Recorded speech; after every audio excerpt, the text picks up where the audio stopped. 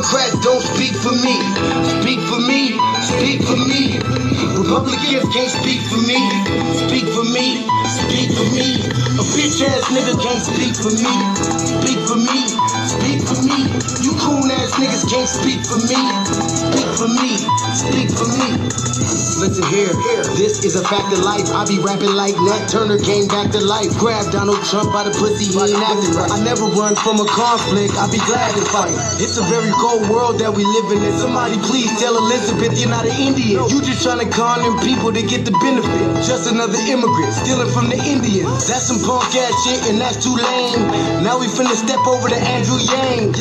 And you a sucker, you could never speak for black folks. Fake ass pandemic, trying to get the black vote. The Democrats don't speak for me. Speak for me, speak for me. Republicans can't speak for me. Speak for me, speak for me. A bitch ass nigga can't speak for me. Speak for me, speak for me. You coon ass niggas can't speak for me. Speak for me, speak for me. You know your boy be high off sativa. Kamala wasn't popping, so we said bye, Felicia. She ain't had a right policy. We ain't trying to meet her. Y'all can take Biden too. Bye, we don't need him. We don't need Roland Martin or that coon Al Sharpton. Didn't need Cory Booker from the start, man. I don't fuck with police and no snitch. You know I'm coming with the heat when I spit it. The Democrats don't speak for me. Speak for me, speak for me. Republicans can't speak for me. Speak for me, speak for me. A bitch ass nigga can't speak for me. Speak for me, speak for me. You coon ass niggas can't speak for me. Speak for me, speak for me.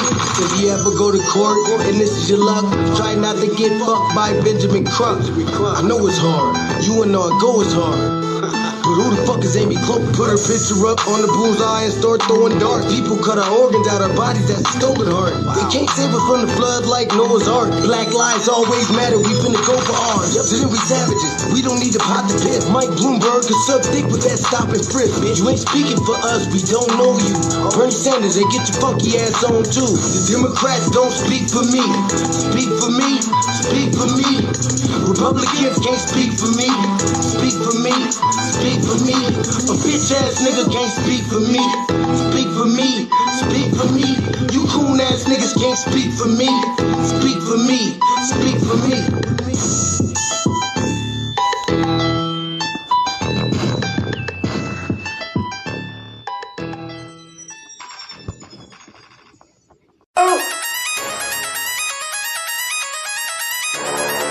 I'm talking about shout it going crazy. People going crazy in them motherfuckers. Run that shit back, man. But it's nothing. Nothing. Got a woman on the bed.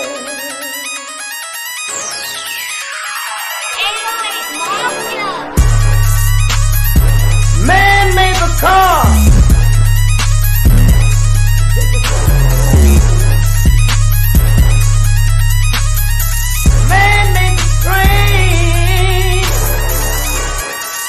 Carry the heavy load.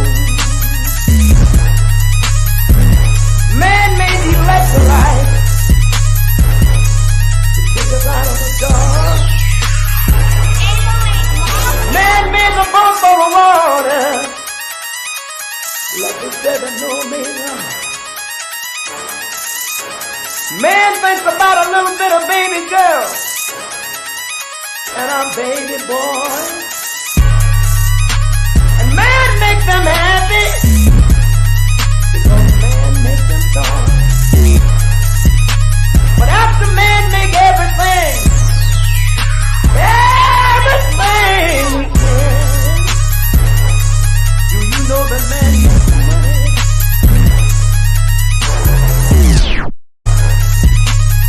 To buy from other men. This is a man's world.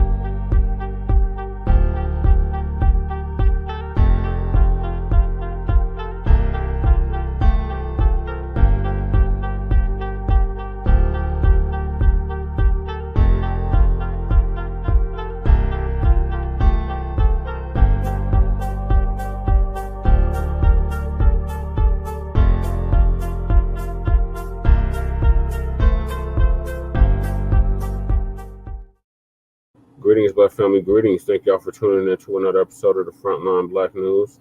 I'm your host, Che and Crewman. And we join in the background with our other host, Lady Che.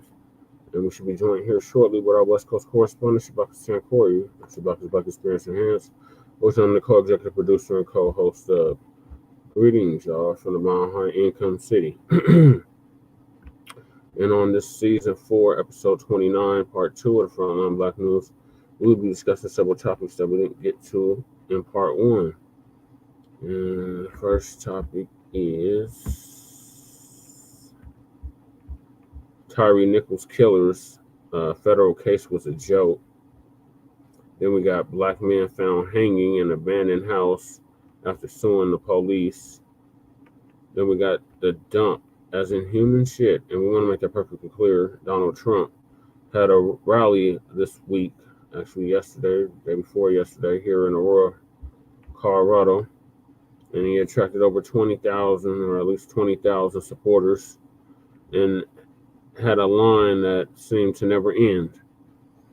Then we got former Dallas police officer Amber Guyger denied parole for Botham John's murder. Great news.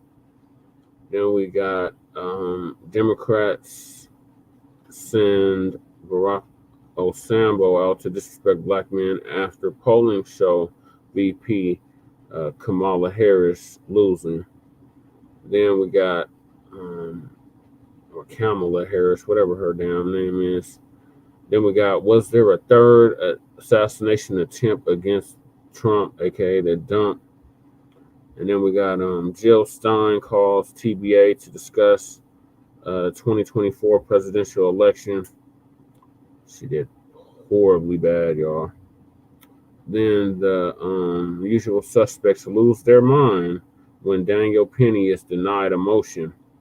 And if we have time, Tariq Nasheed interviews the man who wrote a book about Diddy. So those are the topics tonight. I was just on Tariq's live stream. He allowed me to speak briefly on the campaign and the platform. So they definitely know about us now. He had over like 66,000 people watching. So they definitely know about us now if they didn't already.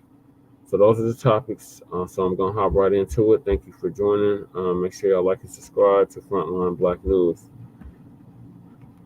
So let me pull this cue up. Hop right into it because me and Lady Chick got a very busy week, to say the least. So let's see if I can find this cue. Pull it up for the topics for tonight. This fits. No. This cue. I got so many windows open, y'all. It's hard to keep up with. Okay, here we go. This is the cue right here. That's not the first video. A black man found. So the first topic is Tyre Nichols. RIP to Tyre Nichols. He was the young black man that was killed in Memphis, Tennessee last year by 5 black police officers who were part of the Scorpion unit, which is similar to Crash and the Red Dogs in Atlanta and LA. So the killer's federal case, they beat only 3 of them were charged, and they got the least severe charges, and the other 2 were let off. So Professor Black Truth is going to give us an update on that. Family info. And also, during Tyre Nichols' funeral, VP Kamala Harris showed up doing a publicity stunt, where she basically said that she was going to make Sleepy Glitching Joe Biden, our current president, sign the George Floyd Policing Act, which we have since learned the George Floyd Policing Act doesn't even specifically benefit Black Americans. So it's a nothing burger. But she literally said that she was going to make Sleepy Jim Crow biting in Congress signed it into law. And Tyre Nichols has been dead for over a year. And his funeral has been almost a year ago, and we still ain't got none of that. So another empty promise from the Biden-Harris administration. So Press Black Truth is going to give us an update on the federal case and how it was a joke. Fellow soldiers, I'm the professor, and this is the moment of truth. Today's briefing is about the verdict in the Tyre Nichols murder case. It's the federal trial. State one hasn't taken place yet, but the verdict was pretty much predictable, and I'll tell you why. White supremacy is sophisticated. It stands unmoving when it can, but when the winds of change start blowing hard, white supremacy understands that it has to bend like a tree branch to avoid being broken. White supremacy does that occasionally, but just like the tree branch, once the winds of change stop blowing quite so hard, the branch returns to its original position. This is the reason why whenever black folks think that they're on a roll, that they're getting white supremacy to make some changes, they look up about a year or two later and things have gone back to the same old, same old.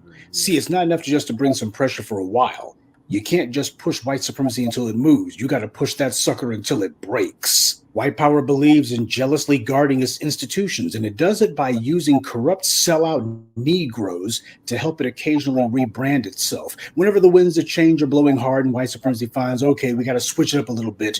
Let's bring in some of these little house Negroes, and we'll put them out front, and they'll say that everything is fine and that America's progressive and moving forward, but in reality, it's like the plantations. Massa identifies some obedient Negroes and lets them be the ones standing in front of the big house. And Massa points and says, see how diverse my big house is. This plantation is so diverse. In reality, it's nothing more than a bunch of mascots for team white supremacy.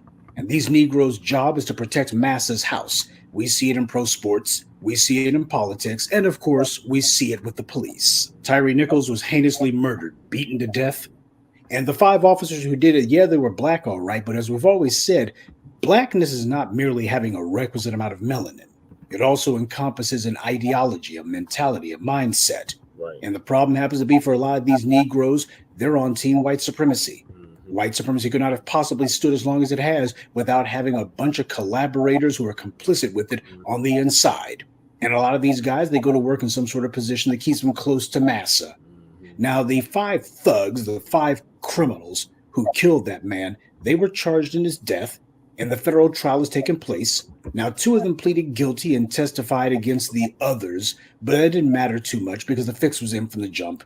And although this was a federal case, as you would expect from the Biden DOJ, the entire purpose was to make sure that they cut off any possibility of hitting these guys up with serious charges at the federal level. That was the point of this little exercise. 3 of these criminals were convicted of obstruction of justice and witness tampering. That's it. They're basically a paperwork charge. Only 1 of them was found guilty of depriving Mr. Nichols of his civil rights and deliberate indifference resulting in serious bodily injury. Prior to this, 2 of the 5 criminals had already pleaded guilty to excessive force and witness tampering. They were found not guilty of depriving Nichols of his civil rights resulting in his death, and that was the harshest charge they faced. The jurors deliberated nearly 6 hours before returning these verdicts. And these criminals are going to be sentenced in January, but whatever the hell it is, it won't be resulting in very much. The white media will try to play it up like, oh, well, they could be looking at 20 years. We already know how it works at the federal level. They give slaps on the wrist. The jury was comprised of 8 women, 4 of them being white, 4 of them being black, and 8 men, 2 of them being black, 2 Asian, and 4 white. So what that basically means was, out of a jury of 16 people, only 6 of them were black. But as I've always said, the composition of the jury matters. There's a psychology that goes along with the jurors, but during the voir dire process, if you got a prosecutor who's basically looking to get the defendant off the hook, acting basically as a de facto member of the defense, it doesn't really matter. You can engineer an acquittal during the voir dire process, during the jury selection process. The feds understand how that one works. So Merrick Garland's DOJ strikes again. Whenever these guys decide that, black folks are pushing us to a corner, they're trying to make us actually enforce the law. Black person's been harmed, and they think we're supposed to enforce the law on their behalf. No, we got the fix in. This is what's going on here, but understand something. There's 2 primary rules to understand about white supremacy in this circumstance. 1, everything that happens under white supremacy is done for the benefit of the white supremacist. And secondly, nothing happens in a vacuum under white supremacy. Please don't go getting confused by the fact that the 5 thugs in blue in this case happen to be black. There's a whole lot of Negroes who have willingly acted as guard dogs for white supremacy, thinking that they're on the team, and as soon as they get their butts in a crack, white supremacy has no problem throwing them overboard. They never learn, but then again, if they were capable of learning, they wouldn't be guard dogs for white supremacy, now would they? But that's the thing to understand here. These Negroes thought to themselves that they were more or less untouchable because white supremacy allowed them to run around harming people so long as they were black. And as soon as white supremacy saw an opportunity to go ahead and put them in jail, it's like, hey, you're just a bunch of other niggers, that's all there is to it. But our badge, but nothing. We'll continue with the moment of truth in just a moment, but first, a word from the official sponsor of Black Empowerment, Power Tools. There's no telling when something's going to come up, so make sure you carry your power tools at all times. You never know when you're going to need to bring the hammer down, or when you'll have some trash that needs to be blown away, or some obstacle that requires cutting down. Don't get caught empty-handed. Keep your hammer close by. Keep that leaf blower at the ready, and always carry your steel. Power Tools. Because no matter what your day job or side hustle may be, there's no excuse for not being ready to put in some work. When white supremacy is done with its tool, it breaks its tool. Now, as far as this verdict goes, a lot of you might be saying, oh, what's going on here? What's happening, first of all, is these little bigots, they didn't do this for these guys to do them any favors. What they're doing is they're trying to slither their way back to the old status quo. They've been trying to do this for the last 4 or 5 years. The uprisings of 2020 put pressure on these prosecutors because they realized the public would punish them if they didn't start punishing the police. And as a result, they're like, okay, I guess we got to do something for a while. Now they're trying to tiptoe their way back to the old normal, back to the way it was before. That's what this was about. This verdict was meant to be nothing more than a public expression of giving cover to what these prosecutors want to be a string of acquittals of janky verdicts like this. And they're hoping that this is going to act as cover for white cops who murdered black people. That's what the entire point of this is. That way they can go ahead and point to this case and say, remember when Tyre Nichols was beaten to death? You had those 5 black cops. Why, they got a slap on the wrist after they murdered him. So that proves that when these white cops get away scot-free, why, it's not racial at all. It's just the system. People just like the police. That's what they're trying to tiptoe their way back to. It's white power trying to manufacture a talking point for itself. But as we saw with Mohammed Noor and other black cops, whenever these guys make the mistake of killing a white person, they get convicted right away. And it's no slap on the wrist. It's no, well, he got convicted of excessive force or a witness tampering. It's like, no, you're going down for murder. You're going down for homicide. And the time that you get ain't going to be no penny any 1 or 2 years. You're going to be doing at least 7 to 10. They make sure if you're black, you're going to be getting some serious time. Understand, there's a program at work here. As odious as this is a message that's being sent. And it's the Democrats who are sending it, showing that when it comes to anti-black racism, that's a bipartisan issue. And speaking of bipartisan, when it comes to the blue wall, black cops are always trying to pretend as if somehow they're on the side of the community, while they're also on the side of the same white supremacist thugs that we've been fighting against. That's the game that they try to play. They try to palm themselves off as, oh, I'm down with the community. No, they're down with team white supremacy is what they are. These guys, they have all their associations there. They're trying to get themselves a little pension from this white supremacist system. And they also identify with it. They claim that they don't, but they do. And they know it. That's part of the reason why when it comes to these black cops, you notice that they don't even try to play that game of, oh, gee, I don't know why the neighborhood don't like us. I don't know why black folks don't like us. Black cops, they know exactly why it is. Because a lot of them have chosen to be part of the problem. They're damn sure not part of the solution. So this verdict needs to stand as just another reminder to us all. We don't have any friends. As the black community, we have a right, a duty, and an obligation to protect ourselves from violence, whether it comes from criminals on the streets or thugs with badges who ambush us. We have a right to be safe no matter where we are. And if somebody tries to harm us, we have a right to protect ourselves, no matter who it is who's trying to harm us. And if we have other black people who are being harmed, we have a right, a duty, and an obligation to protect them. Tyre Nichols was beaten to death within earshot of his own mother's house. What's happening here is an ethno-judicial strategy that they're trying to pursue. Basically, the judicial equivalent of containment. Now, this was the federal trial, and there's still state trials regarding murder that these thugs have to look forward to. But after the verdicts that we've had in the federal case, and it's very odd that the federal case comes first, that happens occasionally, but not often. So it's out of character for it to happen in this case. But nonetheless, seeing how the way that this federal case went, anyone want to lay odds about whether or not these guys are going to be getting convicted only of smaller charges at the state level too? Which, of course, was the entire point from the very beginning. The community needs to understand that it's under siege. And a lot of the thugs and criminals that white supremacy sends to harm black people are folks who look like the very people that they're victimizing. Yeah. That's deliberate. It's white supremacy trying to show, see how much power we got, why we can find a few bootlicks, put them on the payroll, and as long as they're going after you, they can get away with it. It's open season on you no matter who wants to go after you. Well, it's time for black folks to declare open season closed. Good day and be one. I'd like to take a moment to mention some of our contributors.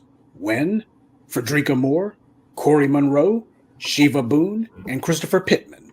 Salute to them and thank you to everyone for listening, liking, and sharing this message. Black empowerment only exists because of you.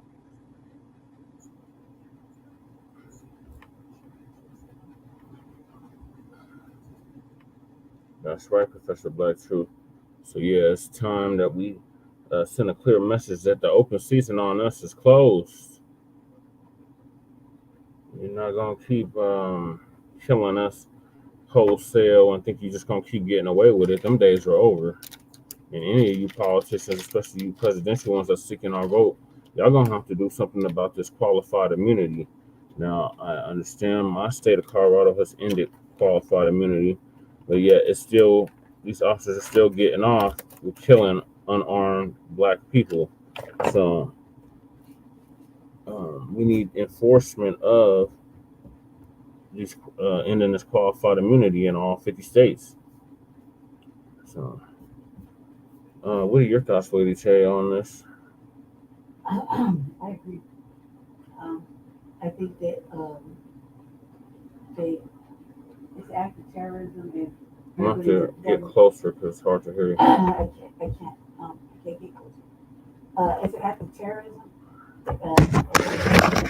And I think that not only does it need to be enforced, it needs to be like seriously stipulated and amended into whatever bills it has to be amended to, because we're not seeing it in. We're also not seeing it stop, but we're not seeing any real wins from it either in the court system. I think that everybody's complicit. So when it all goes up the train. So if somebody if a cop kills a black person, the act of terrorism, anybody allowed to get him off of it, they should be punished too. It goes up the train. That means that you support racism and white supremacy, and that shit has to come to an end. That includes all forms of punishment, incarceration, asset forfeiture, things like that. That's what I think. I think it's a fucking shame. Okay. And I wonder why nobody's brought up the thing that happened that you brought up earlier about the George Floyd police now. Yeah, when she brought it up at the funeral. How come nobody's brought that up to her during these interviews? Because she doesn't really have we need an answer for that. Right. Because that was the stalling tactic or a pacifier to give the black folk. Yeah, Ebenezer Baptist Church. Yeah, when they were turned up because of this man's death. He was like right there, like maybe a few houses away from his own home. And he was murdered like that. And she said that as only to pacify us to not turn up. So why didn't they complete it? You know, she was vice president. And she said she's going to make Biden do something. But why didn't she do it? Question mark. That's what I think the question should be. If there were anybody's going to hold her to that or ask her about it. That funeral was all over radio. I'm sorry, Shabak, I didn't hear the ding. Like, I guess they don't do the ding no more, so I don't know if when people are backstage. But thank you for joining us. Lady Tay was just sharing her thoughts on Tyre Nichols' federal case, or the killers rather, federal case and how it was a joke. I just played a clip of Professor Black Truth going over it. So we're just Okay. in our Man, comments. I really wish I could have got in with Professor Black Truth, man. So I don't know if it was a hot spot, man, or sabotage or whatever. But I do appreciate him mentioning my name, though. Yes, sir. That's not the same dude. Professor Black Truth and Jason Black are two different. Yeah, I'm sorry. Yeah, Jason Black. Yeah. Yeah, My so bad, that's stand like correct. I went on Tariq's live earlier and I shouted Frontline Black News out the revolutionary agenda and Shabaka's Black Experience Enhanced. And he had over 60,000 people, over 66,000 people watching. So all those people know about us. Okay, well, that's good, man. Well, keep it up, young man. Keep it up, young man. And I'm getting old and starting to come grits and all this old kind of shit. This is what happens when you get on time. Don't wait for nobody. Well, I was always told you got to live to get old, so. And the longer you live, the older you will get. Mm-hmm. So, so to our viewers out there, I want to say that there, Brother Paris, and then I'm going to turn it over to you. So, to any of our listeners, if you out there want to do something great, do it while you're young. Is because after you reach a certain age, the incline goes steeper and steeper against you. Yeah. Yep. All right, Shabaka, what are your thoughts on the Tyre Nichols case? Okay, Tyre Nichols. Okay, that's okay. That was young man down there in Memphis, correct? Yeah, by the Scorpion unit.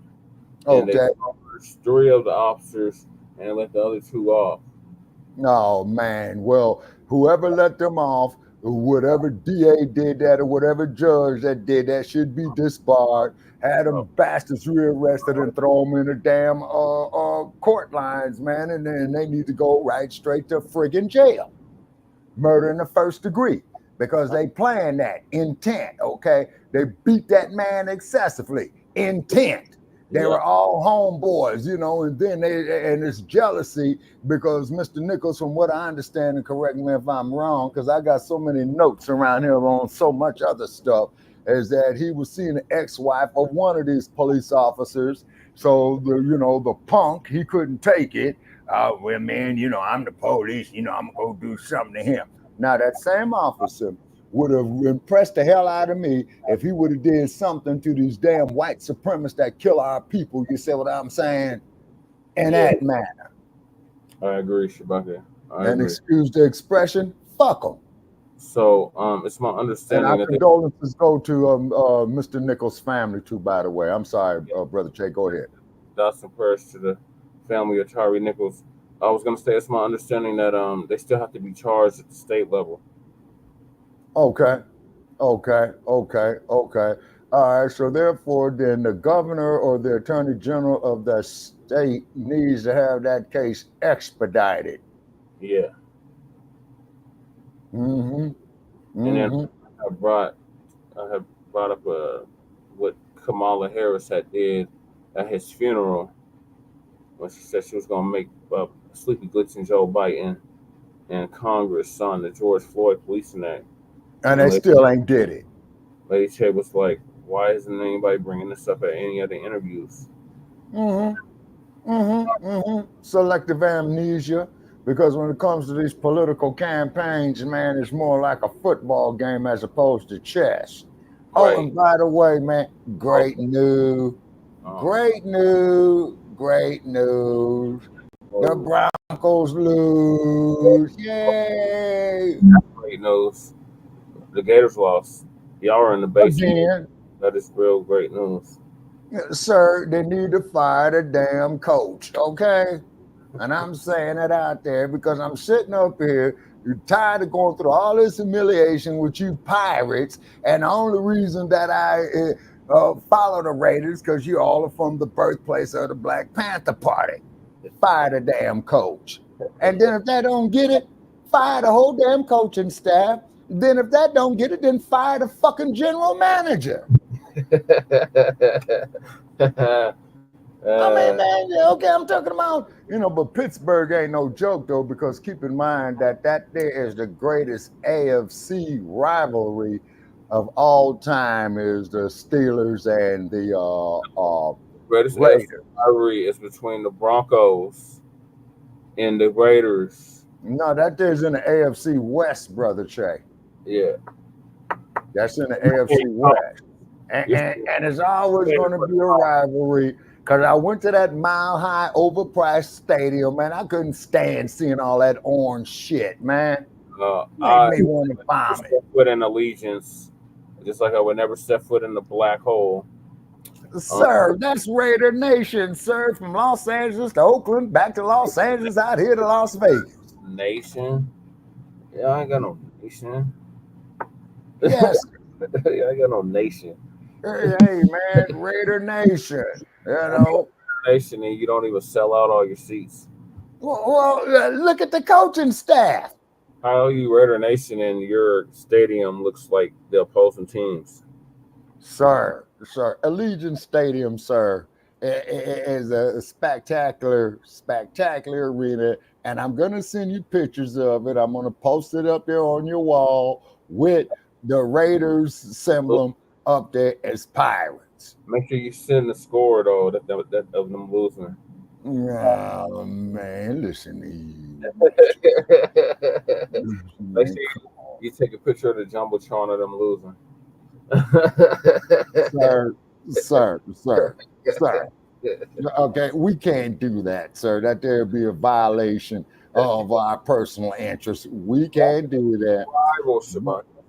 Okay, now game 2, when we play them ponies that are in the barn, you guys got to come see us, right? Yep.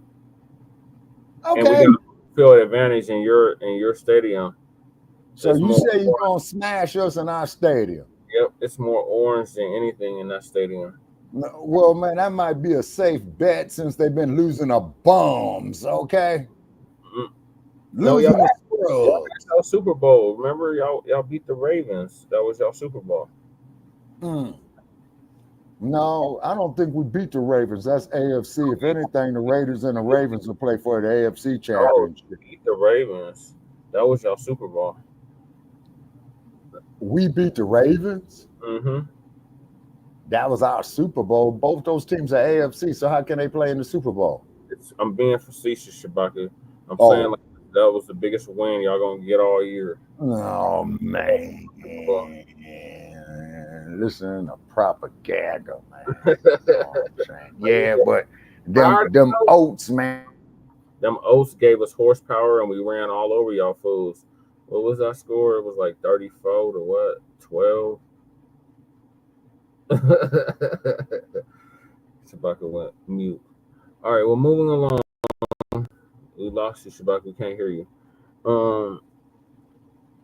RIP to the family of RIP to Tyre Nichols, first of all.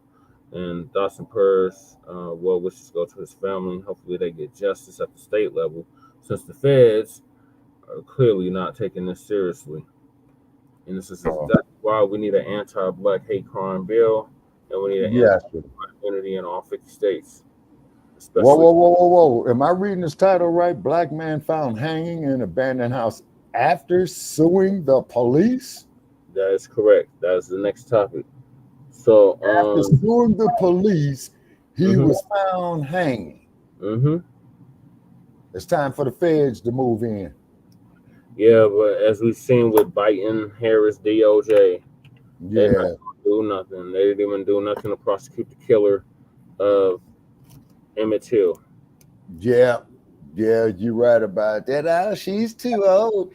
She's in a convalescent home. No, you should have went on and grabbed that raggedy thing and thrown out there in the street.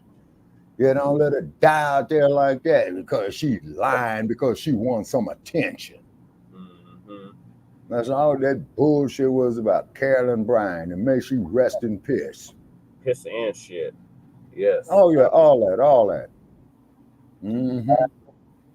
So same on you, Mississippi, and where else did they have that broad? They found that warrant in Mississippi and refused to enforce it. It was sat on the shelf, man, like for about 30 years. Yeah. And then they kept moving that broad around. Uh-huh. Uh-huh. And then they just let her transition peacefully. Yeah. Transition in a damn jail cell. Exactly. And I hope that on the other side of the barrier that the spirit of Emmett Till and then of course of his mother Mamie, I hope they smashing her for eternity. Yeah, I agree. Well, the ancestors been at work, as we've seen with the hurricanes. Oh, absolutely. And then also too, I was trying to say, I think Rashida was doing a live. Yeah, she did like 2 on it. And I was telling her that the last time California got hit with a hurricane, which was about 2 years ago, right? That went all the way up from Baja, man, all the way up there, damn near to the Oregon state line. Yeah. And that there was the first time California got a hurricane since 1930 something. But what has happened when California does get hit with the hurricanes, they will form out there in the Gulf of Mexico and they will hop Central America, then move up the west coast of Mexico, Baja California, or to go like Hurricane John did in '94. Yeah, Hawaii. Yeah, and then they had a hurricane that hit Hawaii. Yep. Mm-hmm. And that is the spirit of the Hawaiians probably kicking Captain Cook's ass. You know what I'm saying? Who went over there. King Kamehameha when he went for what is the word? Damn, I lost my train of thought. What, reinforcement? Reinforcement, yeah. Right. He went to Africa. Is that right? Yeah. Huh. Okay. All righty. Okay. And that was a mighty, mighty long stretch because, like I was telling the Pacific, man, is about twice the size of the Atlantic. Mm-hmm. Because the Atlantic, from what I understand, is all clear water, but the Pacific is a deep, dark blue. Yeah, it is. Mm-hmm. Yeah. That's what it looked like in San Francisco. Yeah. Well, the Barbary Coast, as in barbarians. Yeah. And you got some barbarians over there, and that's for real. Oh, yeah. I'm talking about dude shoving ketchup up his ass, talking about he's menstruating. Okay. They didn't like the fact I was all broncoed up, but I don't give a damn. They busted out the window. They did what? They busted out the rental window. The winter window? The rental window. Okay, you had a rental car in San Francisco and they busted out the window? Yeah. I certainly hope you had insurance on it, man. Yeah, we had insurance. But they well, that's good. The last day was there, they busted out the window. What did they now what did you do, brother, to deserve this generosity? Well, first of all, I was Bronco down the whole time I was there. And then we had Bronco plates. So you had Bronco plates. Colorado plates. Oh, you had Colorado plates. Oh, okay. You had Colorado plates. Back window, and we put a tarp up. We put a tarp up on the back. Damn, man. That's cold. That was the same time we were supposed to rendezvous in Berkeley. Oh, yeah, before the COVID happened. Yeah, because we wanted to go cuss out that no good ass Ann Coulter. Yeah. Yeah.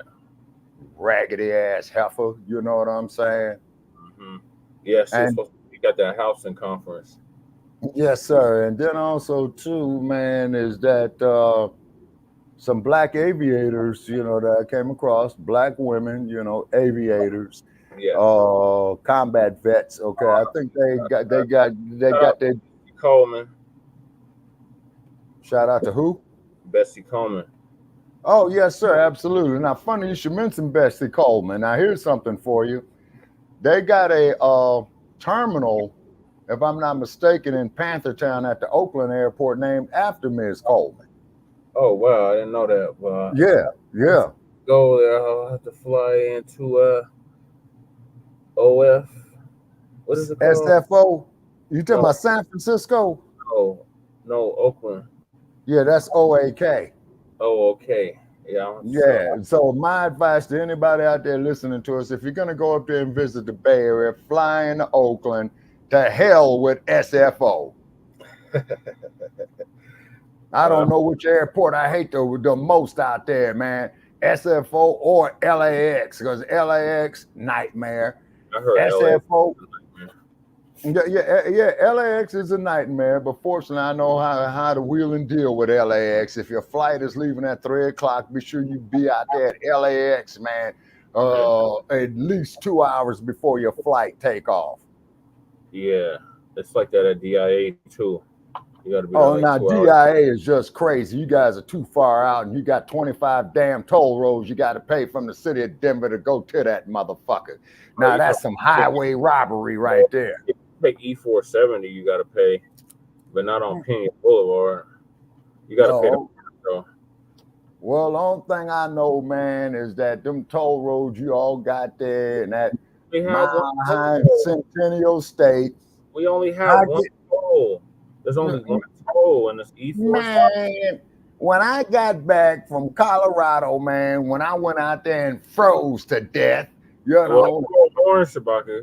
You can't say you weren't warned. And then I go up here, man, after I thaw out feeling like a damn polar bear for 3 weeks. I get this letter in the mail from the great state of Colorado. Yours $27 in tolls, and if you don't pay us, we'll take your damn driver's license out of Nevada, you crooked motherfuckers. That's literally highway robbery. Yeah. Well, now you know, don't mess with E470. Yeah. You know, and whatnot. You know what I'm saying? Okay, so with this young man being found hanging in an abandoned house after suing police, then the police agency that he sued, that there should be the prime #1 suspects from the chief all the way down. Why? You bastards didn't investigate it, so that makes you motherfuckers accomplices, if I understand my basic law on that. Am I right on that there, Brother Che? Yes. Yeah. Okay. Yeah, starting with the police chief, book his ass. Well, I didn't know. Oh, the sheriff. Oh, well, I didn't know. Well, hell, man, you run this agency. You supposed to know every goddamn thing, motherfucker. You know what I'm saying? Yeah, I believe this was in the boot state, in the Pelicans. Louisiana. Mm-hmm. Ooh, boy, Louisiana. Ooh, the antebellum of Louisiana. Dr. Rashad Rashay is going to give us the update on this. All right.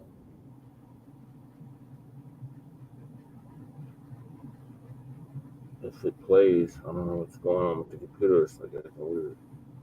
Okay, monkey wrenches in the works again. They can't stand this truth. It might be the internet. It's just pinwheeling.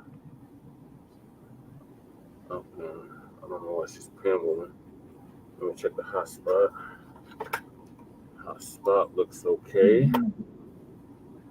I don't know why she's pinwheeling. Sorry, y'all, that's tapping in. I don't know why she's pinwheeling all of a sudden. Let me try to refresh it. Mm-hmm.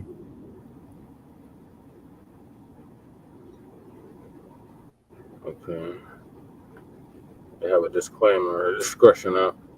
Yeah, Dr. Rashidi. Okay. A black man found dead hanging after filing a lawsuit against the cops. This story is going to make your blood boil. Put up the picture full mass here. According to the Atlanta Black Star. Oh, Atlanta. It was in Georgia. Denoris Richardson. I know it was in the South. A black man who earlier this year filed a lawsuit against the local police in Alabama. Oh, Alabama. Your home was found dead last month, hanging from a rope in an abandoned house. His family believes the 39-year-old man may have been lynched by the police. He was suing from the Sheffield Police Department in Colbert County.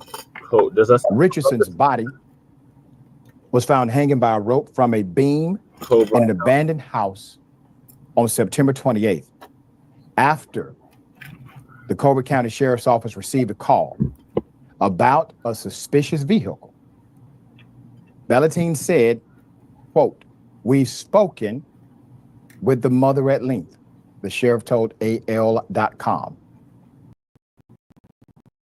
She seemed to think that Mr. Richardson was depressed because his estranged wife had been giving him some problems. They had been separated. There were a lot of things going on in Mr. Richardson's life, end quote. But Bonita Richardson denied telling the sheriff her son had been depressed. Quote, "My son was joyful," she said. "He didn't have any mental issues. He would never kill himself. Right. He would not hurt himself." Richardson also said her son was under a lot of stress since filing the lawsuit because he feared retaliation from the officers who had already abused him. Quote, "He really was in fear for his life," she told Alabama Media Group. "I think it's a homicide," end quote. His wife, Leanne Richardson, told local media that police had repeatedly arrested, physically beaten, and harassed him over the years, which intensified after he filed the lawsuit in February, accusing 6 officers of violating his Fourth Amendment rights through excessive force, as well as denying him medical services under the Americans with Disability Act. Quote, "I need answers," his wife, Leanne Richardson, told the Alabama Media Group. This was made to look like it's not a... She said her husband had been harassed by Sheffield police after he filed the lawsuit against them. The suit centers around an officer we've previously covered. Put him up full mass. Put him on a, yeah. See, we've covered him before. His name is Max Dotson. You see, Officer Dotson, a former cop who in an unrelated incident threatened the life of a different black man who was talking to his daughter. Here's video of that altercation. Fair use. Fair use. Is this your property? Go, man. Is this your property? Big fat boy. Go, man. Is this your property? Go, man. Nope. It's gonna be my property. How you doing, bro?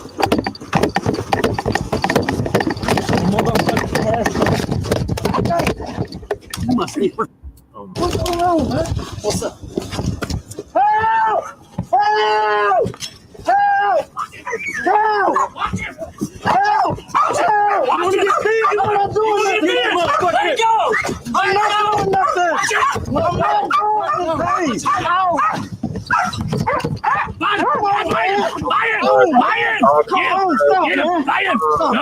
Stop! I got no courage. We're resisting! We're resisting! Bro, I give up. Come on, man. I got no courage. Yes, I live here. This is my home, man. Come on, bro. Lay down. Come on, bro. Come on, man. Put the cop back up. You see, we brought this to the attention of the authorities, to the attention of the community back some time ago. This cop was part of that lawless crew you just saw.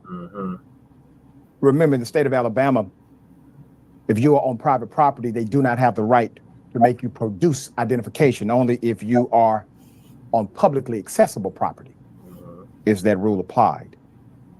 I'm going to give you background on this lawsuit. Richardson was attending a hearing at the Sheffield Municipal Courthouse over drug charges November 30th, 2022, when the judge told him to step outside the courtroom, according to the lawsuit which describes Richardson as asthmatic and diabetic. The lawsuit states that Richardson was attempting to use the restroom when Sheffield Police Lieutenant Max Dotson assaulted him by grabbing his arms as if to arrest him, even though Richardson had done nothing wrong. It is not clear from the lawsuit as to why Dotson grabbed his arms, but Dotson was later fired and convicted on assault charges over another incident in 2022. Former cop was also arrested on DUI charges earlier this year, career criminal. But after Richardson was transported to jail that day, He ended up further allegedly being attacked by the Sheffield police officer, Darian Fountain. You're looking at him. That is Officer Fountain, who struck him in the throat with the palm of his hand and shoved his head against the wall before falsely charging him with assault. The lawsuit says keep his picture up. The reason why I used the palm of his hand is because it won't give a visible sign, no marking that he used his fist. That's a martial arts move utilized by cops. Yep. So he From should be there, here with Dodson AB. and Fountain strapped Richardson to a restraint chair for 3 hours, where they called him a P word and mother blanker and told him nobody can help you, end quote. Dodson later spray peppered into his cell, pepper sprayed his cell, knowing he was asthmatic. That could have killed him. Right. And also stepped into the cell to punch him, according to the lawsuit. Now, according to Atlanta Black Star, Sheffield police officer Brett Evans on the left, then allegedly tasered Richardson under the orders of the Sheffield police chief, Ricky Terry, center. And who's the house nigga? And he was once again placed in the restraint chair for several hours. Sheffield police officer Elbert Pope on the right was named in a lawsuit for allegedly denying Richardson food and medical care. Yo, ass, Sambo, Rambo, nigga. Every racist, corrupt regime has a token. You're looking at one of them right there. Yep. The lawsuit mentions another incident from earlier this year, January 9th, where he was viciously attacked by the Sheffield police. Police officers Billy Hall and Sanaka Butcher. When he attempted to use a phone in the jail to call 911. He's in the jail. He needs to use the phone. He's calling 911 to get medical help. Richardson was out on bond prior to his death. Colbert County Sheriff Eric Ballantine said, quote, "As far as our investigation goes, we want to be transparent. We've even placed a call into the U.S. Attorney General's office to see if they could maybe take a look at it also. It's just a request. But because there is some concern as far as the family goes, we don't mind them coming in and taking a look at the case." You know, the sheriff is, to some may seem, that's a really decent response, Sheriff. Is it? You're the constitutional officer. You're the elected authority. You have more authority than the chief of police. Where's the vigorous investigation? Right. We're going to get to the bottom of this. You see, sheriffs are held accountable by the citizen. That was the reason the sheriff's position was affixed in state constitutional charters. So that you can eliminate some of the politics in the pedigree of corruption that happens with the local council, or maybe between a mayor and a chief of police. The sheriff is accountable to the people. The sheriff is accountable to the people. All of a sudden, the sheriff contextualizes the language to say, well, because the family has an issue here, we called the feds to see if they could look into it. Sir, you looking into it? Are you investigating this based on the claims that have already been presented, based on the fact that you have a cop who has been arrested, fired already, who was part of this madness with this one man? Hell of a thing. Senator, once again, one of those situations where we reported on this, I think, probably last year, this problematic cop, and all of a sudden, there's now a death, and this cop is associated with this incident. What say you? Yeah, if it walks like a duck, quacks like a duck, it probably is a duck. They have a problem.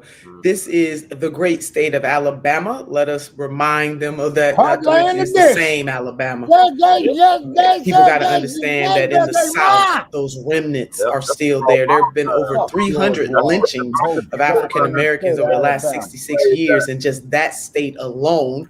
We know that lynching started with vigor after the Civil War, into Reconstruction, all the way up into the 20th century.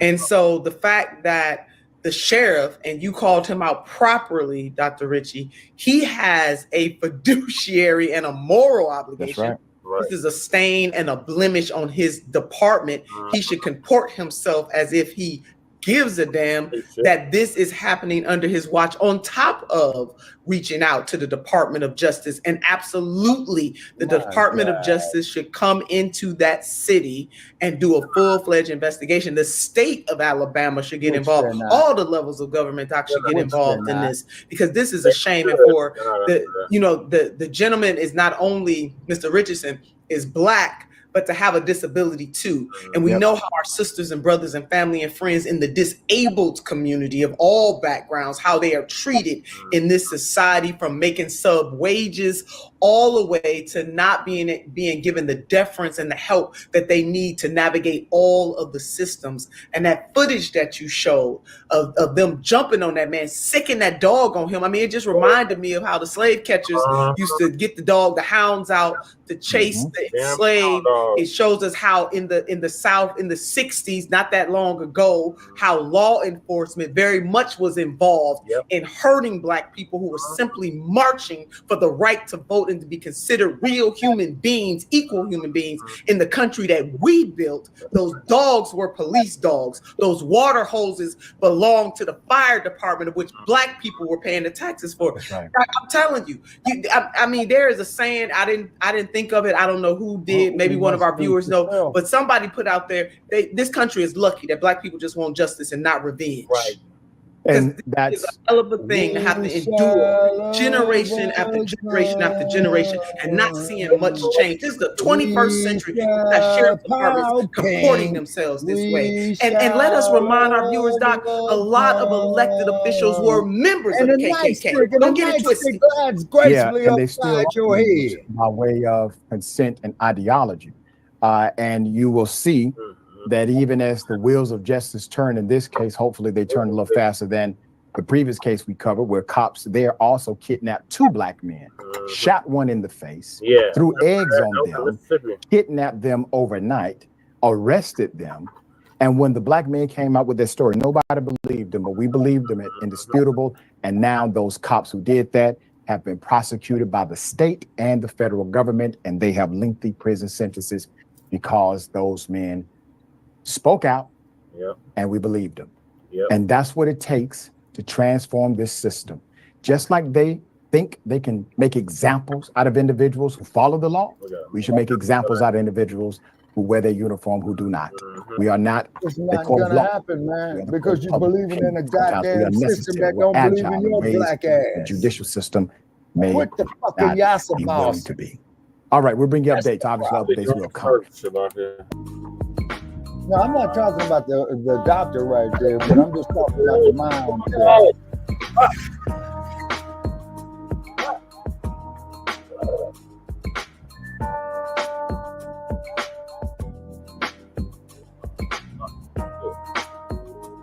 Wasting a whole damn soda down there.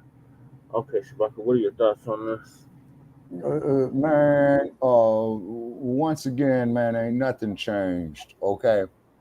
And these roly-poly Martins, man, these Tim Scotts, these damn Kamala Harrises, man, they don't have our best interests at heart, man. You know what I'm saying?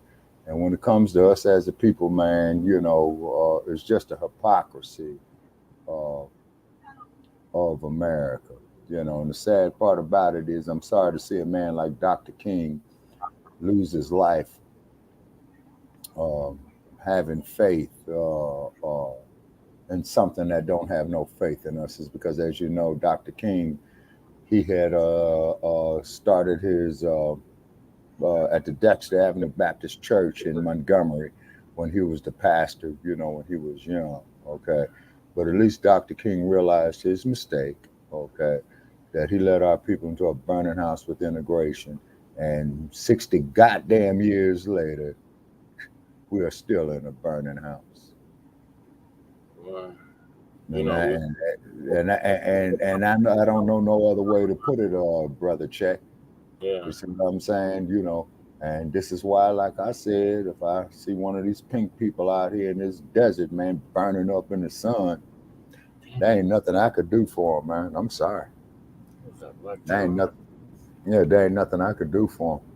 Because that could have been you. That could have been me. That could have been one of our loved ones. You see what I'm saying? Mm-hmm. Yeah. You know, yeah. Just say, and I wonder what Sister Akshita would have to say, you know, about that. Because, you know, she would say we need to stop classifying ourselves as Black, African American, people of color, et cetera, et cetera. But Lady Tay, what are your thoughts on this? I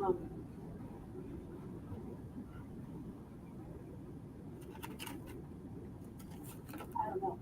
I don't Okay. Well, RIP to this brother. Hopefully his family is justice. I was in that thing. The thing I think about is obviously suspects, you know, I think that he didn't, you know, validate himself.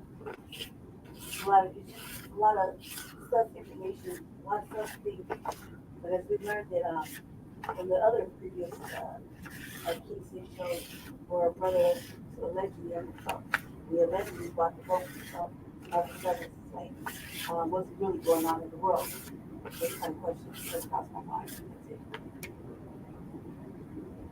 It's always a suicide when they do it. Mm-hmm. They call it murder by cop, suicide by cop. Mm-hmm.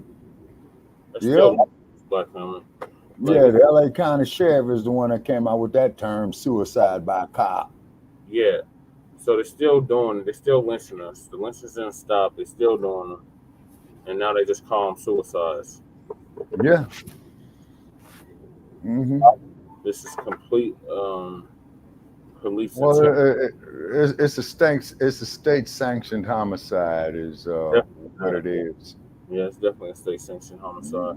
Okay, and then since we have no cohesiveness, okay, since our cohesiveness has got diminished with the illusion of inclusion, this will continue. Now, one thing you got to understand about white folk, okay, is that they plan for long-term benefits. Yeah. You see what I'm saying? With stuff like this, and what I mean by long-term, man, they kind of like plan for their self-interest, man, 50, 60, 100 years in the future. You see what I'm saying? Because they're up against time. Time is not on their side. Mm-hmm. They're already at minus birth rate worldwide. Mm-hmm. And they're that in the United States.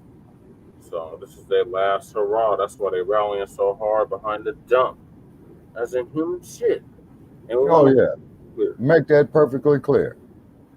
Dump belongs in jail. Exactly about the dump, and them rallying behind him here in Denver, or actually in Aurora, which is a suburb of Denver. Mm-hmm. But the dump was in Aurora, Colorado, this past weekend. Mm-hmm. The Jeff Fark was out filming it. Wow. Well, like I said, Black family, this is the state of emergency that we are in, you know, and this is why we just simply have to be. The anti-Black hate crime law. What happened in Utah now? No, this is exactly why we need an anti-Black hate crime law. Oh yeah, nationwide. Okay, right. But the question is, okay, Brother Parrish, as you know now, you would know more about this than me. I don't. Okay. Echo chamber. Oh, thank you for ringing. I don't. Okay, Captain Cold Blooded. I don't hear an echo chamber.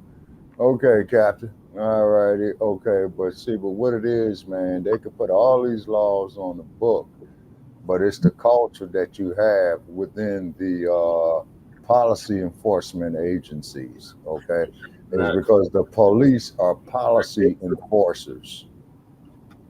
Right, and the policy is anti-Black hatred.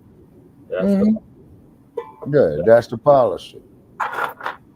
They say, and I mean, you know, they just feel that they can go up there and help themselves to us, if you know what I mean. yeah. Well, that you missed the clip before, but Professor Black Truth was saying we got to end this open season on us. It has to stop. Yeah. We got to close that shit. We have to send a clear message, make a clear example out of these mugs. That you kill us, it's going to be a hate crime, and you're going to face at minimum 30 years in prison. No, life with no parole. That is life. Mm-hmm. What, 25 years without Mm-hmm. the possibility of parole? Mm-hmm. Mm-hmm. Mm-hmm. See, and we out here killing each other over bullshit. On a damn police dog than they did for killing one of us. Mm-hmm. Yeah, exactly. Well, in the city of Los Angeles, if you attack a police dog, they will interpret the crime as that on a police officer. That's why they put badges on the dogs. Mm-hmm. See, so I mean, it's a bunch of bullshit. And what was John Lewis on that one right there talking about good trouble getting knocked upside the fucking head? You see what I'm saying? And that's good trouble. I mean, man, we are not a broken people, but everything that they thrown at us, man, you know, we still prevail. You see what I'm saying? We are everything thrown at us. And then, like you say, exceptional about people. These damn tethers. Americans, not the damn tethers. The tethers, they got to go. Yeah, no, they got to change their mindset. You see what I mean? It's because these brain dead Negroes, Uncle Tim Scott's, Kamala Harris's, what have you, talking about all this all-inclusive shit. Well, Kamala, but they don't want to be inclusive with their own people. She's not our people, so I don't expect her to want to be inclusive with us. But Tim Scott, he is of the lineage. Okay, same thing with that raggedy ass elders and who's that other son of a bitch? Leo Terrell. Leo Terrell's of the lineage. Tommy Sotomayor Crispy is of the lineage. A lot of those right-wing raccoons, with the exception of Owens, are of the lineage. So, yeah. Yeah, your Barack Obamas. No, he's not of the lineage. He's a tether. Wait a minute, but I thought that he was born in Hawaii in 1962. He was, but that doesn't make him part of the lineage, Shabaki. He's another Kamala Harris. Like, that's what we're saying. They try to do Obama 2.0. Okay, but however, though, the difference between him and Kamala Harris is he does have direct lineage to the continent of Africa. Yeah, but he don't share the same lineage as us. He's not FBA, and he didn't even grow up in the United States like that. Like I said, he has a similar story to Kamala, so they're not us. So try to wag their finger at us, tell us to go out and vote blue no matter who. Yeah. Y'all not us. Yeah. Kendrick Lamar did a whole song about it. Y'all not like us. They're basically the Drakes of the political scene. And you're not a colleague, you're a goddamn colonizer. Neo-colonializer. Well, Shabaka, that's how the song went. So I was reciting. Yeah. But yeah, they're not colleagues. They're not friends. Well, that's why I appreciated the memory of Thomas Sankara. Okay. And even to a point to appreciate the memory of Dada. Nobody fools Big Daddy. Yeah, but what you're leaving out is we put a battery in their backs. They was united like that on the continent, and we wouldn't even be having these issues on the continent. They're not united on the continent, but they expect us to unite the whole diaspora, and that's not happening. Yeah. And the sad part about it is too, Brother Che, is that during the 1960s, you know, there was a lot of our people who lay down their lives for that. You know what I mean? Yeah, because they seen them as reinforcements. They thought they were going to be reinforcements to fight against racism and white supremacy, but as Yeah. you're all talking about, the neo-colonialists, that's who they allow over here. They don't allow Well, others over here. They allow the tethers over here. yeah. Well, that's why I appreciate Sister Miriam Makeba. May she rest in peace and power. You know. She was a rider. She was not a tether. Yeah. She was a writer for sure, and got banned from Azania And her because husband, not a tether. He was a rider. Kwame Ture. right. But you also do know that she was also married to Hugh Masekela as well too. And he was a rider too. He wasn't a tether. Right. Hmm. Yeah. That's why I used to like his song Stymella. Yeah. Hmm. And then of course, you know, to the memory of His Majesty King Setwayo, okay, where he eventually had lost in the 1870s, but even still, though, he had, his soldiers made the ultimate sacrifice, and I would never ever call Stinky Bird an African. Well, He's a goddamn Boer. Well, they consider them African American. That's why we should not be resonating with that at all. Okay, well, they're stupid, and I'm saying it. They are stupid, but they control all that we see and hear. So, well, that's our fault, like Dr. Claude Anderson told us. You know what I'm saying? Like he told us, Donald Dump, Aurora, Colorado attracts 20,000 brain dead motherfuckers. Damn. Yeah. So yeah, what Shabaka just said, yeah, Donald Trump, the dump as a human shit, arrived here in Aurora yesterday or the day before yesterday. Now because it's almost midnight here. He rally attracts 20,000 supporters and a line that never seemed to end. So the freak Coons was there on the scene, filming the whole thing. So I'm not gonna play the whole video, but they were going through the line, interviewing some of the people in the line. Some black people in the line. They had asked why are they voting for Trump. Where are you at? What's going on? Well, everyone, we are in the great city of Aurora to make Aurora great again. The last time Donald Trump was here was 8 years ago. And what we are seeing is a line that is actually, I did not think the line would be this large in a state where Trump is expected to lose by double digits. Yeah. Okay, so explain what you're seeing in terms of that line. Well, I have seen double digits of the Black population. There has been at least over 10 Black people identified here. So Donald Trump could have a grip on the Black vote for this upcoming election. There's a lot of middle fingers to the Biden folks and the Biden fans, the Harris fans. Yeah, but this is quite the scene out here for Donald Trump. This line stretches for miles, and the hotel is still probably a half a mile away from us right now. Would it be an understatement to say that Kamala is not very popular over here today?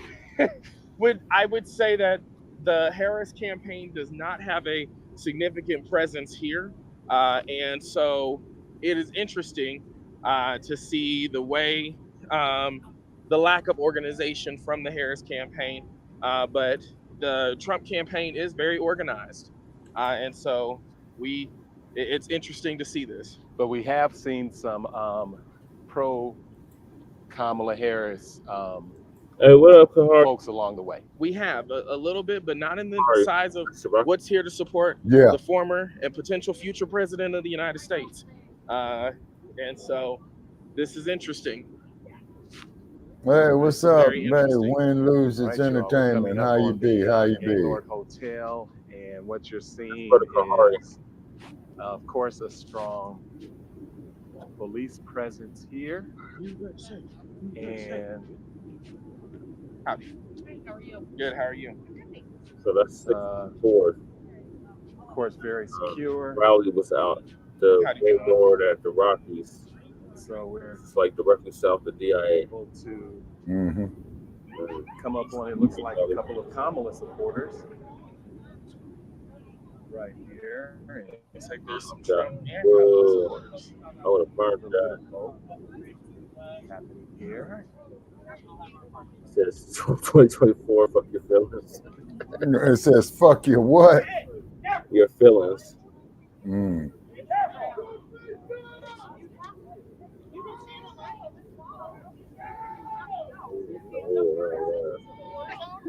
These lions! Look at all these people! You guys are losers, you're mine. I can't go around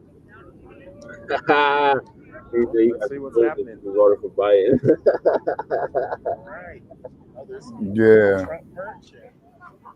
Oh, it was all right. I was looking around the last meeting. How's your day? Oh, my day is tiring there. Win, lose, it's entertainment. You know what I'm saying? And get with us, Win, lose, entertainment on Blog Talk. We're supposed to be having a high-profile figure on Tuesday. And it will be coming on 6 p.m. Pacific, 9 p.m. Eastern. There you go. You love it, huh? I'm sorry. Damn it. 5 p.m. I see. Oh no, I see.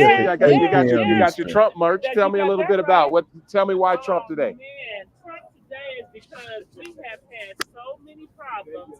We have had so many problems when it comes to we've had so many problems when it came to housing, when it came to our money was affected. We can't have that. Our money went down and it doubled in prices on everything. My money went down, but my everything else, my housing, everything went up.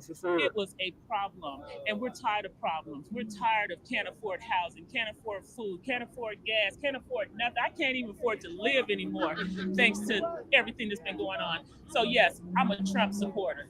Tell me a little bit about that shirt.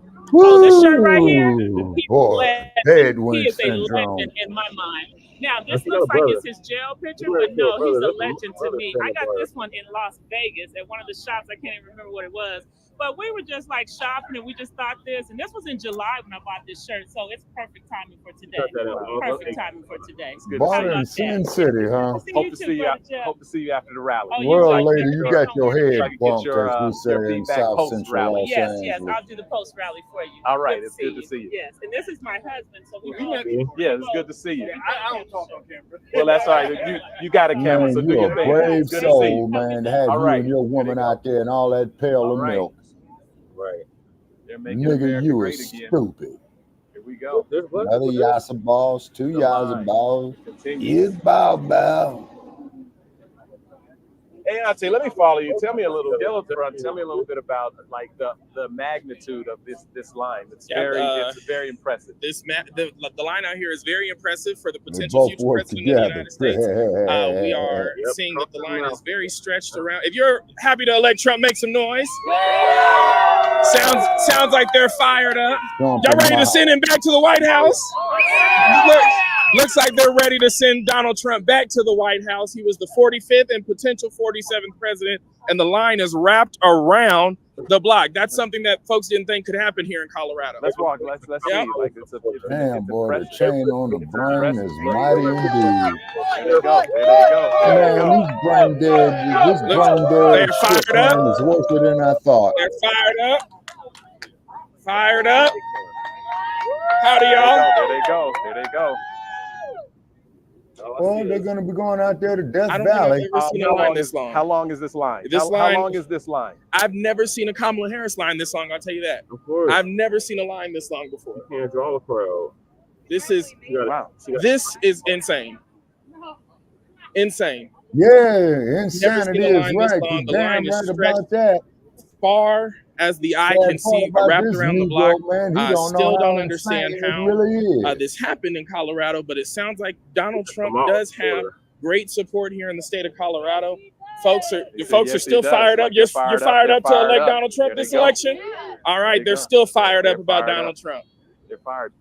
I don't know if people can understand the magnitude of this line. It's like pretty never long. ending. It's pretty never long. ending. It's never ending. There they go. There they go. Fire them up, Auntie. We're gonna head this way, and All right.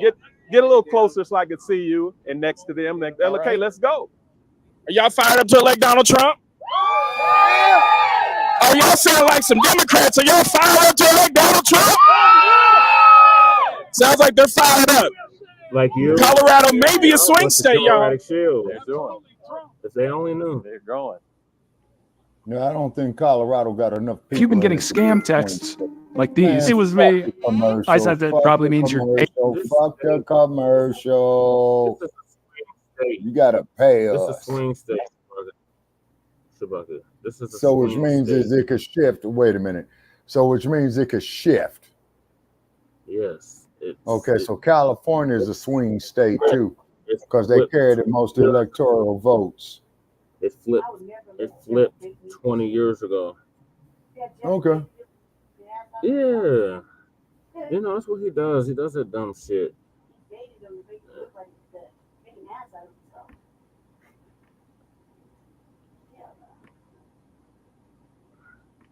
This is the longest political line I think I've ever seen in Colorado, at least that I've seen. There they go. Look at them. Looks like they're fired up. Wow. There they go. Hillbillies. It's amazing. It simply is amazing. It's, you know, as somebody from Kansas, it It's Trump sounds country there. like Look, Colorado get is ready. still Trump country. There you are. There they are. That's how long we've been standing in line. Oh Lord, how long have you been How long here? have you been standing in line? We walked 4 miles from the parking lot, so that was an hour and a half. Okay. And we've been in line for 2 hours now. Wow. Lady, 2 you hours. drunk and crazy. 2 hours. Wow. Hour and a half walk, 2 hour line. Boy, This is. Are you from Colorado? She look like she good and Okay, from toasted Windsor, off that Colorado. So that means you're going to elect Gabe Evans to Congress and Donald Trump to the White House. Okay. All right. Here we Just go. making sure it's up and down the ballot. All right. God and guns. There we go. They're doing it. They're doing it. Look at here. Here it is. I love it. We're gonna come on. Let's go get you your shirt, Ayante. We're gonna get you But up there's there. a booth up there for me to get one. I got to interview you. Why are you all here? My black friend, thank you for showing up. Yep. She's tokenized. And why are you out here? My God, some of my best friends is black. Sounds good. And we need a lot more people She's just straight token. like you, like him, like her, And Tim Scott to get this and country back the Buckwheat way it once was. and I'm not against zippity doo dah, zippity day. robbing everybody that's worked hard So, all their lives. Donald. They're honking for Trump supporters. Okay. This is amazing. And how long have you been in line? Oh, well, I have a friend that got here at 4 o'clock in the morning, and she's been inside for about 30 minutes. Okay. Okay. We got here about 7. There's people there from like before 5 a.m. We're gonna follow this We're gonna line try to to the find- end. follow the whole Let's see line. if we can Thanks, find y'all. the end of the line. There it is. There they are. Good to see you, man. Keep doing your thing. We'll be in touch. Casper up here. All right, let's keep going.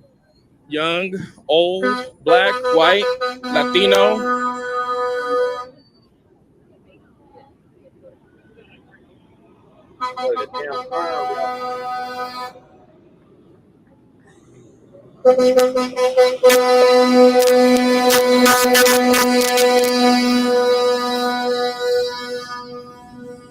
There it is. There they are. There they are.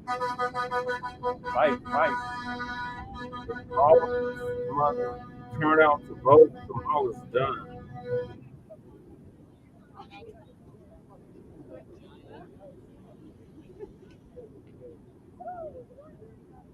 It's a very, very, very, very, Come on, very so I long can see you line. in the crowd behind you. There we go. So I have never seen a political line this long.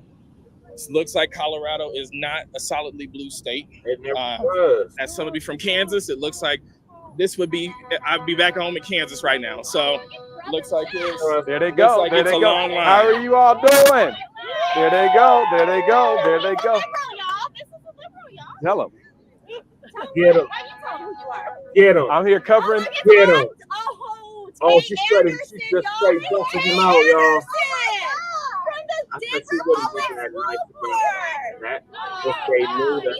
We want to. Would you like to give us why you're here? Bust him out. Because of people like you, actually. You're the reason why I switched from independent to Republican. Thank you. You're welcome. Thank you. All right. And are you excited to elect Donald Trump? Yeah. And what is one of the? Okay.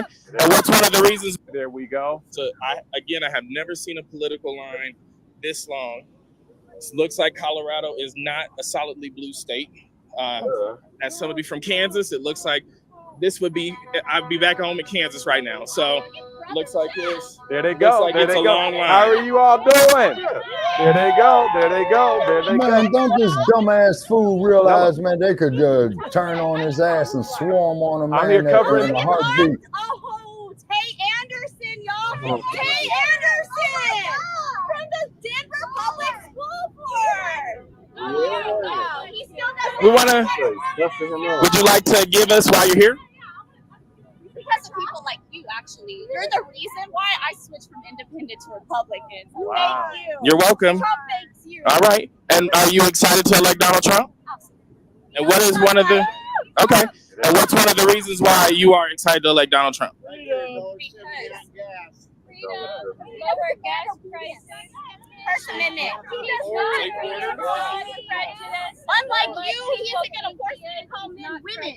Hey, look, I'm not here pushing political agendas. We just want to hear your voices. It sounds like Colorado is a Trump country right now. And so as somebody from Kansas, I'm just interested to see that the line is super long. So we're super excited that you're here. All right. There we go. There we go. You said immigration. There we go. Yeah, All right. What is important to you about immigration? it has to be legal. We don't want all them scumbags coming over here that are child molesters, drug addicts, all them. We want to come across the board, do it legal. Sounds good. Right? Follow the law, right? All right. By the way, Trump 2024! all of us in America are immigrants, right? Yeah. Everyone in this line is an immigrant from somewhere. Let's do it legally. No, we are not immigrants, bro. We are only non-immigrants here. So speak for yourself. Right. Let's do it vetted so we can keep the legal immigrants here safe. Sound good? And are you a returning Trump voter or are you a new Trump voter? I have voted both ways in the past. Okay. I'm not a Republican. I'm not a Democrat. I'm a Libertarian. Oh, okay. Nice. Great. Yep. Thanks for being out here. All right. There we go. There they go. There they go. There you go. He was still asking me if I was going to come and get him. There you go. Would you be interested in collecting 5-figure paychecks for a few hours of work, helping me in your spare time?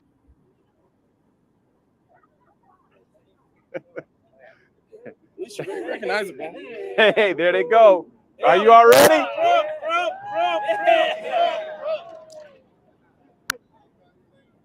Here we go. Why are you fired up to be here? I'm sorry? Why are you fired up to be here? I'm fired up here to see my president. Oh my God. Okay. Trump. And have you already voted for him before? Oh yeah. I voted for him both times. Both times, absolutely. And so now you're super excited to elect him again. Sure am. Excited to see him in the office again. That's great. Wow. All right. Great. My. We're not here to push liberals or Democrats. We just want to hear your voices and why you're here. Why are you here? No, fool, you don't want Okay, to you're a hear teacher. I'm a teacher. Yay! Just well, I'm just here to cover your voices. No, literally, I just want to hear your voices. Just want to hear your voices. Okay, great. I just want to hear your voice. Do you want to tell us why you're here? Because I love Trump and freedom. Great. Everything that he stands for. Great. Sounds good. And you're a teacher. And what motivates you to You get busted out again. Well, the problem, Loving it. not politics. You know, we have a big problem in this state. Busting them out. And I don't care if it's publicity. I don't care anymore. Honestly, I'll say it.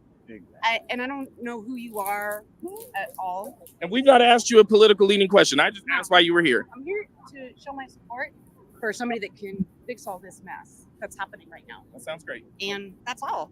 It's simple. Look at my truck. Thanks for being here. Look at Denver. You put this on your publicity. This is downtown Denver. I don't care who you with. Yeah, I don't live care. in Denver. Nice. Not nice anymore, right? I live a little bit away from your car. I have another. One more. And can't this brain dead coon Actually, he see, did. man, that she's cussing his ass out without saying fuck you? No, because if something happened, he'd have got Can you arrested, see right? that? And put in jail. Right? Assaulted and Oh, that's all right. Damn, man, this is sad. Anyways, we appreciate you speaking to us because we're not here pushing agenda. We just want to know why you are. That's a goddamn Yeah, exactly. Do you- That's exactly All what right, he's all doing. right. Have a great day. Thanks for talking. There they go.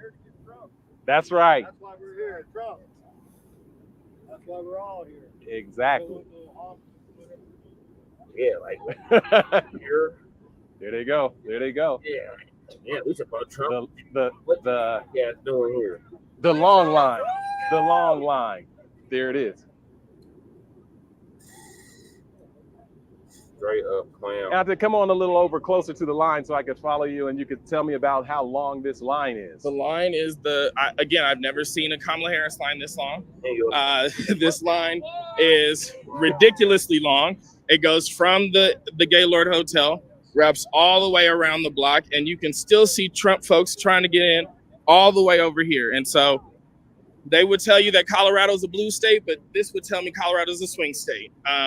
And this looks very long, and the line continues to go down and goes down and keeps Healthcare going. is important. All right, there we go. Very long, very long. There they go, fighting for Trump. There he goes. White supremacy. There they go. You fired up? All right. There they go. We all draped up in there they go. Line is super long. Venezuelans for Trump. Now that's an interesting sign. Y'all see this shit? Yeah. Any thoughts? Why? Yeah, how Venezuelan Yeah, I mean- for Trump? I'd like to hear your thoughts on that. Venezuelans for Trump, because we are one of the countries that is being hit the most from communism and socialism, and that's what Kamala Harris and the Democrat Party since the last couple decades represents This pretty much. motherfucker a registered So voter. that's why. I would hope not. Even when I still don't have the right to vote in America, I don't I'm going to see support how he Trump. can be. Because what happened to Venezuela is sad. It's sad. It's very sad, and I don't want that to happen to America. I came to this country with a dream that seems that is missing now. Oh my! Because why? Because a few people have some ideas that have never worked anywhere in the world. I don't want that. I don't want that for America. When you hear the comment that Venezuelan gangs have taken over Aurora and Colorado and different parts of the country, how does that land with you? Well, it hurts. It hurts deeply because most of the Venezuelans are actually here to have a better life, to work, to be productive, to have just a better life. But for these guys that came here to hurt, to damage, to commit crimes, people will think that all of us are the same, and it's not like that. We are not all the same. We're not all the same. Some of us are here to make careers, to make professions, to have houses, to have kids, to live a normal life. That is a dream of, I'm gonna guess that 90% of Americans and Venezuelans, And it's very sad that because these criminals that these administrations allowed to come into the country, all immigrants are gonna be hurt, all Hispanics are put in the same place. And stereotypes are bad, but they don't fall from the sky, like they are here for a reason. Unfortunately, I understand where that comes from. I think that the best thing that the good immigrants can do is go, work, support what is right, do what is right, and prove to the people that immigrants are actually good, and immigrants. You're proof to the people that this shit gonna backfire on the Democrats.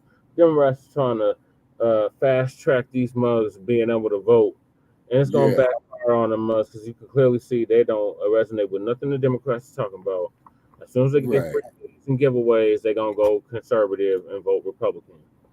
And then, like Dr. Claude Anderson has said, Brother Jay, this proved Dr. Anderson's point even furthermore, is that they're going to be used against us.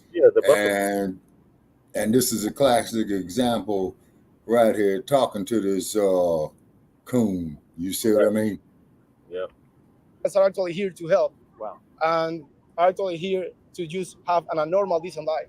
Thank you for your words. Venezuelan for Trump. Real quick, Brother Jeff, do you have a message for folks in Espanol?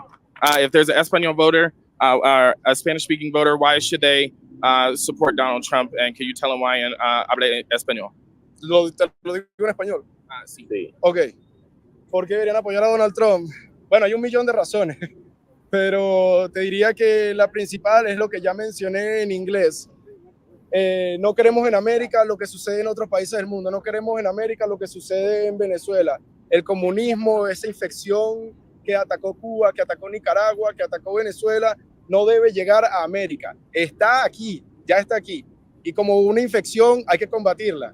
Hay que combatirla. Y la manera de combatirla es votando del lado correcto, estando del lado correcto de la historia, el cual, a mi parecer y en mi opinión, es el de Donald Trump. All right. Gracias. All right. You already fired up? There you go. There you go. There you go. Hey, Auntie, let's see if you can get this wave of fired up, and we'll run straight down and see if we could create the wave all the way down of those who are fired up and ready for Trump. Ask them if they are fired. He'll give you his contact. Yep. The red wave, yes. Do you have Facebook? Yeah. Jeff Fard, JEFFFARD. Yep. Message me and I'll send you the clip. Thank you. I'll get it to you. Thank you. I'll send it right to you, unedited. Look at this line, though. This line is ridiculous. Here we go. It'll be this one. Yep. Okay. That's the one. Yep. Thank you so much. Yep. Message me. I got you. Thank you so much, guys. The red wave. Let's see if you can get it going. Hey, Auntie. If they're fired up, let's see. Fired up for Trump. There it is. The red wave. The red wave. There we go. There we go. There they go. There they go. There they go. Fired up for Trump. There they go. There they go. There they go. Who's fired up? Who's fired up? Go, Trump, There they go. There they go.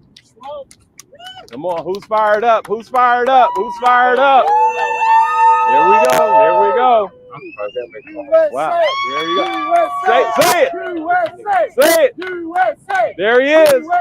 Yeah. There they go. There they go. There they go. Come on. As we continue. Anybody fired up for Trump? All right. There they go. Supremacy. White power. There they go. How long is this line? It never ends. It never ends. Now, didn't somebody say to line that never fool man, ends. white power? When they sell USA like that, All right. that's what they are saying. Oh, okay, gotcha. Are you fired up for Trump? All right. Even in Colorado. Especially in Colorado. They're screaming at you.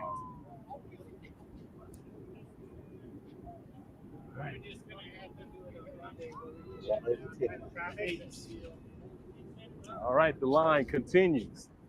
The line. So that's 64. The line continues. Jesus.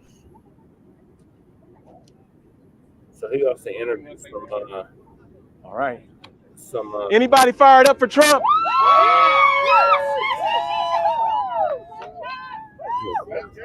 Sam, bro. Let's go. Did you double up? Right here. Man, you're ready. You're ready. Oh my God. They're ready. I recognize that dude. There he is. There they go. Damn Trump supporter. They're fired up for Trump. One of the few black. You're not MAGA. You're ultra MAGA. Wow. There it is. Okay. Here we continue. See that microphone, Auntie? All right.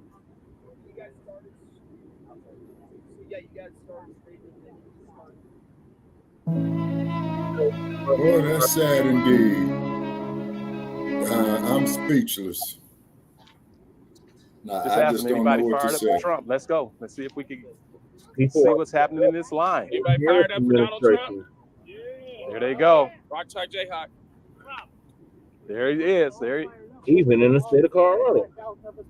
How long have you been in line?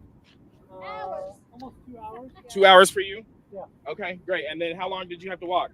We walked 3 miles from the parking lot. Wow. Somebody else. But And for those who are watching this, can you explain that this line seems to never end? I think you just explained it. Use your words. Yeah, use your words. They're still coming in. We started way down there, look way over here, and the line never ends. It never ends. I don't even know how many tens of thousands. there goes your what is it? I don't even know if we're going to get in. Asian. So what would you say if somebody says Colorado is a waste of time for Donald Trump to be here because it's a blue state? It sounds like, doesn't look like it would be typically a blue state. So Look at the sea of red. yeah, no, I would love to get your commentary for those who may say Colorado is a lost cause for the campaign. You know, a lot of us talked about this earlier, and we all feel that Colorado is a red state, and it's only through Dominion voting that it keeps turning out blue. There's no way more people. It doesn't sound like you're a fan of Jenna Griswold. Let's try taking Trump off our ballot. All right. You ran into the stuff to Yes, steal she did. people. But she released some of her stuff. She's very damning. Tina Peters. Wow. All right. Well, thank here you we all. go. 5 Points Media in downtown Denver. Trash. Yep. There we go. We're covering it. Horrible. We've got it. Patience of the 5 points. How's it going? We're just showing you all this line, and the line, we're going to make our way to the end of the line and then back around. You all look fired up. Are you fired up for Trump? There it is. There it is. We're walking the line, and it seems the line seems to never end.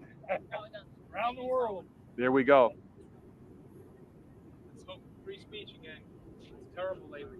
Talk a little bit about the importance of free speech and the importance of exchanging ideas in a democracy. Yeah, you need that because We'll walk with you so you don't lose your spot. I'm a Jew. I'm a physician. I take care of people. I save people as my duty every day. I create a solemn duty to help people survive and live. I care about people. But what I care most about is the First Amendment, not the Second Amendment to carry guns, but the first. The very First Amendment says we should be able to speak freely. Yet if we were to wear these Trump jerseys in downtown Denver, we get the shit beat out of us. Okay, if I put this next to my $2 million house, the rocks would be thrown. In other words, we should be allowed to, whatever party you are, be it Democrat, Republican, Independent, Libertarian, you should be able to express your views. As a Jew, for example, I don't like Hitler. He killed 10 million people, many of them African American or black race, many of them Jewish. And when Hitler did that, basically he annihilated my whole family, my people. Yet right now, if you want to go ahead Yeah, and well, motherfucker, I'm a diasporic African man, and look at all of the our people that got killed. So you ain't even addressing that, man. So you can kiss my ass. Silencing free speech for 1 minute. I go And to I'm Google, putting that on the or I go record. to Yahoo, or I go to Facebook, and I see a funny story of Biden stuttering. You got to get to Bush. I mean Trump, Bush out of office, and he looks foolish. The next day you go on, it's gone. That's purging the media to show favoritism. It shouldn't be that way. Whoever you like, we just want to have an honest dialogue. And I think that's why I'm giving this time today as a physician, taking time out of my busy schedule, because whoever you are, whatever you believe, it should be right. That's diversity. That's equity. That's inclusivity. Right now, you're just trying to give one monolithic view. And if you don't buy into it, you're on the out. Can I ask just Please, quickly, please. how did this country become so polarized politically to where it's Donald Trump. very extreme? And you had Donald mentioned Trump. how dangerous it is for individuals to even just express their political positions in various, areas of the country. How did we get here? Well, you can. I mean, where we live here in Colorado, we are 95% Democrat. He already knows the answer. We are a blue state. Exactly what he said. That's- Crime now pays. They have made it legal for you to walk out of King Soopers with up to $2,000 worth of merchandise. We become polarized because we see that and we have no recourse. There is no political diversity. And so what happens is, in my view, we as the silent people who can't get violent, we're not going to be part of a BLM riot where 36 people are dead. Okay, we're not going to do that. But the Democratic Party is now you see what he just did. You see the dig you said right there about BLM? If you go ahead and walk yourself up to the front of this crowd, You you'll see, see a yeah, couple you see the dig he made? These, Yeah, I've seen that dig. Trump must die. Yeah, You know, so as long as we're standing there getting our heads bashed in Yassa Boston, we're okay. And of course, they're not taking the bait. They're not going to start a fight, but that's their goal. And so if you want to see how polarization happens, BLM is owned by George young Soros. people who are susceptible That's his people. to this type of rhetoric and being, you know, Trump died, people lied, or Trump's a felon, and they're just getting sound bites. And so it's getting hostile. And I don't know, the Democratic Party, when I was a Democrat as a young man, was never violent. They were never the party of violence. There has never been, to my knowledge, a Democratic National Committee headquarters burned down. You don't need therapy, is what I used to tell myself all the time. Fortunately, now I realize there's absolutely no. Yeah, check your facts. They busted out the Democratic office here in Denver. What was that, in 2018? They busted Oh, they out did? Yep. They sure in the hell did. Damn. Go ahead and Google it. How many Republican National Committee headquarters have been burned down by the Democrats? You have one side that resorts to violence, anger, hatred, and hostility, and that can create polarization because at some point we're going to get tired of being pushed around. And I could be wrong, but it sounds like you have not been a Republican voter or a consistent Republican voter. It sounds like you've been through both parties. I voted for Clinton, Obama. I voted for Gary Johnson as the Libertarian Party. Of course, I'm going for Trump now because this country's on the brink of collapse. I mean, this is getting ridiculous. So you're one of the folks that we hear on CNN from the Obama Trump to Trump coalition. I have no idea. I'm not part of anything. I'm an unregistered, I'm what you call an unaffiliated voter in Colorado. But I would encourage your voters to look at the facts. Look at the number of people that died in wars under Trump versus the number that died in wars under Biden. Use simple things. Look at inflation under Trump, prices for groceries. Look at it under Biden and Harris. I think. And what did Trump say about the black soldier that died in Niger? I think it doesn't matter whether you're this contingent or that. It's not an emotional decision. It's based on What did Trump say about the black soldier who was carried a mile away and thank you for from the white soldiers that were killed? What did Trump say about him? He knew what he was signing up for, right? Equate to policy, though. Just because he said something we didn't like, that don't equate to policy that directly harmed us for generations. The Biden-Harris administration has passed policy since 1972 that has directly harmed black people, specifically. You're right. No, on that, you're right. And who got reelected in 1972? I am not a crook. Everybody's favorite hotel in Washington at that time, the Watergate. Whose group are you with, by the way? 5 Points News. Oh, good. I'm sorry. I'm going to probably come off as this horrible, mean spirit. No, not really, because I think. What group are you with? No, what group he's with is the Colorado Dems. That's what group. Right. There's a goddamn Democratic shield trying to act like I'm unaffiliated. I don't have nothing to do. And I'm glad them know about his ass, kept busting his ass out. I hope they keep busting. I think what you said is important, that there should be an opportunity for all voices to be heard. And that's all you're asking. That's all. And that's all we're doing. Yeah, right. And that's why the motherfucker censors us. Yeah. Everybody should have a right to be heard, but you motherfuckers censor us, man. Once again, pissing on our heads, telling us it's rain. In real life, though. Huh? You block and delete us, but you can't block and delete us in real life. Right. You're such a damn hypocrite. Except when they telling the unadulterated truth like we do, then you got to be muted, silenced, blocked, and deleted. All of that shit. Interested in this answer to Donald Trump being convicted of 34 felonies, what up? and then all this stuff, and then the civil suits and all of that. How does that factor into your support or thoughts politically? Hey, about nothing about January 6th. Hey, what's cracking, Jay Militant? Man, damn Raiders lost, man. You know what I'm saying? But guess what, Jay Militant? The ponies lost today. Engineered by Democratic Yeah, operators. y'all in the basement. Does that strengthen me or make Yeah, me feel but less still, the ponies lost. Y'all in the Yeah, basement. put them back in the barn. Where y'all might as well try to get that first round draft. or because they fear that he's more likely to win the election, and you want to see him Put lose, the it's gonna ponies in the strengthen barn. Let's think about this Yeah, logic eating for a moment. You have a guy GMO that has oats. 98 So what you charges some against oats to him. run All over the with the charges are Gators? initiated by people that were Democrats. The insurrection, the January 6th ordeal. You remember that? Yeah. What did he say? They didn't take the exit. Kamala Harris didn't. I just hope Remember that part where he said, Niner please be Niner peaceful. Empire Do not resort to any violence. That will make That's my been week. clipped out to your earlier point about freedom of speech. That's not freedom of speech. That's editing speech. That's taking things out of context. And of course, was he found guilty Jay of insurrection? Militant, you know, No, cowgirl. of course not. So You know, those they got charges beat up. of Trump against him Yeah, that was great. are just a witch hunt, and it's obviously going to cause greater support. Yeah, they did So I get think it's only embarrassed. hurting the Democratic Party when they Okay, Dallas got embarrassed. Okay, but the Niners won. All right, so the Niners are first place in the NFC the West. power of the legal system or the power of the AR-15. That's not the kind of power we want. We want soft power, diverse viewpoints, people that have different ideas. Let Trump get out there. If his ideas are better, then let the best man or woman win. That's what I've been saying, but they 98 trolls times. muted me. Does that make sense? I didn't know what It makes sense. Thank you so much for your to comment. me, yeah, no, and I hope I don't. No, come you off being sound. spirited. I mean, I think it's very important to hear your voice, your point of view, and then also there needs to be a sane voice in the middle of these conversations. But let me say this: if I was still a Democrat and I was seeing what was happening, I would have the same thing. A Democrat should be equally appalled, offended, and disgusted.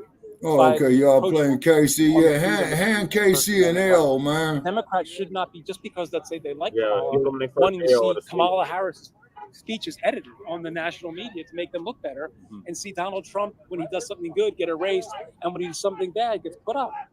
Look at the violence. Hear the screaming. The screaming is coming from the Democratic Party. No, I think he's trying to sell shirts. Anyway, but it's just, I just think we have to be amicable, like he said, and be a voice of sanity. And I think both sides need to fight for freedom.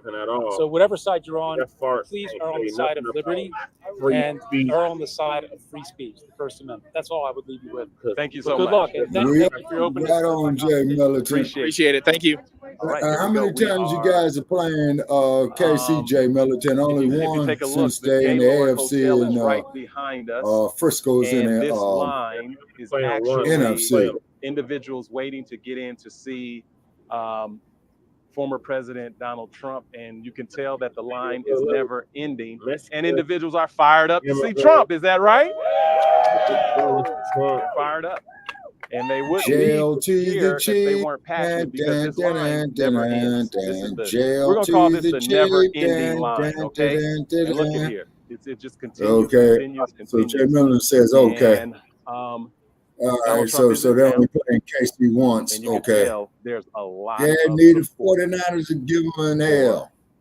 Yeah, they got to get that. Raiders fire the whole damn coaching staff. right here You know, always got to fire the in Colorado. Yeah. Right here in Colorado. And I'd say right here, tell me a little bit about what you're seeing, because we have not made it to the end of the line as of yet. Yeah, we are covering the Donald Trump rally that's taking place at the Gaylord Hotel here in Aurora, Colorado. The line has not stopped. We started off at the stoplight about a half a mile away. The line has not stopped. I think there's a lot of folks. There are a lot of folks who would say that this stop shouldn't happen. Colorado's not a swing state, but this would tell me that Colorado could be in play for the 2024 election. And it's interesting, and we see folks from different creeds, nationalities, different statuses that are out here, and they are supporting the former president and potentially could be the 47th president of the United States. He interviews some. This is the reason why I've canceled my internet subscription. What if I told you that there's We're going to continue, and then we're going to work our way back to the vehicle. Yeah, you get there safely. All right. This is straight up Klan rally. Anybody over here fired up for Trump? There they go. They are. They are. They are. They are. The blind lead. Real quick, you're the only person I've heard mention JD Vance today. Vance, he is fantastic. His what he did in the debate against Waltz was amazing. He just had his cool. He gave all the points, all the Trump points, or I mean, all the points that are really important for our nation to know. And were you already sold on the Trump ticket before JD Vance joined, or was JD Vance your pull-in? No, I'm for the values that Trump stands for. I think he's done a great job, and he's proven himself. But by bringing JD Vance on, he brought a very, very articulate spokesman into the ticket. And last question, our platform 5 Points Media has voters on every spectrum. Why should Democrats or independents that may not be sold on Vice President Harris, why should they join you in voting for Trump this election? Well, are you better off now than you were 4 years ago? You know, shit, quoting Ronald Reagan. You know, are you finding it Quoting Ronald Reagan. You know, our Reagan. It's very scary that Kamala Safe bet that she did. It's very scary, the economics. She's gone back and forth. There's a lot of video of her saying one thing, then she says another, and she's just a people pleaser. So she's not a leader. Great. Thank you so much. And I have to show them how they can contact me, and so they could see the program. It's Jeff Fard, JEFFFARD on Facebook. Okay. And then that's You'll see this come up on YouTube. It's going to be under just look up Jeff Fard on YouTube as well, and it'll pop up. It'll be under this. Thank you. It'll be under the visit of Trump in Colorado. Okay. All right. Thanks. All right, here we go. This is a line that So Jeff Fart is supporting Donald Duck. Continues. No, he's supporting Kamala. He's just out there being nosy, like they say. Doing publicity. All right. Sound like he's playing both ends against the middle. Here we go. Anybody fired up for Trump over here? There they go. There they go. We're showing you. But you go to this cultural center where you live. We are showing you. It's not heavy safety presence here. You can see that you know, there's a lot of safety involved, a lot of look at the police. You know, precautions being made.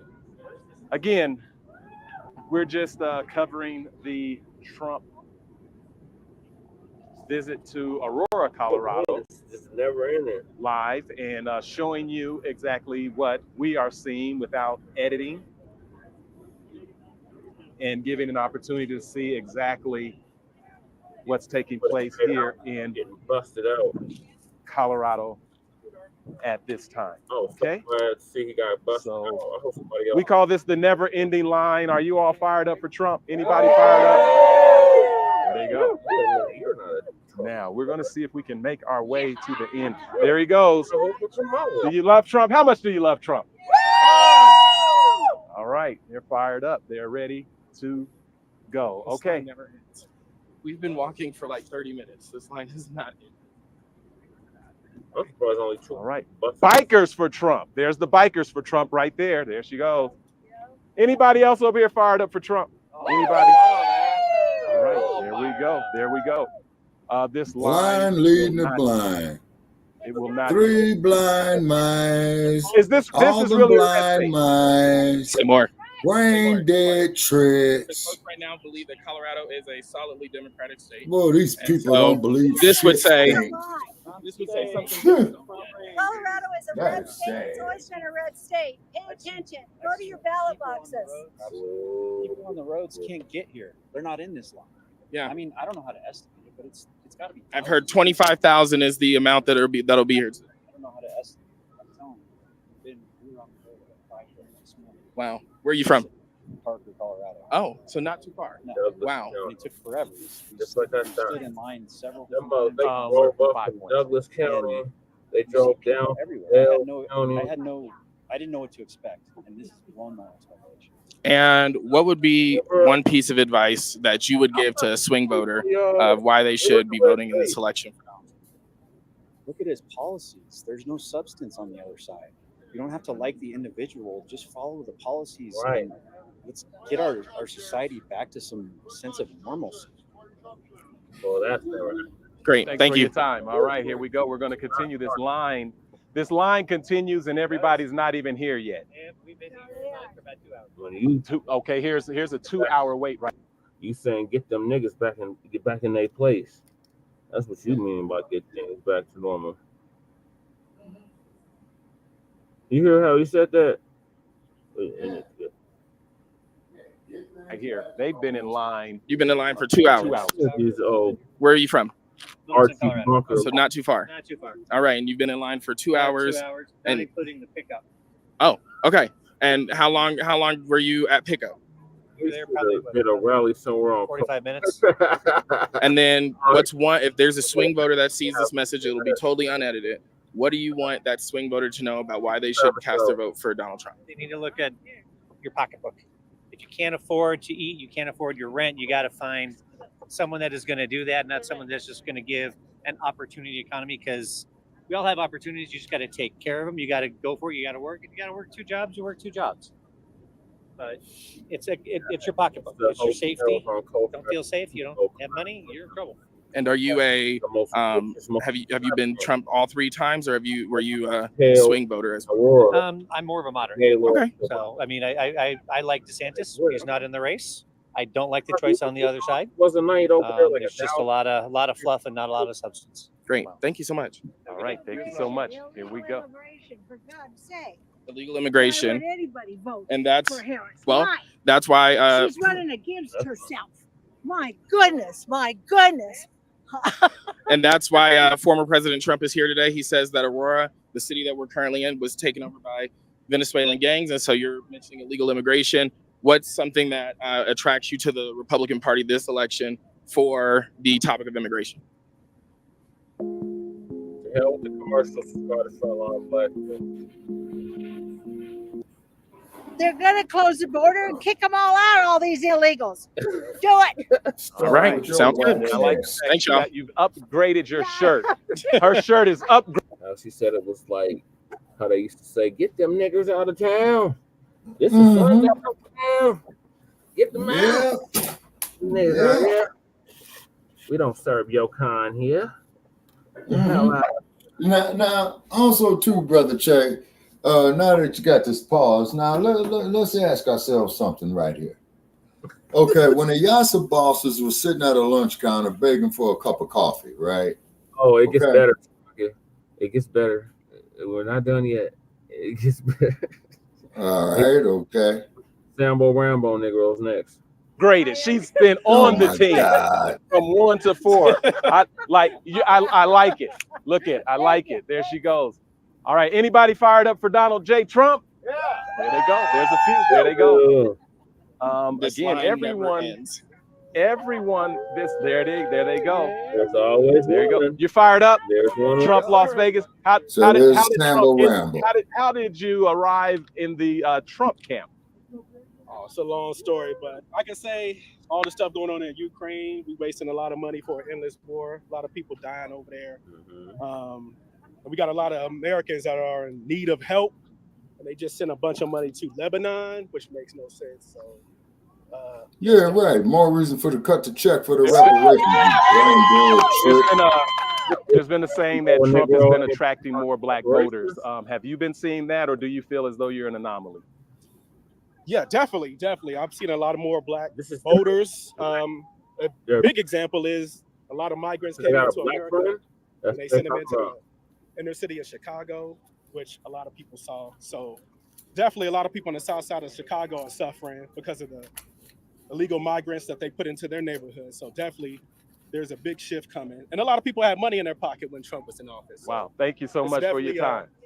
Real quick, so the Democratic Party is expecting about a 90% vote turnout for black voters. What would be your one message, if as a black voter, to get folks to join you to vote for Trump this election? Definitely vote for Trump because taxes were definitely lower, groceries were a lot lower, and don't just follow the crowd. Look at what's going on around you, and that should definitely change your mind, especially with the high prices of everything and the wars going on which make no sense overseas. So you are a black voter voting for Donald Trump, right? Yes, sir. All right. There you go. There you go. That's sad. All right, we're working our way towards. There we go. Working our way towards the end of the line, but the end of the line never arrives. It goes all the way down and then starting to loop back. Oh, okay. Come tell us what to expect. Because we've been walking for 45 minutes and we started at the stoplight over there. Never ends. No, we've been standing in this line for an hour at least. We came on the bus. We followed the rules and came on the bus. This is where we got. And how far did you travel just to get here to Aurora? Oh, about 2 hours. We come from Bailey. Well, welcome, and you're fired up for Trump. Absolutely. All right, there you go. There they go. He just told us this line, the end that we see is not the end. It continues. It goes, and everyone needs to see this because I'm not sure if you'll be able to see exactly the magnitude of this line and the energy of this particular crowd. So no other news station covering. We are here and we are showing you just how many folks are here, and it is massive. If you're fired up for Trump, let's hear it. There they go. There they go. Look at, they're fired up. There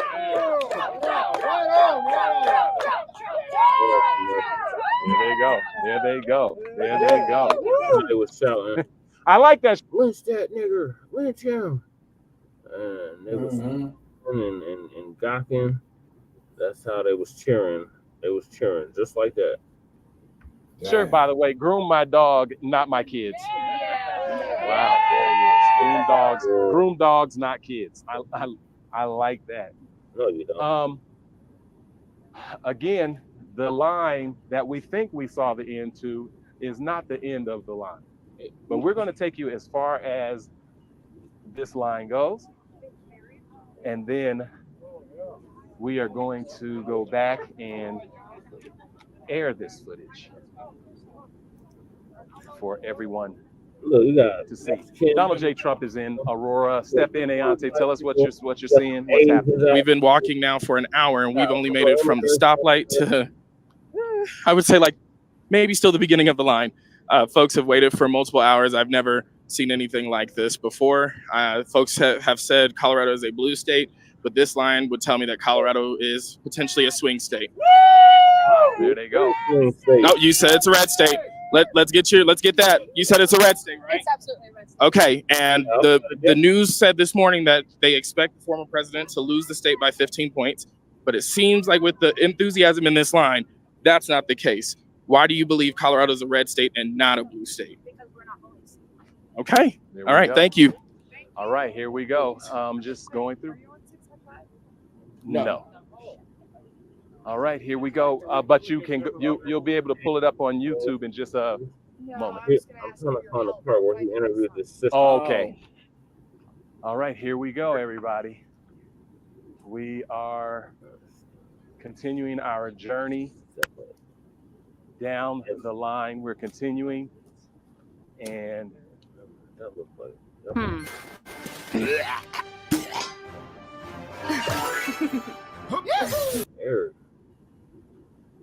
again, Donald J. Trump is in town. They are fired up. Anybody fired up for Donald J. Trump? There they go. There they go. There he goes. There you go. All right. You like Trump? Tell me a little bit about why you're excited about Trump. Because he truly is the people's president. He takes bullets for us, literally and figuratively. Lord have mercy. Wow. And you are a woman voter voting for Trump. And I know that right now they say the current vice president is doing extremely well among women. What would you say to a swing voter who is a woman, and why should they vote for Trump this election? Because he does the things of God. He helps all people. I don't vote for a man or a woman. I vote for character, and he hasn't. Right. And are you a three-time voter, or are you a new voter for Trump? Oh, this will be my second time. Okay, so that means you weren't all three right? For Wait, 16. oh no, I'm a third time. Okay, So sorry. sorry. All right, I was gonna ask another question. You're good. So 16, 20, 24. Absolutely. All right. All right, there we go. What? And on And and beyond. on. Are you fired up for I am Trump? so fired up. Woo! There she Trump goes. 2024, baby. Trump 2024. Here we go. All right, everybody. Again, vote no. We are in agreement on this. Please tell me more about the vote no on 131 and why you're voting no. Oh, anybody that knows anything about it knows that that's a good way of the enemy of the constitutionalists to steal our right to choose our elected officials the constitutional way. So, Is this the ranked choice voting? This is Along the with ranked choice voting. everybody can be a part of the primary, etc. Yes. Paid for by the big money. Yes, sir. That's right. Okay, I gotcha. don't- Deliberate deception. Ranked choice voting is so convoluted. The advertisements do not even attempt to explain what that means to voters. Experience proves that ranked choice voting, winners lose and losers win. They do this it's called a jungle primary in other states, where you effectively undermine the primary. You don't have really political primaries anymore. Jungle primary. It's just like a free-for-all. So I heard the language. some of the points I know against because I it don't know what the eliminates hell she was differing talking about. viewpoints, violates the principle Oh, of what's the chat room saying? Paying Trump has Our values won't be represented. Ballots are trash for not following the rules. There has to be Voters lose paid confidence. that part. Election results are neither transparent or What the fuck auditable. was he talking about? I don't know. Find out more at firstchoicecounts.com. Thank you so much. We appreciate it. Here we go. We're working our way towards the end of the line. Yeah.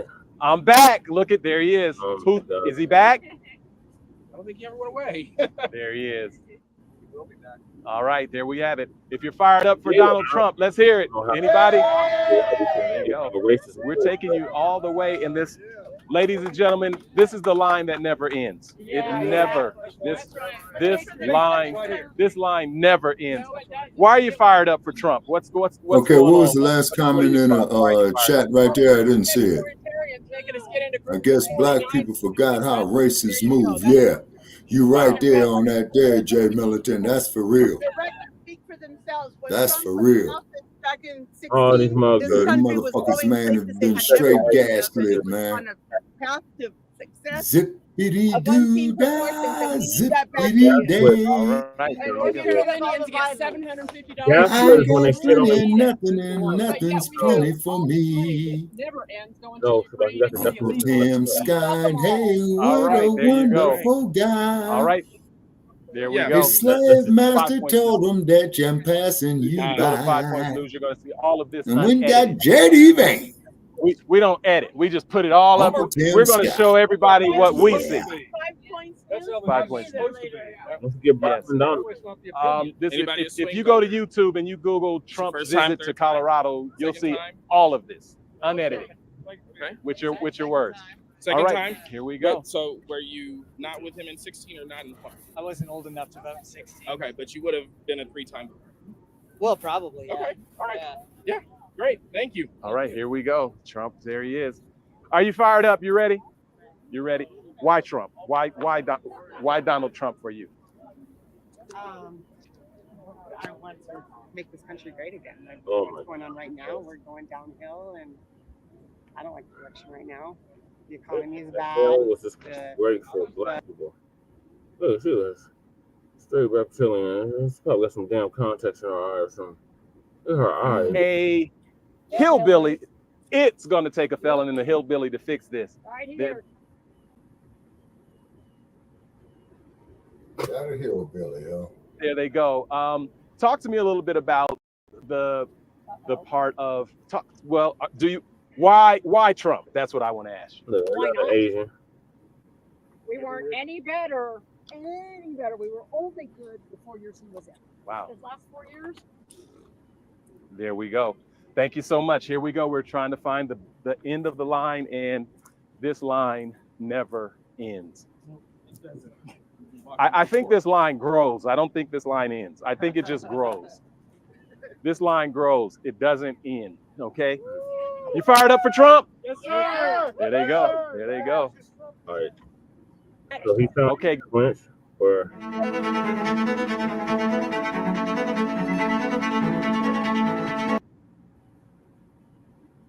What led you to be I mean, a Trump supporter, and why is this election important? This election is the most important because, for one, Kamala Harris is not going to get us nowhere. She's been in office for 4 years already, and having done nothing for the community, it's been extremely bad.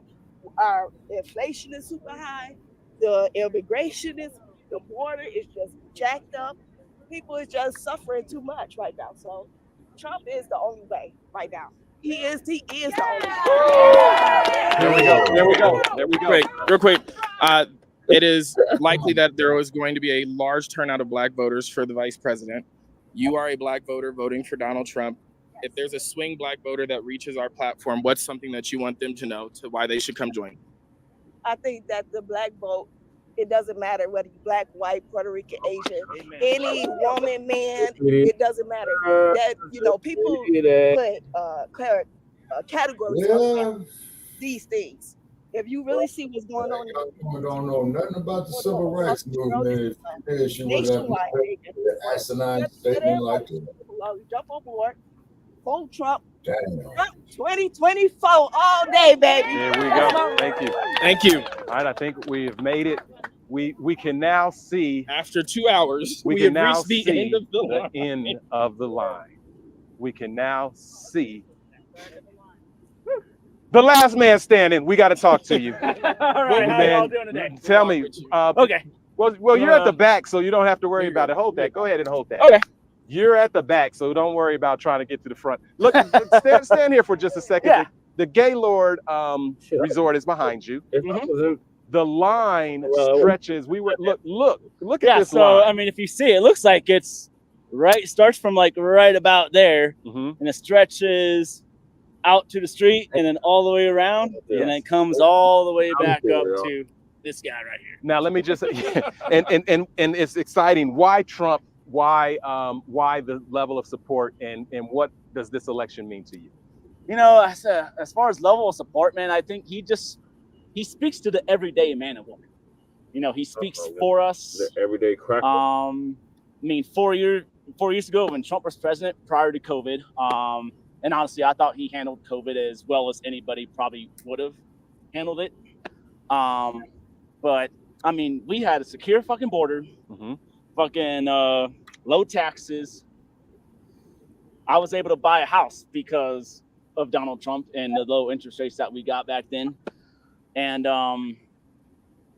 yeah, and no new wars. I mean, fucking there was peace in the Middle East. I think there was the Abraham Accords that he helped put together and helped get signed between Israel and the United Arab Emirates and the Sudan and some of those other places.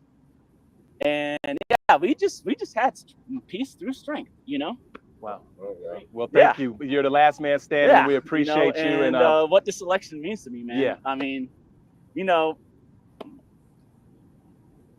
I'm tired of seeing people fucking die. Whether it's Ukrainians, Russians, Israel, the Israelites. I mean, right now there's wars going on in the fucking Middle East. The Israelites. Europe. Those are the Asking. And that's due to the failed, weak leadership of Joe Biden and Kamala Harris. And you just recently, I don't know if you watched her interview on The View earlier this week, but she basically said that she's not going to be any different than Joe Biden when it comes to foreign policy.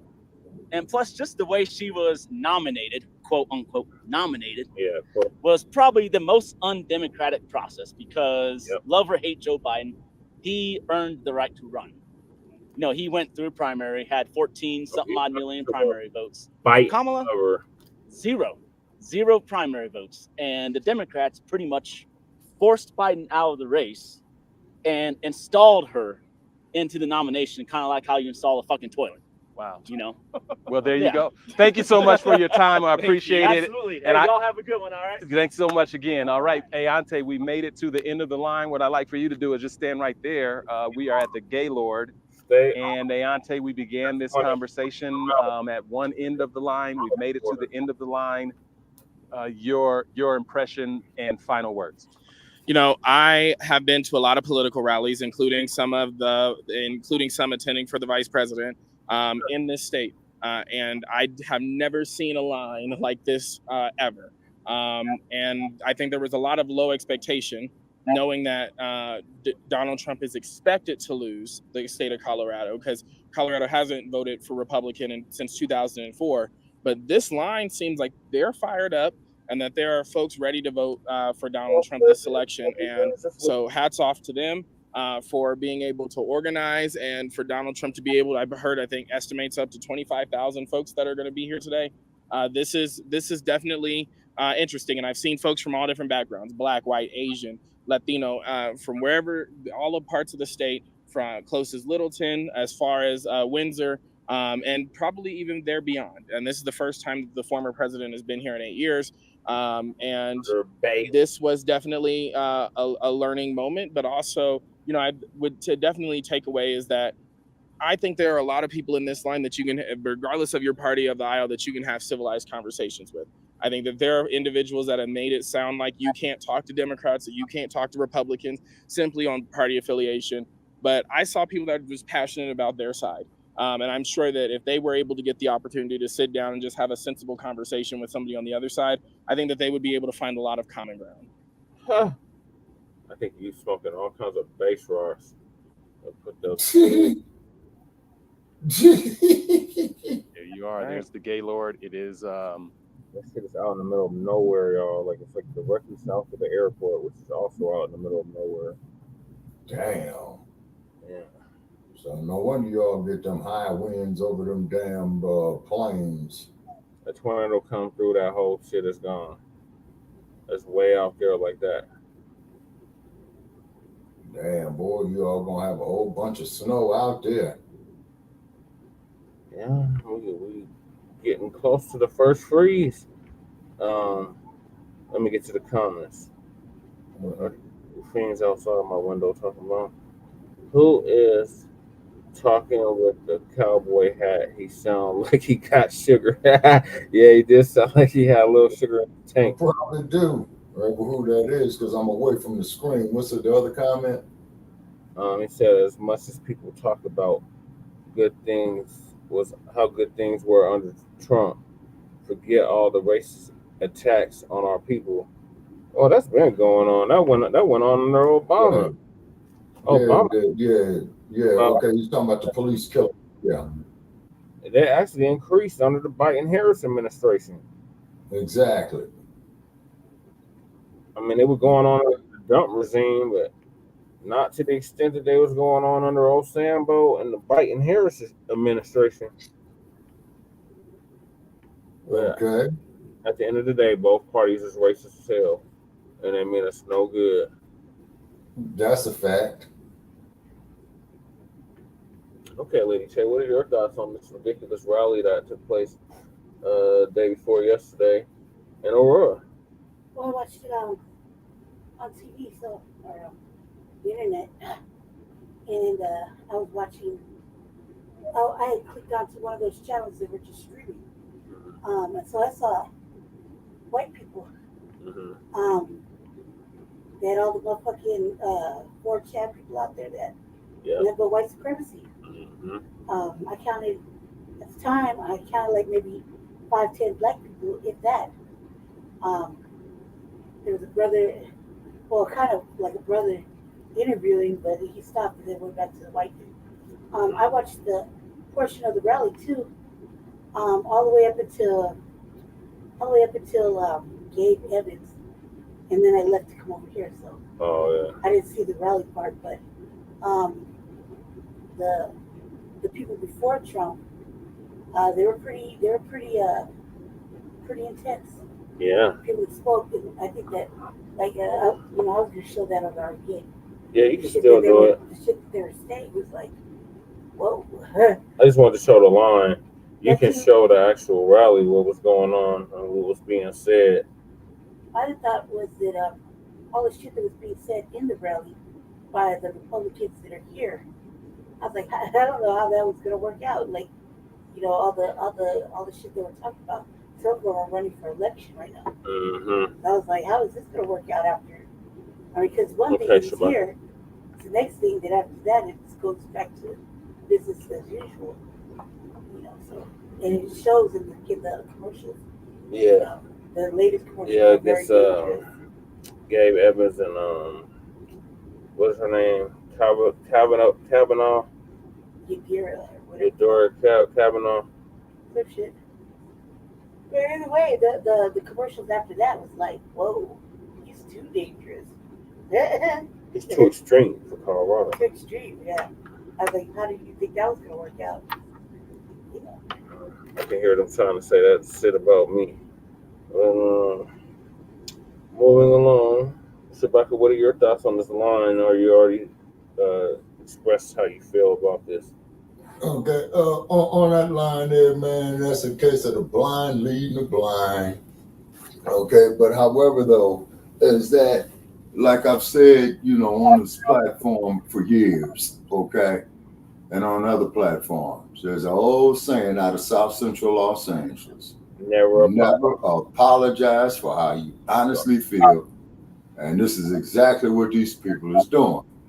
Okay, but you got so much division within the Black community over bullshit that we cannot see the danger that's getting ready to come our way. From either side of these individuals. You see? You see how clueless Jeff Fart was and Aonte. They couldn't even see the hostility right in front of them, like the racism and white supremacy right in front of them. Like you had a white woman, a whole Karen, try to tokenize Aonte.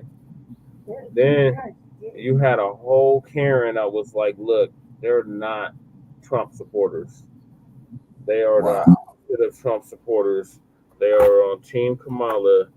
The one told him, look, you're the reason why I'm no longer independent. I'm a Republican now because of you, Jeff. So, yeah. Well, like I said, hopefully Jeff got my calling card.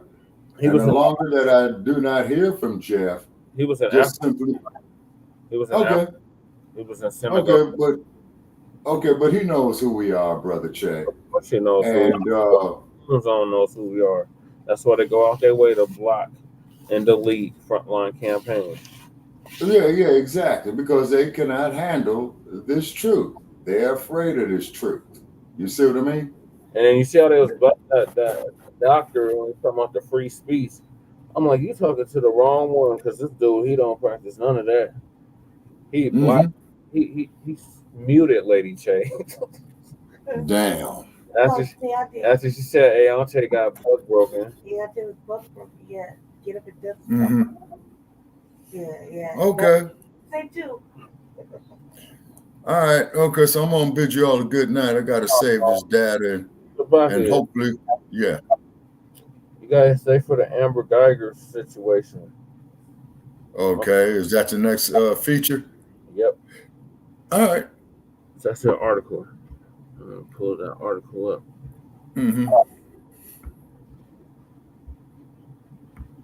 That's an article with a video. So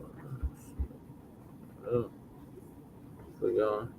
So for those that don't remember, I believe it was 2019. Was it 2019? Yeah, it was 2019.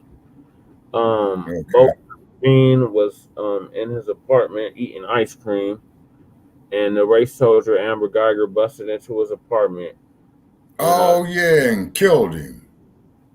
And then his brother was sitting up there hugging her, and that mammy ass judge was trying to console her. And now correct me if wrong. And this is the woman who shot this man, who claims that she was reaching for a taser, just like Mercy Lee did Oscar Grant. That was Kim Potter. Oh, okay. Amber Guyger thought it was her apartment that she was busting. Oh, okay. She's been denied parole. That's great news. Walk the concrete some more, you raggedy ass stinking heifer. Exactly, that is great news. So former Dallas police officer Amber Guyger who was originally sentenced to 5 years in prison, is denied parole for Bolton John's murder. So that's great news. That's great news. Great news. I like this better than when the ponies lose. I like this better than when the Gators lose. No, man. Caused her family a lot of pain and said she felt like the 10-year sentence Guyger received for killing Botham was not nearly long enough. Guyger has spent 5 years behind bars so far. She was convicted and sentenced in 2019. She appealed that conviction, but lost her appeal 2 years ago. The former Dallas police officer said she confused Botham's apartment for her own, mistook him for an intruder, and shot him while she was off duty, so her body camera was not recording. She was up for parole a couple weeks ago on what would have been Botham's 33rd birthday. Botham's family has been pushing for her to stay behind bars. There ain't no tears coming on her face. I believe that poor Karen. the sentence which she received was almost a slap on the wrist. Right. For the crime which she committed. And the pain that she has caused my family ever since we lost both of them. A lawyer I spoke with said, "You should check your son though on hugging her. That was horrible." Yeah, that was sad. His brother sitting up there hugging his brother's killer. I couldn't do it, man. I couldn't do it. Talking about, I forgive you. I forgive you. No, I couldn't do it. And plus that, Brother Che, that's not normal. No. And then look at the message that they conveys. Okay, so the state goes out here, kills a black person, and we're supposed to sing, "We shall overcome." White supremacy. But these are tethers. These are tethers, Sebastian. These are not FBAs. These are tethers. They're foreign. They love white people. They worship white people in their homelands. And where they're the majority. So yeah, just like I saw one photograph a while back out of Nigeria, where the black community over there in Nigeria is down there on their knees worshiping Kenneth Copeland. Yeah, I remember that. They got a whole big ass white statue of Jesus in Nigeria that they worship, like they do in Brazil. Yeah, down there in what is that there? Where they had the Olympics. Rio de Janeiro. Yeah, that's right. And keep in mind that Brazil did not free its slaves until 1898. Yep. And I wouldn't be surprised if FBAs have something to do with that too. Well, with them freeing the slaves or what? Or yeah, putting a battery in their back to get them to free the slaves. It's like the second president of Mexico freed the slaves in Mexico. Yeah, 1829, I believe. Yep. And wait a minute. I think it was before that. I think it was before that, Shabaka. Because Vicente Guerrero was the second president of Mexico. Okay. They have a town named after him. That hurricane that hit the Baja a couple years ago, Hillary, went right over town. Oh, okay. That's the hurricane that went from Baja straight up into California. Yeah. So okay, and like I said, is that usually what would happen is of the time that I was living in Los Angeles, when they would have those hurricanes off of Cabo San Lucas, they would generally kick out to the Pacific, but LA would get very, very humid. Yeah, y'all get really muggy. Yeah, and that's a rarity in LA because the climate is arid, like it is out here in this desert. Yeah. Which is desert-like, you know what I mean? Unless it's an El Nino year. Yeah. Oh, yeah, man. It's a La Nina, which is why we got so many damn hurricanes. And we got some more. Yeah, think hurricane season ain't over for at least another 2 months. Well, I will not be going down into the South. And like I said, for all of you that have challenged me to go to the South over the years, I finally went into the South. I didn't dig it because I kept hearing Billie Holiday's song of the strange fruit. Yep. So that there's a place for me not to go to. Unless you got your power tools. Yeah, exactly. All right, ladies. Exactly. Shabaka, since you gotta go after this, what are your thoughts on Amber Guyger being denied parole for a second time? Oh, that's great news. Yes, that is great news. I like that better than when the ponies lose. I like it better when the Gators lose. Oh, man. All right, ladies. Okay. I agree. She didn't see the daylight. That's it. I agree, really. Okay. All right. Thank you for joining us, Shabaka. All right. Okay. So I'll give you a call. Well, it's already the 14th. Okay. So I'll give you a call later on the day in about 10 hours because I'm going to go to bed and then put the final touches on, the podcast. Yeah, make sure y'all join us. We're going to have a special guest update the people on what's going on Tuesday. Okay, on Tuesday, we're going to have a special guest, okay? We're trying to make it happen, okay? Definitely a doctor and we will be talking about on there. Let me get the outline right there. Okay, we'll be talking about chronic illnesses that affects the Black community.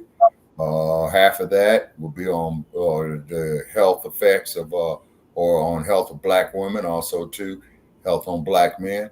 We'll be discussing the importance of fasting, the procedures, the benefits, and long-term effects. And then we're going to close it out. How can we as a people get more control of our health care for ourselves? And we got a high-powered guest on that there, so definitely tune us in. Get with us 5 p.m. in the Pacific zone. Now, special note, 5 p.m. in the Pacific. So on the screen, it's 7 p.m. Mountain. It's going to be 6 p.m. Mountain. Right. It's going to be 6 p.m. Mountain, 5 p.m. Pacific, 7 p.m. What's that? The mountain in the Central Time Zone. Okay, wait a minute. And 8 p.m. in the East. Okay. So everybody should be up if you can. Please join us. And we're looking to have a dynamic show. Okay. And we're going to be extremely, how should I say, I don't want to use the word cautious. But yeah. And it's for all ages. So we're going to ask people to curtail their language, you know what I'm saying? Because this is a unique show we're doing. And we're trying to upgrade, bringing in some more scholars and what have you on there. And definitely follow the hashtag resurrection of the mental dead. Yeah. And also, too, like the Facebook group of the same name, Resurrection of the Mental Dead. Yeah, you got to add me back to those groups if I could. Because they took my page. Okay. Oh, yeah. Your new page. Yeah, I got to add you back. Okay, so that's going to be one of the tasks, Brother Cheddar, I'm going to be doing tomorrow. Because I got like about 30 hashtags, to type up on that. So that's why I'm going to turn it in, get a good night's sleep. And I keep you posted as we move along. And so we appreciate our supporters and contributors to the podcast, Shabaka's Black Experience and Enhance. And there's never a dull moment over there. You know what I'm saying? So definitely Google some of our past episodes. Yes. Okay. And generally, our episodes are for those 18 years of age and over. Tomorrow's episode will be G-rated, not PG. It will be G-rated. And then, of course, I'm going to make contact with our special guest to go over the format, dotting all the I's, crossing all the T's. So we bid you all a good night here from Sin City. And may the ponies lose some more games in the basement where they belong. and may the ponies lose some more games. Okay. In fact, let the ponies lose all the rest of the games. That'd be great news. Great Y'all news. lose all the rest of the games so you can get that first round draft pick. Well, what they need to do is get a first round draft pick on another fucking coach. That's what they need. Fine. Yeah, and I said it. Yes. What happened to give him a chance, Baracc? Brother Che, do you know that this is this dude's second and a half season up here? Mm-hmm. And if he doesn't get it right, man, I just don't know what to say. I really don't. I just don't know what to say. And then, for those of you up there in Panther Town in Oakland, yeah, they got the wrecking ball bouncing off the hacienda for your new stadium for the Las Vegas A's. And who knows? We might as well get the Warriors too. Where they gonna put the Tropicana? What they gonna put in place of the Tropicana? That's the baseball stadium for the A's. Oh. So they got the wrecking ball bouncing off of it right now. You know what I'm saying? It's almost down. And I really wish they'd take that same wrecking ball, and if Sarge would do us a favor to call up the city of Las Vegas to ask them to start bouncing the wrecking ball off a dump tower they got here. It's an eyesore. It's vacant. I mean, if they put homeless people in there, you know what I'm saying? I wouldn't feel too bad. You know what I'm saying? Yeah, I heard they got infestation problem in a lot of those hotels out there. Oh yeah, well this is Sin City, man. I mean, I wouldn't be surprised, man, at what they'll find in there. They said they have bed bugs in like all the rooms at the Venetian, at the Bellagio, at what? Where else? At the Treasure Island. Oh man. There's several hotels on the strip that's infested with bed bugs. My. All right, then my suggestion is try some of the off-strip hotels like the Delano that they recently built. The Rio. Off-strip. The who? The Rio. Yep. And then also too, you got the Orleans. Yeah, the Orleans. I went there the first time I went to Vegas. Yeah. That's off-strip. It looks pretty nice over there in Orleans. You know, I went to an event over there last month. You know. Yeah. And then also too, we wish everybody a good night from Sin City. Everybody. Everybody's there. Oh yeah, everybody's here. You know what I'm saying? You know, everybody's here. You know, look at Goodfellas. You know, they'll tell you who's here. You know what I mean? And what have you. All right. And then also too, noted on your calendar on October the 30th. No, it'd be the 29th? Yeah. Okay. All right. So on October the 29th, we will be recognizing the 50th anniversary of the Rumble in the Jungle.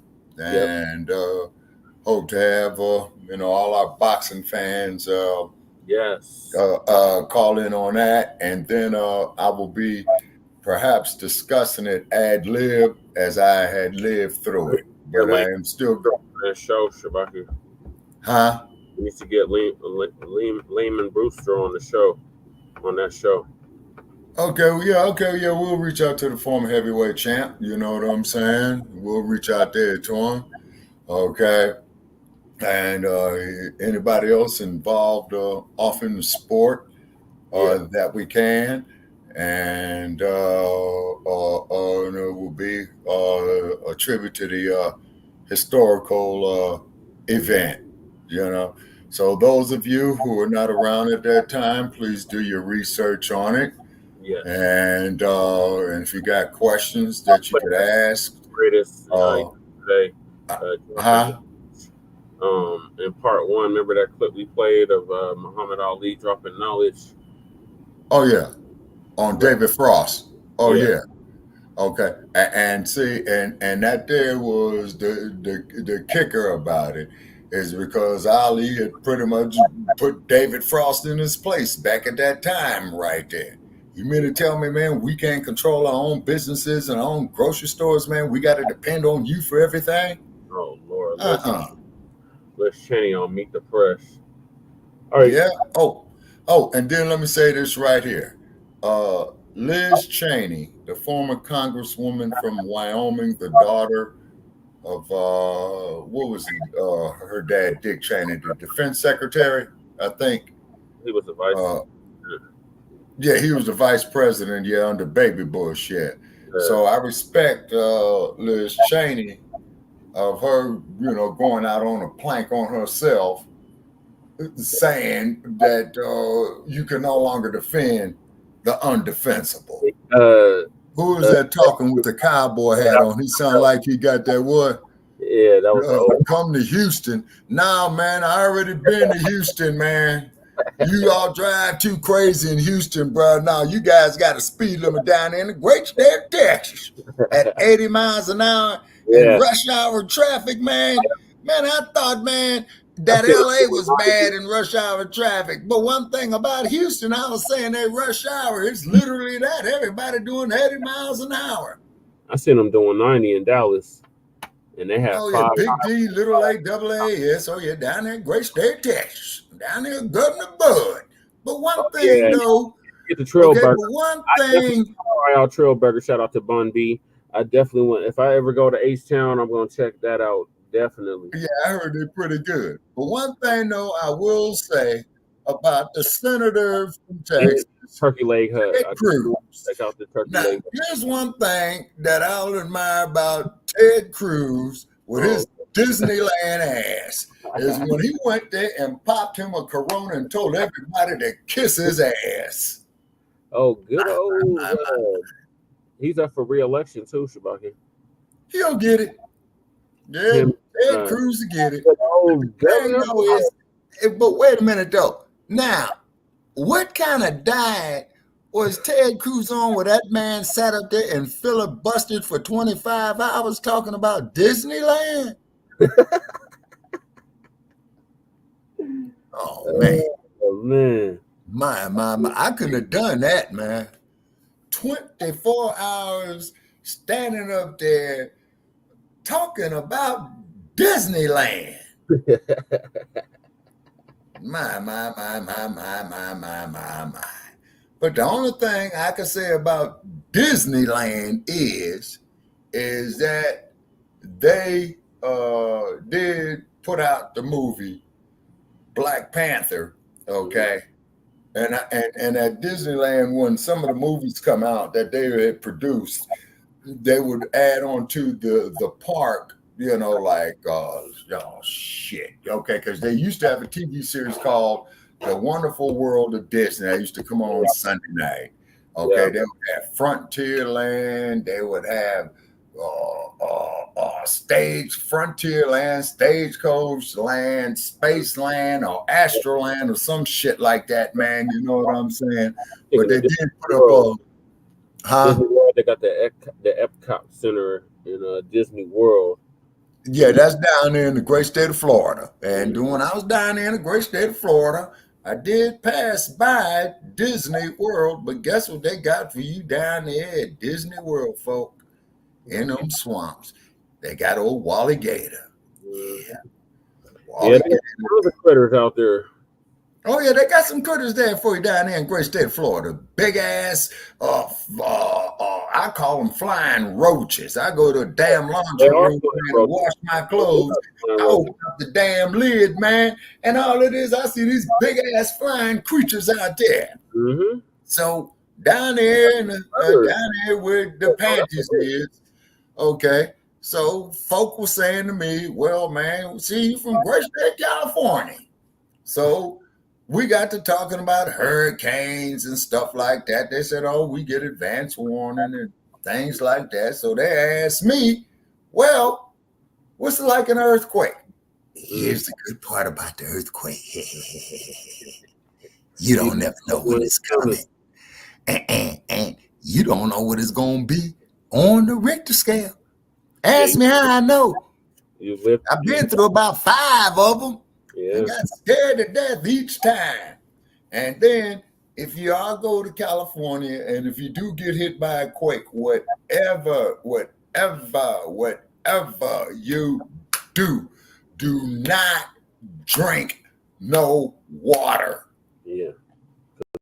Because the water pipes could have ruptured. You see what I'm saying? And you got sewage and all kind of shit going off in there. You see? And then just like what they call about the infamous Los Angeles River, that there is the biggest wastewater going through the whole state of California.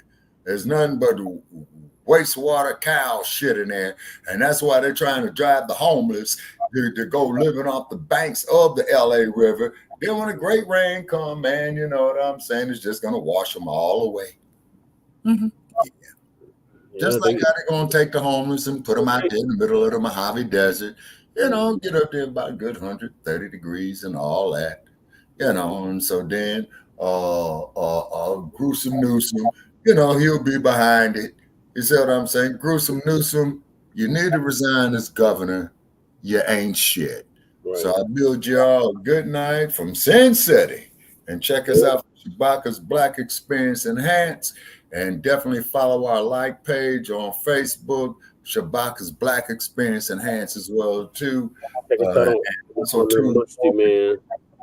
Yeah, and join the group of the same name on Facebook. Okay, follow us on Stinky Bird because, you know, the dude's name is Musk that own it, and Musk means that you stink. So therefore, this is why we call it Stinky Bird at Shabaka Capital EXP. And then for those of you, we always prefer to get along, but also too, we love to hear from our haters as well too. All right, so I'm bid y'all night from Sin City. Hey, good night, Shabaka. Staying up late with us. Yes. Okay. All right. Thank you for joining us, our West Coast correspondent, Shabaka San Corey. Make sure y'all check us out Tuesday. We have a special guest on Shabaka's Black Experience Enhanced. Moving right along. We covered this briefly yesterday. We're just going to play a clip from Uncle Phil about it. Democrats send Baracc Hussein Osambo, the 44th president of the United States, to disrespect black men after polling shows VP Kamala Harris is losing. Desperation is really sinking in for these Democrats. They are pulling out all the stops. So Uncle Phil's going to give us the update on that. That was commercial.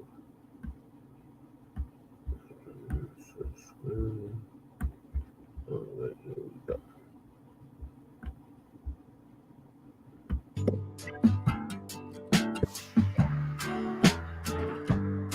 Well, tonight in the podcast, ladies and gentlemen, the reason why Barack Obama came out trying to wag his finger and talk down on black men and treat us like we're not human beings, like we can't use our own brains, that we can't think for ourselves or anything, because how dare black men not support his, a fellow traveler, Vice President Kamala Harris.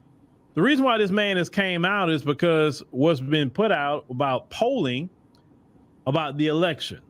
Let's go ahead on and check this out from the New York Times. Black voters drift from Democrats imperiling Harris's bid, poll shows. Now they say Vice President Kamala Harris is on track to win the majority of black voters and has brought many back to her party since taking over for Biden. Still, a significant gap in support persists. Okay, so the first thing they show on this article is in 2016, Hillary Clinton had 92% to 7%, and she lost. Yep. 2020, Biden had 90%. Republican had, of course, Trump had 9%. He won. in 2024, 78% among black voters and 15% for Trump. This is why they are concerned, ladies and gentlemen. Now they go through here and they're talking about they was expecting basically black folks to show up for her with this first black female president thing, and you already know how we feel about that. So we'll just kind of go on down here, and of course, that she has trouble with black men, and much of the erosion in support for Ms. Harris driven by a growing belief that Democrats who have long celebrated black voters as the backbone of their party have failed to deliver on their promises. The polls show 40% of African-American voters under 30 said the Republican Party was more likely to follow through on its campaign commitments than Democrats were. Okay? So you got a brother say they sweep table craps off the table like we're a trained dog and say this is for you. 100% right. LaPage Drake of Cedar Hill, Texas, is just outside of Dallas, said the Democrat Party is saying we clap like trained seals. And Mr. Drake, who owns a tree removal service, said he would back Trump. He said, regardless of how people call him racist and stuff, he is for the country of America. Now, this is one of the first time things they look up here. Now, they conducted this September 29th to October the 6th. Now, they say all voters, Harris 78, Trump 15. If that stay like that, she lose the election. But look about gender. Black men, 70%, Harris, 20% Trump. 83% black women, 12% Trump. So with black women, they're having a problem too, because a lot of black women have walked away with black men. And it lets us know, black men, you still have a leadership position. The reason why black women will still stand in that party and going along with it is because you were over there going along with it. And you see, when you walked away from this Democrat Party, look, you could clearly see the sisters have left with you. They're not too far behind you. All right. Great. So they say black voters by age, under 45, 77% Harris, 14% Trump. Over 45, 79% Harris, 15% Trump. Now we're talking about by education. You know, you have think about it, between the college educated and non-college educated. Yeah, you're just about the same about Harris. Yeah, right. And so the black community literally is not lockstep, no matter if you got college education or you don't. Okay. No, they can't. So if we still continue to go down here to the next one I want to show y'all, is right here. So it's a percentage of black voters who think each of the following describes the Democratic Party more or the Republican Party more. It's the party of the working class. 18% say Republican, 76% say Democrat. Now you would never have black people like this, okay? Why is this happening? Because they ain't done nothing for black people. Keeps his promises. 60% Democrat, 20% Republican. And that right there is hurting them. That is hurting them, because when somebody look at you as a liar, because that's what it is. If you don't do what you say, you're a liar. Understands the problems facing people like me, 84%, 9%. Can fix problems facing people like me, 75%, 15%. Now, it still says, Ms. Harris' problems with African-American voters rest on the same issue that struggles with other constituencies do, their economy. And that's what it is. The 3/4 of black voters rated the economy fair or poor. And economy and abortion were rated their most pressing concerns. Man, abortion ain't none of my concern. Right. The economy is. More than 7 in 10 black voters said they had to cut back on groceries because of costs. 56% said they had to cut back often. Fully 78% of black voters said race still posed significant obstacles to getting ahead. And that figure, 20% said the Democratic Party had no solutions to address the obstacles. Because the Democratic Party, ladies and gentlemen, is about the status quo. That's what that's about. You got to remember, ladies and gentlemen, in the beginning, when Biden got elected, he said that he is going to return things to the status quo. Yep, that's what he said. And you have to remember, the status quo is us being at the bottom as black Americans. And not only have they returned this to the status quo, it's worse now than what it was when Trump was in office. Ladies and gentlemen, It's worse. Yep. So this is why a lot of black people are feeling apathy. Some of them are going to vote for Trump because they want the economy back, the economy they had. Some going to choose the couch. Some may choose third party. Oh, she's in hella trouble. You see, you remember after the Democrat convention and Van Jones got on there. Oh, this is such about joy.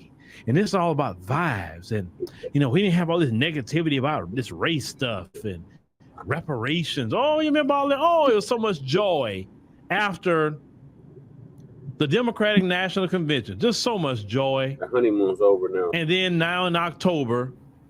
I like the aesthetics. I went with Black accents and the barn doors. Make sure you call 1-800-Hansons. She's crashing and burning in October. And the more she talk, the more people listen to her, the more people are being reminded of 2019. When she tried to run for president and she had to bow out. Why did she have to bow out the first time? Well, the more you hear her talk, the more you really don't like what she's saying. And she's being forced to talk because I think one of the best moves Trump made is not doing another debate with her. Putting her on a debate stage actually would help her campaign right now. Yep. This is why she's trying to talk crap to Trump, to try to get him, to get underneath the skin. So you say, you know what? I'm going to go debate you again. No, just do your ground game and let's see the best person win, right? Now she's going to do a town hall coming this week with Charlemagne the God, supposed to be talking to black people, and they said to black men. So I really want to hear what she's going to say. Her problem too is people see her as fake because she can't get off the script. Yeah. She repeats the same answers every single time. And I hope somebody tell her, ma'am, you said that like 10 times already. Right. The exact same words. Could you actually say something different? Right. I hope somebody tell her that. Because it is crazy how she just stayed to a script, literally, like an actress in a show. Yeah. Politicians supposed to be able to move with the people. They're supposed to be able to be off the cuff, but not her, not this particular woman. That part. Now, see, I knew this joy and vibes that they was all about, and all this big production they did at DNC, all that y'all doing, and you crashing and burning. Yep. And I'm telling you, each week that passed, the more and more she talk, the more and more people gonna say, "Oh, she not it. She is not it." This is why the Democrat Party is panicking. Yep. The Democrat Party is panicking right now. Yeah, they're panicking because they're looking at the clock, and the clock is running out on her. Yep. And the more and more they send it, this is why they sent Obama out. They say, "Oh, okay, Baracc, we got to get you out here because we let her do this on her own. She's really gonna just crash and burn." So Obama, can you get out there? Magic Johnson, can you get out there? Democrat Shields, where you at? Hey, y'all need to be flooding these people's comment section. Y'all need to be going to their live streams. You need to be going to their Twitter spaces. Hey, listen, we're going to give y'all some money so y'all can join Phillips membership on African Diaspora so you can go in there and spew Democrat Shield talking points. Just what we got to do. We may have to give him some membership money so we can at least get our message out, right? Listen, this is what I'm expecting the Democrat Shields to do. And the Democrat think tanks are going to give them money to join memberships and join where we at talking. Because when you take their power away to leave a comment when you're live, that hurts them a lot. Saying it after the fact and just leaving a comment, nobody cares about that at that time period. So we're going to see a lot of ratcheting up. You're going to see a lot of Democrat shields come out overtime against all of us, including myself. But hey, I'm here for it. Democrat shields, I told you, y'all are welcome to come have a conversation with me. Because you know what? Try to get my YouTube. Your girl losing. She's going to lose worse than Hillary Clinton at this point. Mm-hmm. Hillary Clinton she was way up in the polls. Yeah, remember that. Than this lady is. And Hillary Clinton lost. Mm-hmm. So if she don't have Hillary Clinton numbers or even Joe Biden numbers, which he won, now how you expect this lady to win? She's not. A lot of black people is not feeling her like that. 2020 bullshit. She's not going to win. They're not. I'm not feeling them. I'm not feeling the Democrat Party either because black people are right. They don't keep their promises. Mm-mm. Look what happened in California with Gavin Newsom and the Democrats out there. Right. They set up here, did a reparations commission, had all these meetings, did all this stuff with a task force. Then when it's time to implement what the task force had to suggest, you don't want to put up the bill. Or if you pass the bill, it's going to be for an apology. Yep. Nobody care about no stupid apology. You don't give the migrants any kind of apologies. You give them money. Yep. You give them hotels. You give them access to cars, at jobs, food trucks, whatever. But with black people, you get a hot air, an apology. That's what you get. But migrants get resources. You understand? This is why black Americans are saying, man, the hell with the Democrat Party. Right. If you don't invest in the black community, then you're not getting a vote. Right. You can't pull what you didn't put in. Right. It's like going to a well and expecting water out of a well, and you are not having no water in that well. Where you going to get the water from? Right. You can't pull from an empty well. Right. And that's what the Democrats think they can do, pulling from an empty well. And then they already setting up their venom. See, black men, we are going to be to blame. Yep. Not the white men that voted for Trump or the white women that voted for Trump. Not the Hispanic men and women that voted for Trump. Not the Asian men and women. Oh, no. Only black American men. You're going to be the only one blamed if Trump wins the White House. I'm cool with that because, like I said, I'm used of being treated by this society, and even in our own community, they have a hate, barely like relationship with black American men. Yep. And listen, every black American man know society has a hate / barely like relationship with us. Yep. So for you to get mad and say, oh, y'all black men ruined everything, we don't care. We don't care. Because when black men were voting for Democrat, they were prioritizing men of other groups. Yeah. They was giving migrant men the jobs, the money, the whatever. So you know what? If black American men got to suffer, then all these men need to suffer right with us, right? Yeah. Let's make it even and fair. If you want black American men to vote for you, do something for black American men. Right. And hot ass not gonna fix it. Right. The Biden-Harris administration screwed up the economy. They screwed up society and messed with our pocketbooks. Yep. And black men care about their pocketbook. We don't care about no color, we care about our pocketbook. That's why Harris is in trouble. Barack Obama can't come do nothing to save her. Michelle Obama can't come out and say nothing. Nobody can come out and say nothing at this point because every freaking day we go to the grocery store, we are reminded of what Kamala Harris has done to the economy of America. We're reminded. Mm-hmm. See, but this economy don't affect Barack Obama. He lives in Martha's Vineyard. Yeah. He's rich and well off. You understand? Mm-hmm. Biden doesn't affect him. He got money. Kamala doesn't affect her either. Biden, he leaves office, he's going to go to Delaware and live his life. Kamala, if she loses the election, she better go back to California or wherever and live her life. She's not worried about prices. She's rich. What's she worried about that for? She's going to get her vice president salary for the rest of her life. Yep.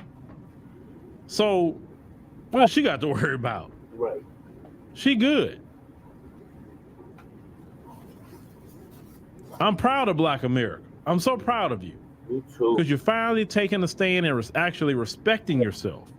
Because the reason why a lot of people don't respect black America politically is because you voted for them when they didn't give us a thing. Now you saying the hell with all y'all. I'm only going to think about my community. I'm only going to do what I need to do for us. I'm not getting involved with other groups, what they got going on, their crusades. I don't want to hear nothing about anything with these other groups. Right. Democrats, you don't do nothing for us, don't worry about it. You do you and we'll do us. Right. That's why Kamala Harris is in a world of trouble. Mm-hmm. That's why. And you can donate all the money you can to Kamala Harris. It's not going to fix it. Right. It is not going to fix it. But I'm curious to see what happens on election night. I'm very, very curious. I'm curious. But if she lose, black men are definitely going to be the black. By continually asking how, we're creating real opportunities. Thank you, Phil.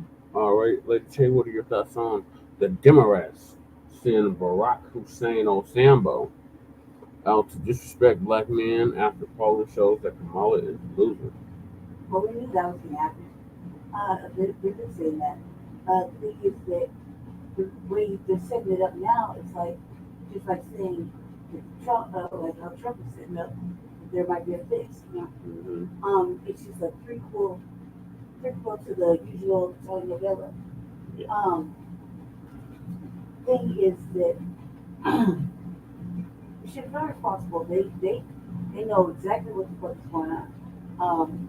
We demand a certain thing. They're not answering those demands, and now they feel like, well, you know, no, you motherfuckers cannot leave, and you cannot go do this, and so that's where that threat is. You know, they didn't want to see black people just get up and abandon fucking camp, and that's what happened. Now they want to blame it on everybody, but it's really their fault. So they were warned for decades. Yep. Now this is the follow through, and it's only going to get worse. Yep.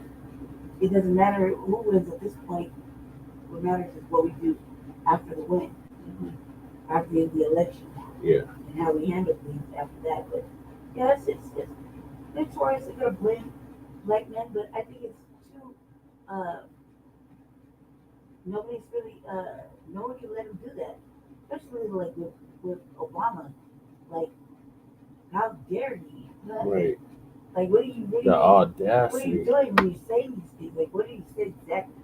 You know, because it sounds pretty stupid. Like, how dare you just outright go and say whatever? Black men, black women don't have to do anything Obama says. Right. That's stupid. Why would they even? If we don't respect them, why the fuck are we gonna listen to them? Right.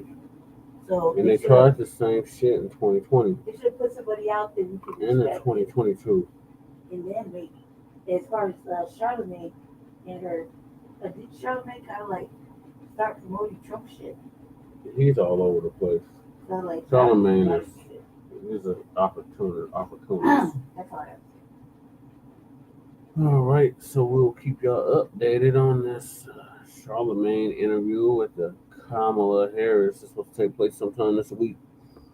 And you Democrats, y'all can try to browbeat us all you want. The way Osambo was talking to black men, quote unquote, because he was surrounded by a bunch of tellers, is indicative of how the Democratic Party here in the state of Colorado talks to black men. Specifically the Carl Black Roundtable and John Bailey. They really try to talk to us like this, try to shame us into voting. He said, what am I going to have to do to get you to the poll? What are you going to have to do? Produce fucking tangibles. That's what you're going to have to do. Yeah, what am I going to have to do? What am I going to have to do to get you to the poll? Tell the party that you're shilling for to do something specifically for us. But yeah, he just said that ridiculous shit. So we have a forum coming up this week with this individual with his name. And hopefully we don't get arrested for shutting that shit down. But we will see. And we'll keep y'all updated. And we'll try to film it as much as we can. Just for 3 whole days. Starting Thursday. Friday. No, 4 days actually. Thursday, Friday, Saturday, and Sunday. So we'll probably have to be on our best behavior. For the most part, there's a lot of things to do about it. A lot of things that just updating it. So it's probably have to be on our best behavior to some of it. I think that the best part though is we're finally going to see a lot of our black representation and be able to dialogue with them in person versus not being able to talk to them, and they won't be able to stop us from talking to them this time like they do every time because there'll be other people present I think they just updated it. So Yeah, I've seen it. yesterday. I think that that's a good thing. I also think that it's a really good thing for you, considering that what we just watched earlier with Jeff and Beyonce. Yeah. It's a good thing for you because Jeff and Beyonce ruined, basically ruined almost a campaign and a half. Yeah. So I think it's a good thing because then they can start to see you differently. Mm-hmm. Especially in this kind of thing, you can remind everybody that first of all, we should be voting. Right. And If it's not getting intangible, why are we wasting our time? well, not it's just the fact of the government and where it started from. It even goes to that equity study. Oh my You know what I God. mean? So there's a lot of things going on. Yep. I think it's a good thing. I'm glad it changed it, but little do they know all these democratic things are like the speeches that she's giving to his to what Uncle Phil's talking about. That's a democratic teaching for you. Yeah. Come up with they craft a hard luck story or something stupid, and that's your narrative through the whole campaign. Yeah. The same speech. And you can't act like this is new. Mm-hmm. You just haven't been paying attention to it the whole time. Well, they hated the whole boot camp. Yeah, I did the whole boot camp for infiltration purposes later. Because that's how the state allegedly was blue. So that way you would win is to be a Democrat. The last 20 years, yeah. That's the only way they'll let you win is to be a Democrat. That's the swing state. But if you know the Democratic winning talking stuff, then you know how to craft a message to win and to play strategic games. And that's where we're at. So I did some shit I probably would have never done if I wasn't like a strategic person. Yeah. I would have never did that because them women, bitches don't like me, period. So they hate when I start put them in their place. So They're supposed to call black women for political action, I decided to do it and they nominate white candidates. Yeah, he told nice white people. And this shit is fucking good. He let white people come into your Or house. rather, they endorse white candidates. Yeah, he let white people come into the house and sit at the table and shit. That shit's crazy. Yeah. So, I did that for learning.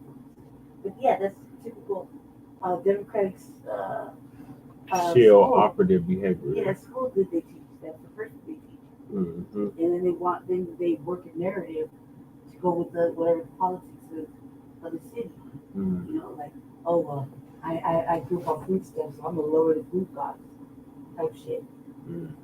Those are Democratic games. Yeah. So they're gross. They really are. Mm-hmm. All right. Yeah. So it's over for you, Democrats. I can't wait for the slow singing and flower bringing November 6th. I can't wait. So moving along, because we're definitely getting pressed for time now.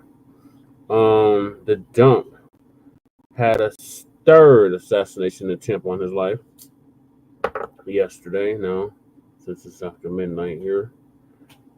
So Tariq went over this and actually chimed in at the very end. Let's see if I can find it. Let's see. Before I look at that. That's the one of the last topics. Yes, it's after this one. Donald Trump assassination. Okay.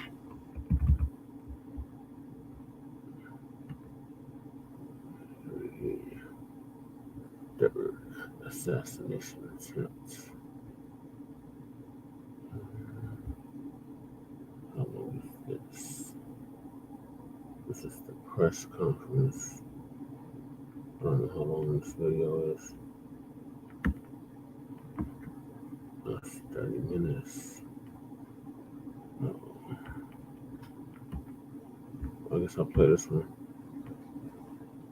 No one seems to know this, but Amazon actually has a $50 million fund that they have to pay. Welcome back in here to Live Now from Fox. I'm Andy Mack. Thank you so much for joining us. We're following some breaking news right here on Live Now from Fox, as a California sheriff is saying that a third assassination attempt against the former president was thwarted in California just this week. And I do want to put up just this post here on Live Now from Fox in the New York Post, saying a third Trump assassination attempt thwarted when an armed man arrested outside of the Coachella rally this weekend. As the last minute Saturday, when cops stopped a man armed with guns and fake passes outside the rally in the Coachella Valley in California this weekend. Of course, the suspect, who was caught with about a mile from the rally venue with a phony entry pass, according to police. He was also carrying a loaded shotgun, handgun, and high-capacity magazine. Riverside County Sheriff Chad Bianco said, quote, "We probably stopped another assassination attempt." The suspect, identified as Vem Miller, was intercepted by police at a checkpoint about half a mile from the rally entrance. He was carrying phony passes and VIP passes. According to the Sheriff Bianco in that area, they said, quote, "They were different enough to cause the deputies alarm." Miller is believed to be a member of a right-wing anti-government organization, according to Bianco, and was plotting to kill the former president Donald Trump. Miller was booked on possession of a loaded firearm with a high-capacity magazine, was released after posting $5,000 bail. This, according to police records. And we're hearing now different reaction about this third possible Trump assassination attempt from different lawmakers, including Republican Representative Anna Paulina Luna, saying, "I just received word of the third assassination attempt on President Trump's life. This is a time and our nation must come together to condemn violence. This is abhorrent and should never be tolerated in a civilized society." Civilized about the society, and all of a sudden violence is a bad thing when this country was founded on violence? Are you serious? Thoughts are with President Trump and his family.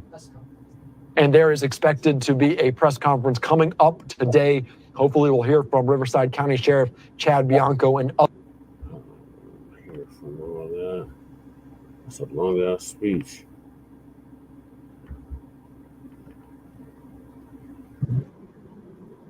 Good afternoon. Thank you all for coming here today. I am Chad Bianco. I'm the Sheriff of Riverside County, and we are obviously here to talk about an incident that occurred yesterday at the rally that former President Trump had in Coachella. There has been a lot of media stir beginning last night with social media and further on today about the arrest. And so I am here to give you as much information as I can. I will answer all of the questions that you have. Keep in mind that the information that I'm going to give you may not be all of the information that I have, but because of what we're doing and because of the investigation that will obviously continue concerning this, there are some things that I cannot give you, or that I will not give you, but I will do everything I can to answer your questions. So to begin with, yesterday afternoon, before former President Trump arrived to the rally, unlock a treasure trove of bonuses with Guyger, the biggest transformational streaming platform. Join now and get more than $500 in bonuses that will change. We made contact with an individual on the inner perimeter of our operation at the rally. As you can imagine, this was a very large event. In regard to previous attempts on the former president's life, this was not something that we were taking lightly. We had a very detailed plan in place on how we were going to keep not only the former president safe, but all of the participants or the attendees of the rally safe. So in general terms, I will tell you that we had a larger outside perimeter and then an inside perimeter that was completely controlled by us, by Riverside County Sheriff's deputies, and both of them served different purposes. We did not keep residents from their homes. We did not keep people that were traveling through the area from going through if they had a legitimate reason to go through. So the outside perimeter was basically to allow people in that we thought belonged there. The inside perimeter was to make sure and to make sure people were proceeding in the right direction. The way it worked yesterday is only people that were allowed with inside the perimeter, the outside perimeter in a vehicle, was if you lived there or if you had documentation that said you were going to this rally in the form of an email with VIP credentials or press credentials. Those vehicles were allowed in. There were no other vehicles allowed. So that outside perimeter are, I will give you his name. The name that we have, and I'm going to put an asterisk by it as I explain this later, but we have his name as Vem, V-E-M, Miller, M-I-L-L-E-R, and his birth date is 10/26 of 1974. And the reason why I gave it to you like that is I will explain later.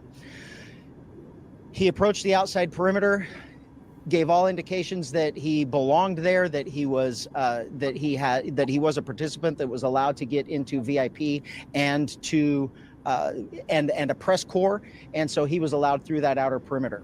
As he got to the inside perimeter, where deputies were conducting obviously a more thorough evaluation of the vehicles that were coming in, there were many irregularities that popped up. The deputy noticed that the interior of the vehicle was in quite disarray.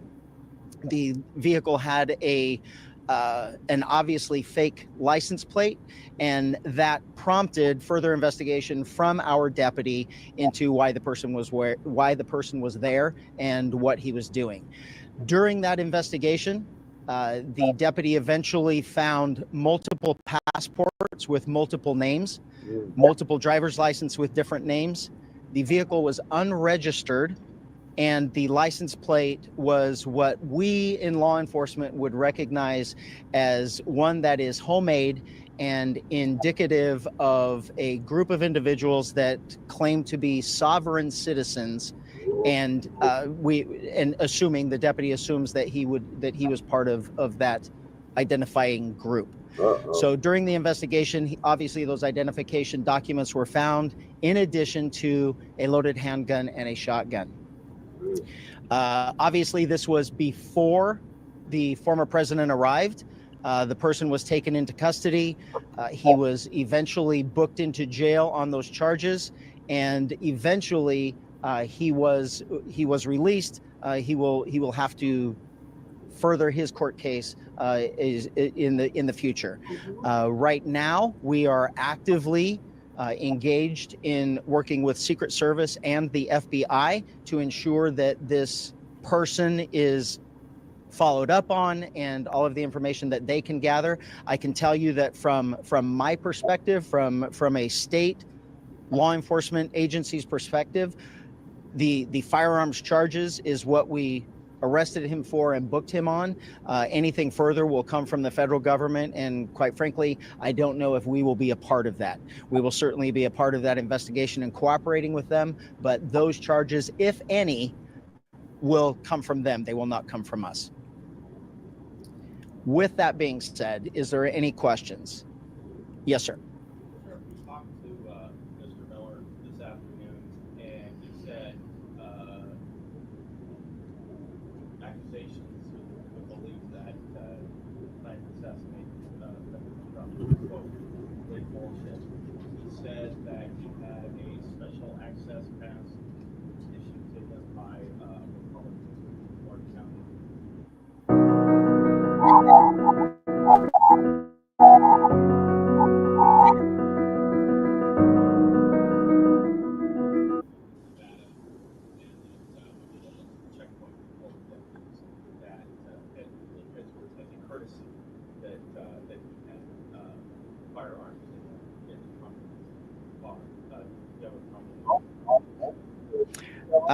I will not comment on what he said, or specifics that we learned or gained from our contact with him. Quite frankly, I'm not really concerned with the statement that he gave the media. after he was released from custody. I can tell, well, because it's irrelevant to me. I mean, as far as I'm concerned, there were a minimum of 25,000 people that entered past those deputies into that location that had legitimate identification and weren't carrying guns. So I will just go from there. Yes, ma'am.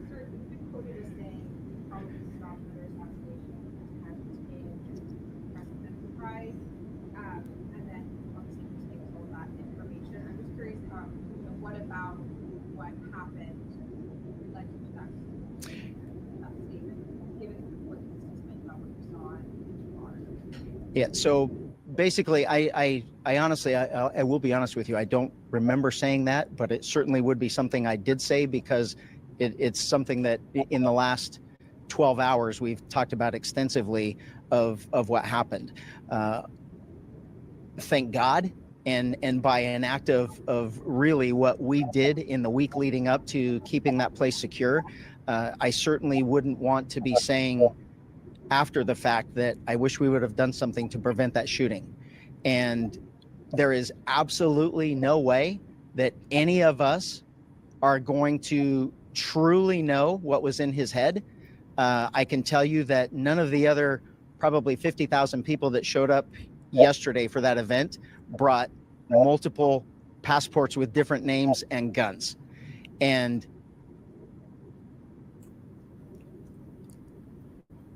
if there is any further statement about whether or not he belonged there, the statement of him saying that he was given credentials to be there by someone else, that's not up to me to decide. I mean, we didn't arrest him for going inside the facility. We arrested him for having guns, illegal guns in his car.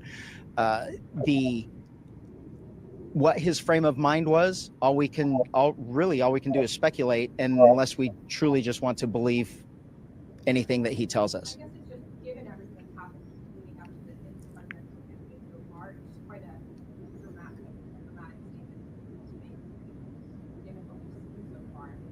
A dramatic statement for me to make. So this is what I'm glad of. This is what I am very glad of. I know that the presence that we had at the rally with deputies, with snipers, with counter snipers, and Secret Service snipers and counter snipers, I am glad that we're not talking about this after we shot him. We get to talk about it before, and no matter what, it's all going to be speculation about what his intentions were getting there. What we do know is he showed up with multiple passports with different names, an unregistered vehicle with fake license plate, and loaded firearms.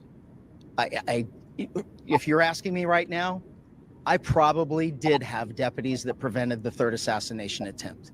If we are that politically lost, that we have lost sight of common sense and reality and reason, that we can't say that, holy crap, what did he show up with all of that stuff for and loaded guns, and I'm going to be accused of being dramatic. We have a serious problem in this country, because this is common sense and reason. I saw some of you there yesterday. You didn't have guns and fake IDs. I don't know how else to explain it.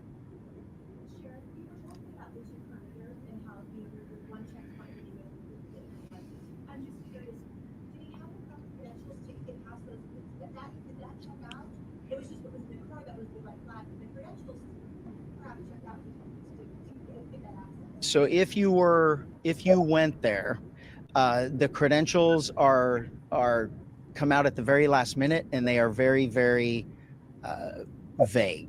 So there's actually 3 different points of contact and entry. We had an outer perimeter, an inner perimeter, and then you still have to go through Secret Service metal detectors and final big screening to actually get inside the facility. And that is where they would verify whether those were real. And to be honest with you, that thing that you have on your phone, it's all whether or not they have you on a list. It's not just showing up with a piece of paper and saying I'm in. It's whether or not you really did apply through that website to get in. Secret Service does an extremely good job of trying to pre-vet people that are trying to get those tickets to get inside the.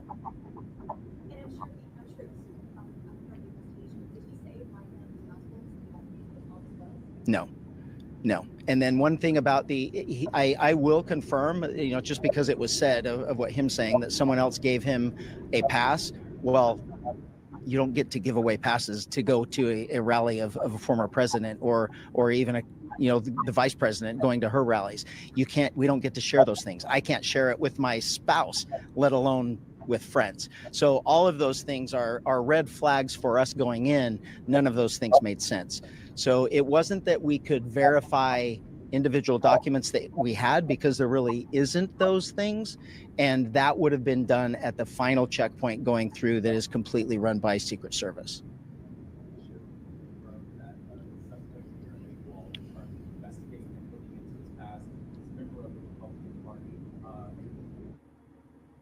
Welcome to the GED Academy. My name is Leonard, and I'm going to be your personal teacher.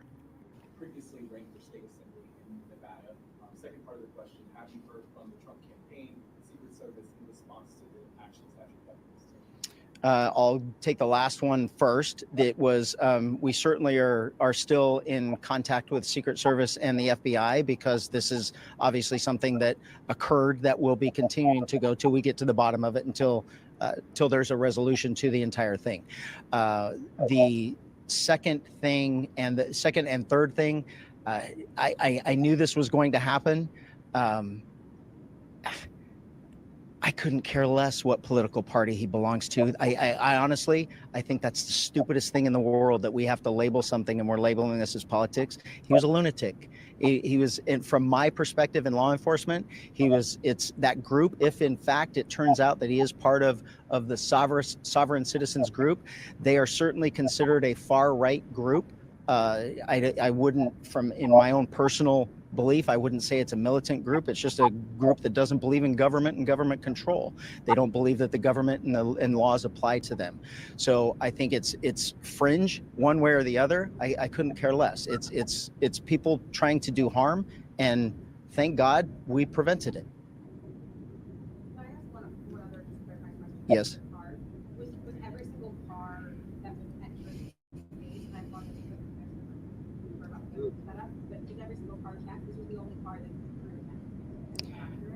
Well, I'm sure there were multiple cars that drew attention, but and every single vehicle that made it into the actual event, every single vehicle was checked. He did not make it into the event. He made it to our interior perimeter that was maybe 100, 200 yards away from the actual interior perimeter. So he didn't get to the point where Secret Service would find him. We identified him, detained him, and eventually arrested him before he got to the actual event entrance. That was about 100, 200 yards before that. Please don't quote me on that, but yes. I mean, I think it's roughly, as I'm trying to imagine the entrance and where he was, I think it's about a quarter of a mile, 250 yards, maybe. I'm not 100% sure. President Trump mentioned you and your family there during the rally. How close were you sitting to him, and who other, you don't have to name them by name, do you have other family members with you? I did have my family members there, and we were lucky enough and gracious enough to have VIP seating, so we were relatively close. About how far? How far away was I from him? 40 yards. Thinking back to what might have happened, do you feel concerned for your safety or your family's safety now? I will tell you, as the sheriff of Riverside County, and knowing what we know going into this event, that there had been 2 attempts on our former president's life, and the amount of people that were going to be coming to this in such a short notice, what my team was able to do and what we did for the goers to this event, for the attendees, I was completely confident that there was absolutely nothing going to happen inside that facility. And I am or inside that venue. And I am extremely proud of what the deputies did and the buy-in, the personal buy-in that they took upon themselves to ensure the safety of our former president and the attendees of that rally. I was not concerned for myself at any point. Even after the fact, knowing that this guy was there. It was our intent to make sure that there was an outside perimeter and an inside perimeter, that no one that did not belong there, that intended to do him harm or anyone else harm, would be allowed inside that event. And we did exactly what we had hoped for. And in hindsight, looking back, the planning that my team did and the actions of my deputies into this is exactly what we had hoped for. And we know that we prevented something bad from happening, and it's irrelevant what that bad was going to be. Were there any adjustments to security after the discovery was made, especially with From a legal perspective, whether you admit it or not, you're going to be thinking through the concept. Like, having to use a gun in self-defense is one thing. That's one stressor. Then you're inevitably met with a legal stressor, which comes with after the shooting, then what happens. And so in your mind, you always, before it ever happens, you always think through your mind, I want to make sure I do everything possible to be right. Because at the same time, if we're realistic with ourselves, we understand that we also live in a society where there are people who don't necessarily agree.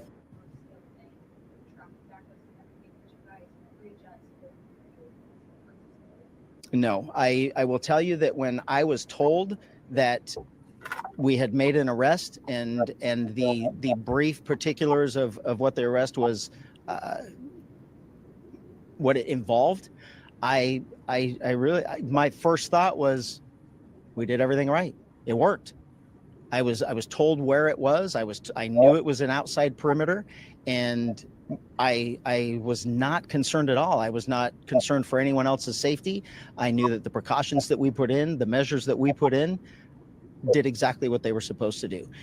The other part of your question, the aftermath, the people leaving, I cannot tell you. I've been told way too many times today and in the middle of the night that it didn't go very smoothly. There was a lot of people trying to leave at the same time, and logistically, it wasn't it wasn't conducive to going smoothly.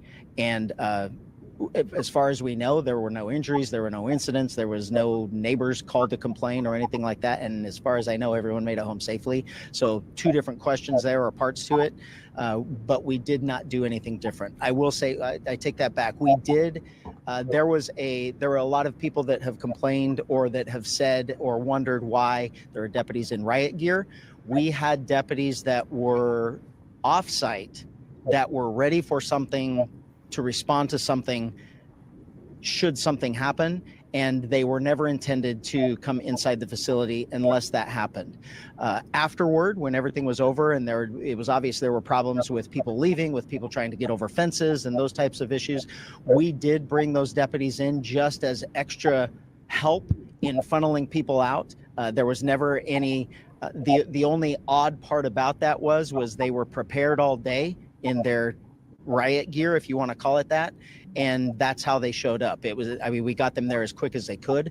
There was never any, we certainly didn't treat it like a riot situation. It wasn't. Everyone was very orderly in their efforts to leave, and we just ensured that no one got hurt or everyone stayed out of the street, stay on the sides, and everything was orderly. But other than that, everything was fine, and as we went throughout the day yesterday, we didn't change anything.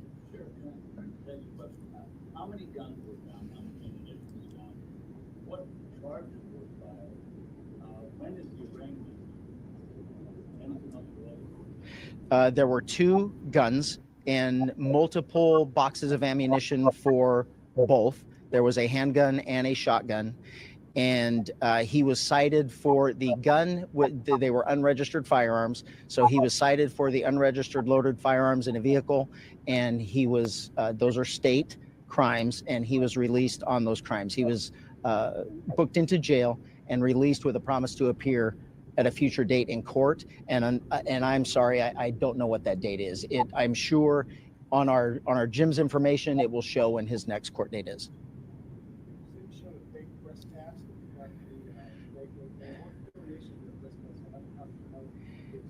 Semantically, I can't comment on whether or not there is an actual physical fake pass. He claimed to be a journalist, and he claimed to have VIP status at the event that got him into the perimeter. And then when that investigation was continued by the deputy, that didn't necessarily materialize. So other than his words of saying he was a journalist and that he was there as a media, I can't tell you that that he gave us a document that said I'm the media, and we said that was fake. Verify that Instagram account that As of yet, I have not. I know they're working on it, and someone may have tried to tell me, but I didn't bring my phone, and that's how they would have notified me. I know we're actively trying to track that down, as well as Secret Service and the FBI, but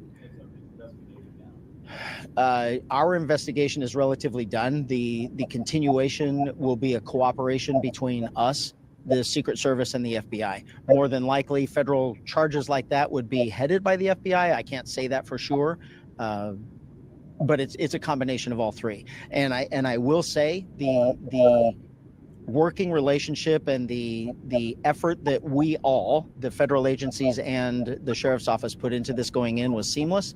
The communication is great. I have no complaints, and it's certainly, by me telling you it's someone else's investigation, that's just the nature of a federal crime. If they are ever able to prove that it was assassination attempt, and I'm not saying they're going to be able to, but anything like that would be federal. The state crimes are the weapons charges that we arrested him for.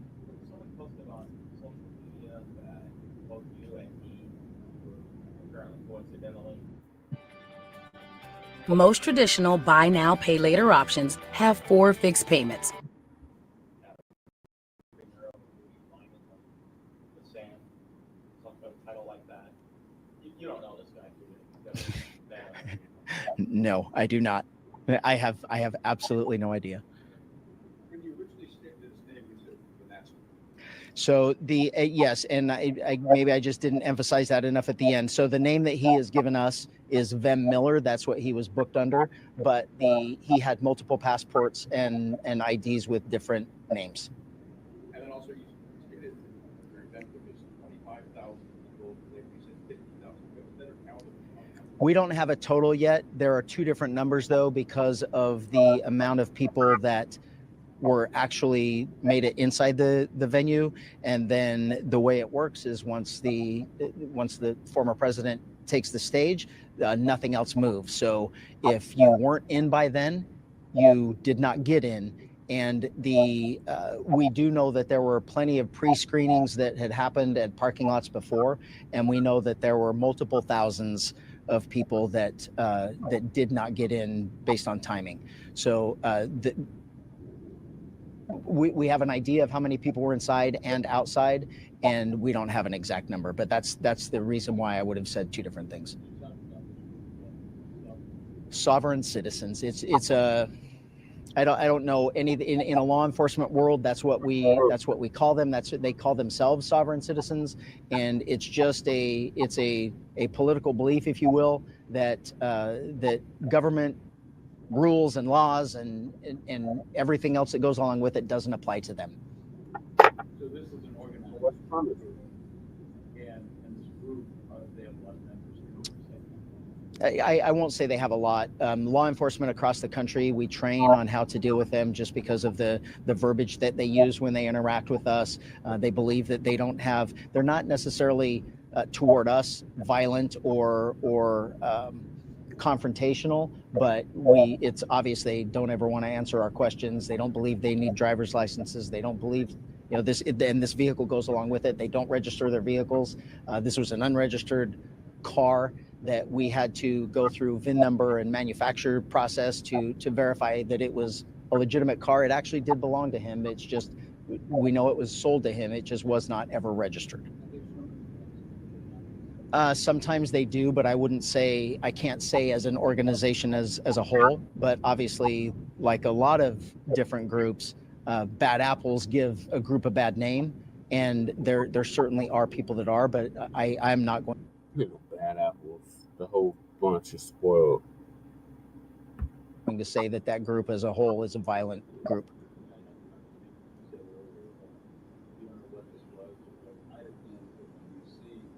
Vehicle with 2 gun boxes and different license plates. Ask police. We don't know if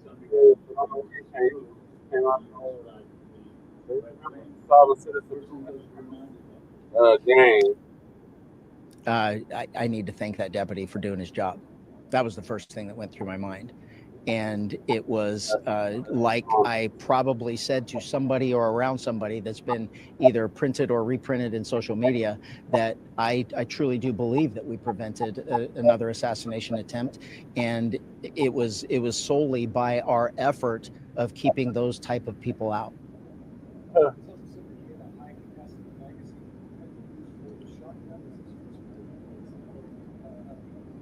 It was for the handgun. The high capacity magazine was for the handgun. Yes. I won't get into specifics, but it was both of the question that you're asking.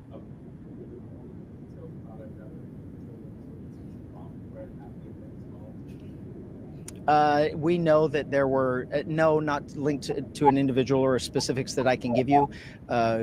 We are aware of our dogs and federal dogs that hit on people or things that we ended up not letting in. But I don't have any specifics on anything like that. There was nothing that rose to this level. How do celebrities like Justin Bieber and The Rock generate hundreds of millions of dollars? It's actually...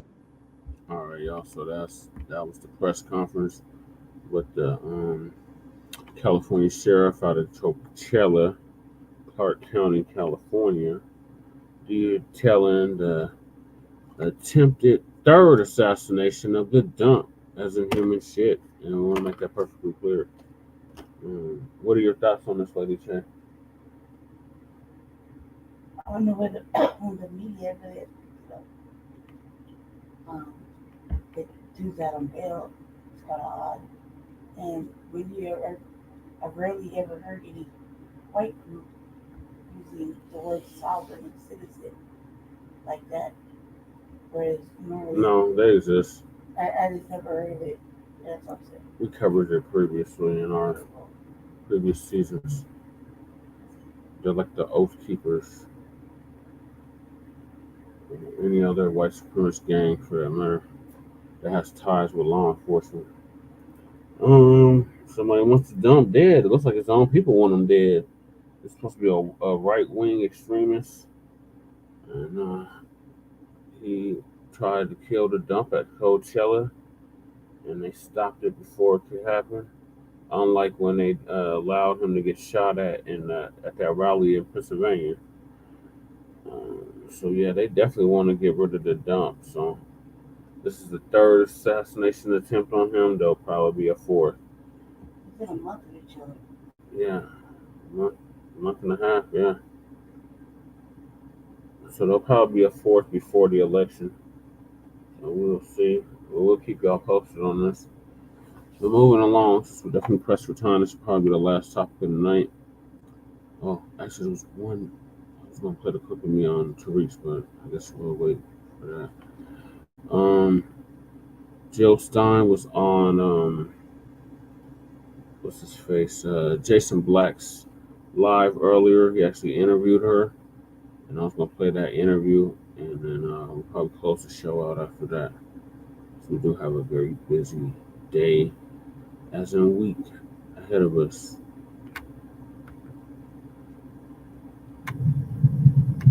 Brothers and sisters from around the world, and welcome back to the home, the haven, the stronghold, the super fortress of intelligent black thought.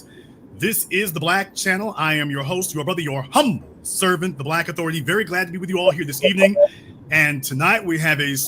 So, for those that don't know, there's more people on the ballot than just the dump, Donald J. Trump and Kamala, and Black Harris.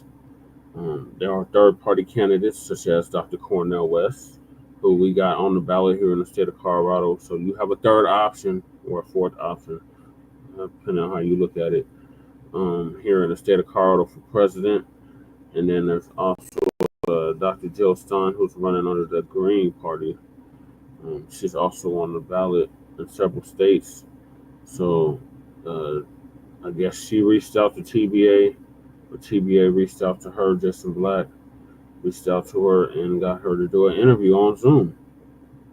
So I'm going to play that interview, and then we will give our commentary on it.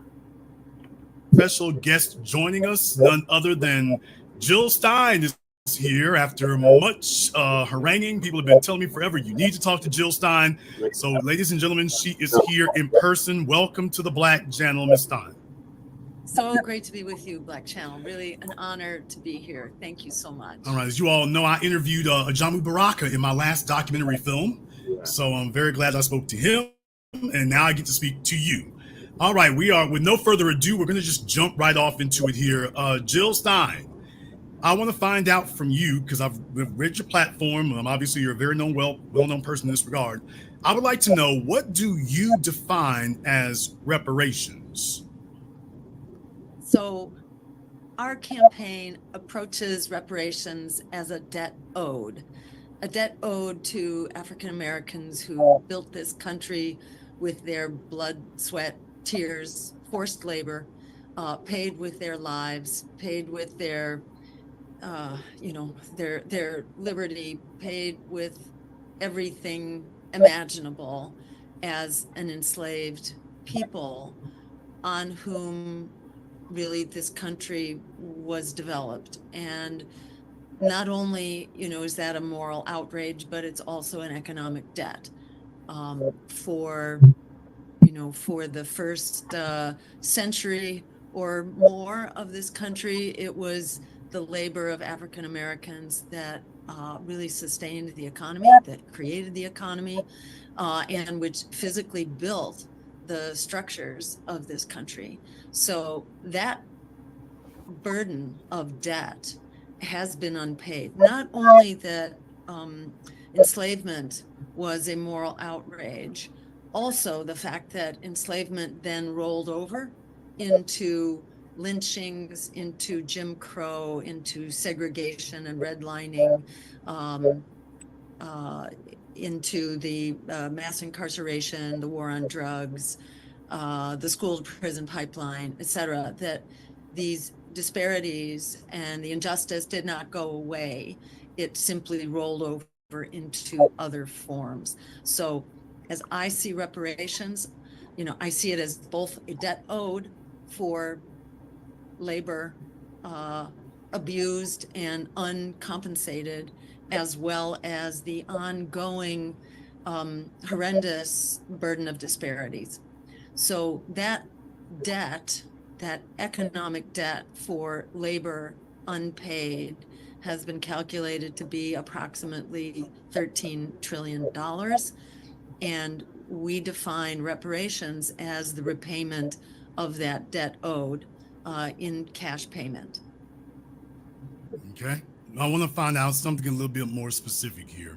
When you say it's reparations, I want to know specifically who you are defining that for, and not just who that is, but who that isn't. Yes.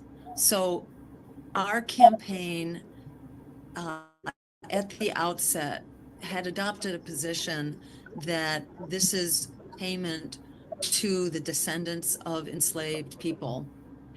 Since taking that position, we have heard much about the controversy as to who should receive that payment. Is it strictly people who can prove their legacy, their descendants from enslaved people, or should it be more broad? No. And truth to tell, no. I feel like it's not our decision to make, our campaign, that we are looking to broader input from the community, from the African American community, to be better informed about how that payment should be directed. Okay. Well, just to make sure though, who does Jill Stein think that is? I think both are true. I think that descendants of slavery, descendants of enslaved people deserve compensation for labor. And I also believe that those who cannot prove their direct inheritance also deserve compensation, because whether people were enslaved or not, simply for being Black, one pays with, severe burdens, limitations, really in all dimensions of life. So my own feeling is that there is a debt owed for unpaid labor, but there's also a debt owed for the continuing oppression that Black people deal with to this day. Whether you're looking at health disparities, where African American children have a death rate from asthma, for example, which is some 400 or 500% higher than non-African Americans, largely the Caucasian community. Or if you look at mortality, lifespan is shortened by about 3 years from the last data I saw, just from carrying the burdens of being African American.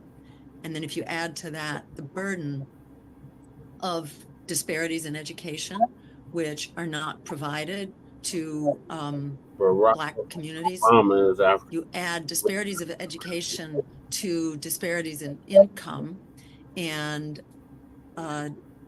disparities of race, it's approximately a decade taken off the life of an African American. Okay, well, let me see if I can refine my question a little bit more, because it might be a little confusing for most folks who are just joining us. Would you define it as being race-based, or would you define it as being lineage-based? Yeah. So that's where, me personally, I feel like it's not my decision to make. You're going to be president, so it would be your decision, wouldn't it? And I would want to hear from the community and have the community involved in that decision and help guide that decision. So you're saying at this point, you personally have not settled on what that should be defined as? Yes, and in fact, our campaign began saying that it should be lineage-based, and that was really our presumption. If you read our platform, that is what the platform currently says.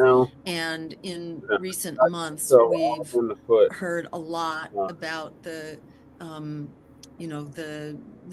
debate as to whether it should be lineage or race-based. And I feel like we need to take a second look. So you're saying we should study it? Well, why don't we say that we begin at least with lineage-based? Because we've got to start somewhere, and I don't believe we can study this to death. And, I think we have to start moving ahead. So, let me say, I think we should continue with the commitment made in our platform that we need to provide debt owed to descendants of enslaved people. But I think on top of that, there is additional payment that needs to be made to compensate for the severe limitations that African Americans are living with. Foundational Black American stuff, huh? African American stuff. Okay. I would like to ask one last question about that in that regard, because that's an important point, because obviously, for example, when we break off into different areas, you have people who will try to make the argument that Elon Musk, he's of African descent. So there's a reason why a lot of people have said, no, we need to narrow this down, because otherwise it starts focusing on people to whom they are not actually recipients, or it's not actually relevant to them. There's been a lot of folks, particularly from the 20th century forward, who is subscribing things that don't actually subscribe to them. For example, we're not making the argument that it's race-based because there are too many people who could glom onto that with illegitimate statuses, as opposed to those of us who it's actually a real historical thing. not something that folk jump in at the last moment, because then it just becomes, the waters get muddied, and then it becomes yet another lift all boats thing. That is the biggest concern that we have in that regard. So it's essential that happen. Furthermore, it would also be including people who have diametrically worked against it. For example, the Candace Owenses of the world. You have people who have actually diametrically worked against it. So, and the reason is because historically, they're not descendants of American slavery. They might be from the Caribbean or from Africa, but they're not actually lineage based. So that's why we have so much resistance in those regards. So that's why I want to ask what you personally think about that, because you'd be the person making those decisions. And it sounds to me, correct me if I'm wrong, but it sounds to me like from what you said, originally you started from the position that this would be lineage based, but that since that time, you've encountered some pushback or some resistance in that regard to people who are saying, no, it should be defined broader than that. Is that correct? That's right. Yes. We're hearing the internal debate and the controversy that I was not aware of initially when we adopted our platform. Now, when you say internal debate, are you referring to internal to your campaign? No, actually, although yes, it is internal to our campaign also, but it's much bigger than our campaign. I mean, more broadly within the discussion of reparations. Okay. That, there's debate. And I have to say, from my own point of view, prior to this campaign, I personally am aware of the hardships imposed on the Black community, whether they are descendants of enslaved people or not. As a healthcare provider, I'm very aware of the price paid for living while Black. The price paid in access to education, access to housing, redlining, etc. Lineage wasn't known, and isn't known when cops are violent to the African American community. They don't know what your lineage is, and everyone is presumed to be descendants of enslaved people. So I'm not convinced that the full burden is contained within that circle of descendants from enslaved people, that whether you're a descendant or not, you're paying, and you take a big hit in every dimension of your life, actually. So, I feel like the debt owed for unpaid labor is legitimate and is very compelling and makes for a very concrete and specific, payment that needs to be repaid. Whereas the hit that's taken by people with dark skin is huge, and it is unrelenting in spite of one's lineage. One doesn't know, whether you are a descendant of an enslaved person or not. But you do know if, for example, you're an immigrant. You do know, for example, if your family moved here 5 years ago, 20 years ago, 50 years ago, that you do know. And so what you're saying, when we get into race-based, which I think is what you're articulating, well, certainly an argument can be made, definitely, that they are affected by racism. But that's not saying that they are debtors of slavery. So there's the reason why we make that distinction. Exactly. But let me just throw out the concept also that racism is not limited to this country. That's true. That's true. But you're only running for president of this country. So when we elect you president of the world, I'll be back to talk to you for that one also. But just for where America's concerned, and this is important because one of the stumbling blocks we run into here is that people are going to say, well, you can't make it race-based because that would not be legal. So have you encountered that? I mean, have you considered that, by the way, one of the arguments that people who are against it try to make is, oh, you can't do that specifically for Black people because that would be unconstitutional. So it has to be lineage-based because race-based is unconstitutional. Yeah, that's very interesting.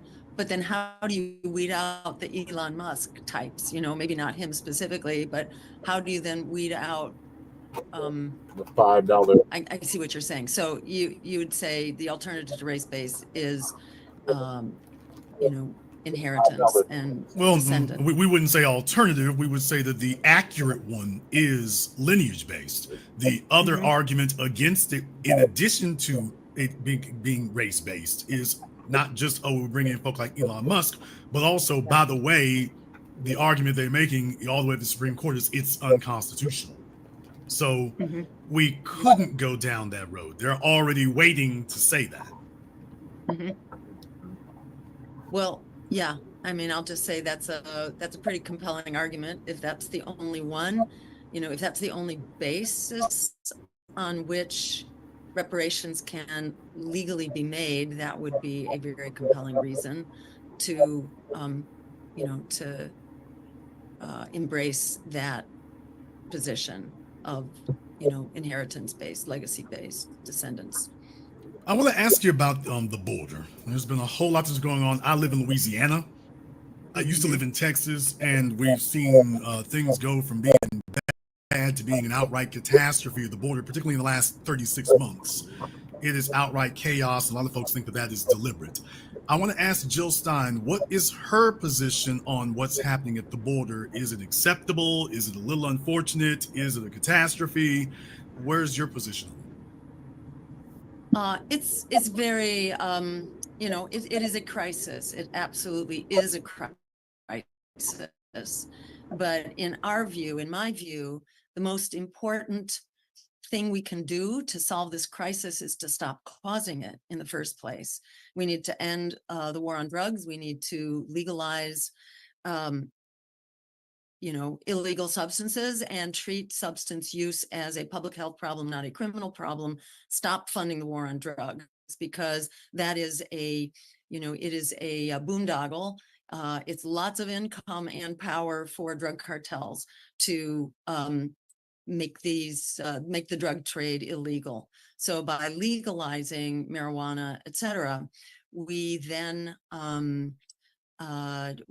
deprive the drug cartels of their income and their power, and diffuse the violence which is driving many people across the border. Regime change operations, like overthrowing the democratically elected government in Haiti, Aristide twice, deporting him, forcing him from power, basically, contributes to the continuing chaos and poverty of Haiti. After Aristide was overthrown, Hillary Clinton, as Secretary of State under Barack Obama, reversed the minimum wage referendum that had raised a pathetic 30 cents an hour minimum wage up to 60 cents an hour, still very pathetic, but they reversed it and pushed it back so that the clothing manufacturers could continue to maximize their profits. And, this is a general problem that the U.S. conducts regime change operations, some 70 of them since the Second World War. And that's just by covert means, and then we violently overthrow governments as well. But by doing that, we basically install corporations. We overthrew the socialist president of Guatemala in the 1950s because he was going to redistribute land and ensure that peasants would have a means of supporting themselves. And United Fruit protested, so the CIA came in and overthrew that government and initiated generations of chaos and civil war. And unfortunately, this is the rule, not the exception. And so it's U.S. interference, both military as well as,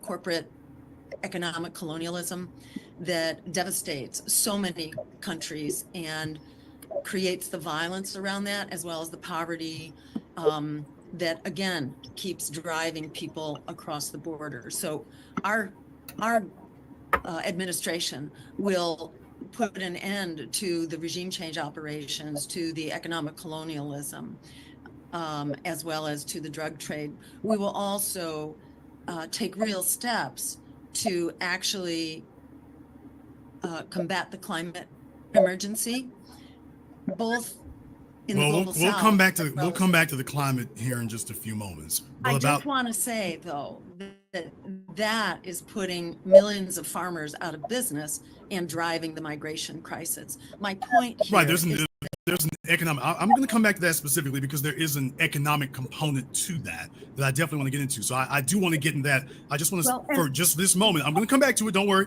but I do want to stay on the border. What I'm asking though is that those are south of, what you're saying is not inaccurate. You're absolutely correct. The United States government's behavior in Central America and South America is certainly, by destabilizing government, certainly does send people in refugee status and whatnot. That's certainly true.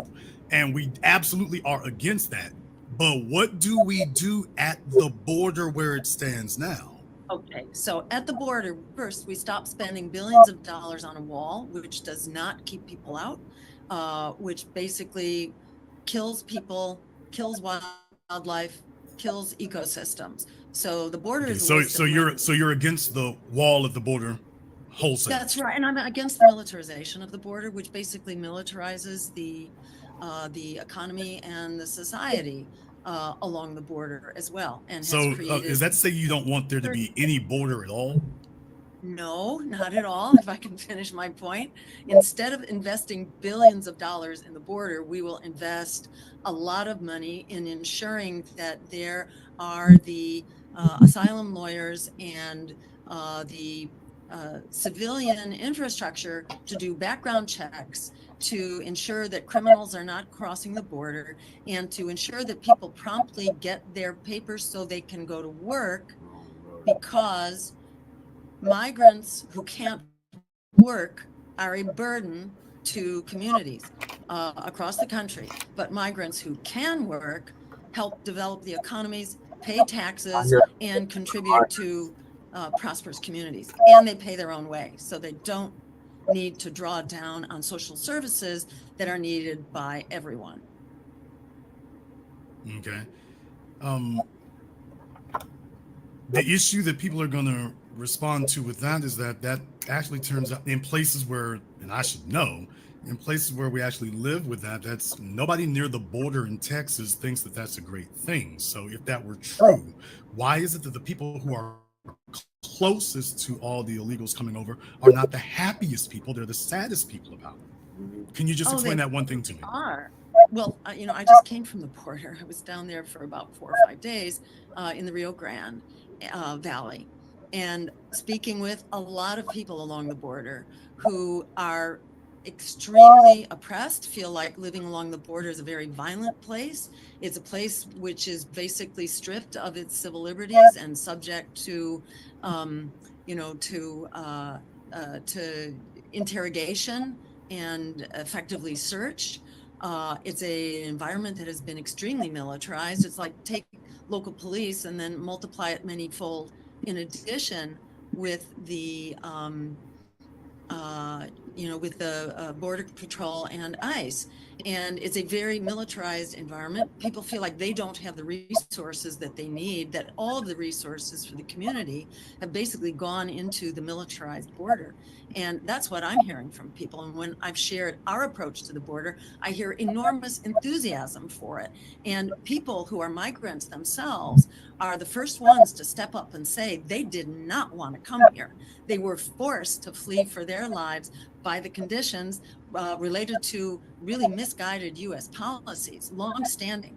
And by our taking steps to immediately redress those problems, especially the power of the drug cartels, we can diffuse the pressure that's forcing people to flee from their lives. And I heard enormous agreement and approval of our approach to the border, at the border, to tell you the truth. And I hear enormous approval for that in our communities as well, because, people want migrants to be able to pay their own way, not to have to draw down on social services that are badly needed by everyone. Everyone needs, housing and. So you're saying that the property owners, that you talk to property owners at the border? property owners, in fact, many of whom have had their property confiscated in order to build a wall. So yes, I did hear from a whole spectrum of people who feel like current border policy. And you're saying that you talked to property owners at the border who said that the issue is cleaning up the legitimacy status of the folks crossing the border, not stopping the crossing of the border. Well, they think both. And in fact, by addressing the actual drivers here, by addressing the causes, we can massively cut down on this huge, fleeing of so many people to the border who are running for their lives. And if you talk to the migrants themselves, what I have heard over and over is they did not want to come here. And had there been any way to deal with the violence that they were dealing with in their lives, they prefer to stay. They do not want to leave their families. They don't want to leave their communities. They don't want to undertake the danger of the journey. They're not happy about having to come here, and they would greatly prefer if they were not forced to leave in order to save their lives. I've heard that over and over again. Okay, does that also include, for example, the Chinese immigrants who keep coming over here as well? Does that include them also? To tell the truth, I have not encountered Chinese immigrants at the border. Largely what we're seeing at the border are largely Hispanic and then some Haitian immigrants. And boy, would they love for the U.S. not to have overthrown Aristide, and for them to have been able to create a prosperous economy without the incredible epidemic of violence that they have been subjected to. So what I hear from people over and over is that they want to stay. There may be special cases, of course. And let me add. Right, but I'm saying that you're not saying that in your opinion, the majority of people crossing the border are not simply coming to get a higher pay scale to you, that they're all mostly, these are physical, political refugees, not people who are saying, hey, they pay more north of the border than they do down here. From those that I have talked to, yes, absolutely. And I would add to that the sanctions, economic sanctions against Cuba and against Venezuela, which devastate that economy. So of course people want to come for more income when they're totally deprived of income, and when their economies are a complete mess. So, my point of view is an ounce of prevention is worth a ton of cure here. And we can do this in a way that doesn't pit disenfranchised people and oppressed people against each other. We need to find a solution that's going to work for all of us, because we're just, we're too interdependent. And it's a terrible thing that U.S. imperialism and colonialism has made such a mess of one economy after another that we have forced the bulk of immigrants. And, if you ask who is it that's coming across our border, it is largely Hispanic, Haitian, some Africans, but it's, overwhelmingly Hispanic. Well, the reason why, that's a very good thing you brought up there. I'm glad you did, because this circles back to the reparations question we were having there before, because the groups that are being allowed to come over here, they're hostile.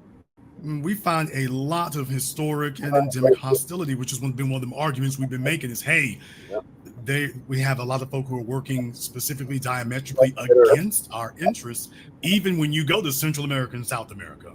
Obviously, you're familiar with the boys from Brazil. That's been pretty much the issue when you talk about racism. Yeah, it's alive and well, including south of the American border. That's not something that they develop when they get up here. No, it's already well out of the gates down there. So we're bringing that up here along with everything else as well. So my question is, do you think that such a policy as you just espoused would actually undermine your position on reparations? Because you're bringing in individuals who would work, they're going to get off as soon as they get here, they work directly against it. How are you going to have those two contrary things work together?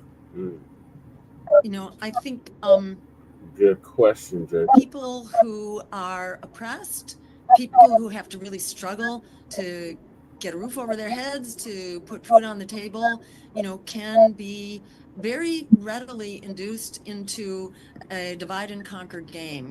I think we need to help people come to terms with injustice, which is not only racial, but it is very much economic. And at the end of the day, we need to be able to fight and to ensure that people everywhere have, have a shot at a just and sustainable and dignified life. And he asked us specifically about the anti-Black hatred that these immigrants, these legal immigrants, have in their homelands, and they bring that anti-Black hatred over to America, the United States.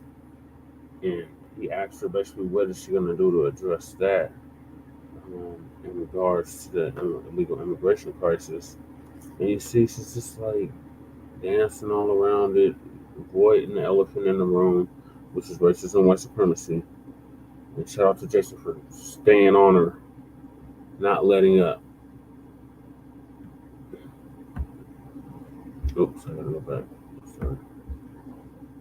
Of one economy after another that we have forced the bulk of immigrants. And, if you ask who is it that's coming across our border, it is largely particulars of who you're talking about and where. So, I'm not aware of who is fighting against reparations, but in my view, the tethers are fighting against reparations. The same people that you're trying to allow to come up in here are fighting against reparations for foundational Black American descendants of American child slavery freedmen. Jill Stein, get it together. Where the hell is Butch Ware? Like, maybe he can bring her up to speed, because she's completely out of the loop on what we've been discussing for the past 5-6 years in the new Black media. it is a failure that people have to fight for their one piece of salvation and others don't get it as well. Look where the money is going. Look at the struggle of the last several years where so many people in this country, just look at this country, have been forced into poverty while billionaires have doubled and tripled their wealth. Children in poverty have tripled in the last 3 years while the multimillionaires and billionaires are rolling in dough. That's where we need to focus. I think we allow the super predators, the super economic predators, to take advantage of us when we allow ourselves to be talked into fighting each other for crumbs. What we need to do is ensure that those who are hoarding wealth and security need to start paying in their fair share, and we need to be sure that we have social programs that are equitably, ensuring that the American people have a place to live. And this is part of our policies as well. We call for basically an economic bill of rights that ensures that everyone has the right to health care, everyone has a right to affordable housing. We call for the building of 15 million units of basically public housing over the next decade, and to jumpstart that. And in fact, by declaring a climate emergency, we unleash over $500 billion every year to start meeting that climate emergency. And a piece of that climate emergency, it's not only jobs and job training and a $25 minimum wage, by the way, which is also part of our program. But we call for the emergency building of housing, which is critical to solving the climate crisis, but it's also critical to solving our housing crisis. And that has to be solved across the board, and particularly for low income people and people who are struggling, as opposed to building luxury housing, which is what is done with our tax dollars right now. They're used to, provide incentives to developers who are basically building luxury housing to provide just a little tiny crumb of affordability along with their projects. To me, that is where the focus needs to be. It needs to be on where we are being ripped off as a people, and we need to resist the forces that are kind of forcing a divide and conquer mindset against us. We need to demand from the billionaires the the funding and the resources to ensure that we are meeting everybody's needs at the most basic level, which is not happening now at all and will not happen whatsoever if we allow ourselves to be divided. It's going to take a unified front here, a unified front against fascism, a unified front against police violence, a unified front against the mass incarceration and the security state, a unified front against the expanding war, because that's where most of our dollars are going, right? Over half of our congressional budget is being spent on the endless war machine. And as we speak, we are on the verge of a massively expanding war in the Middle East right now. And, our tax dollars are funding this genocide going on in Gaza at the moment.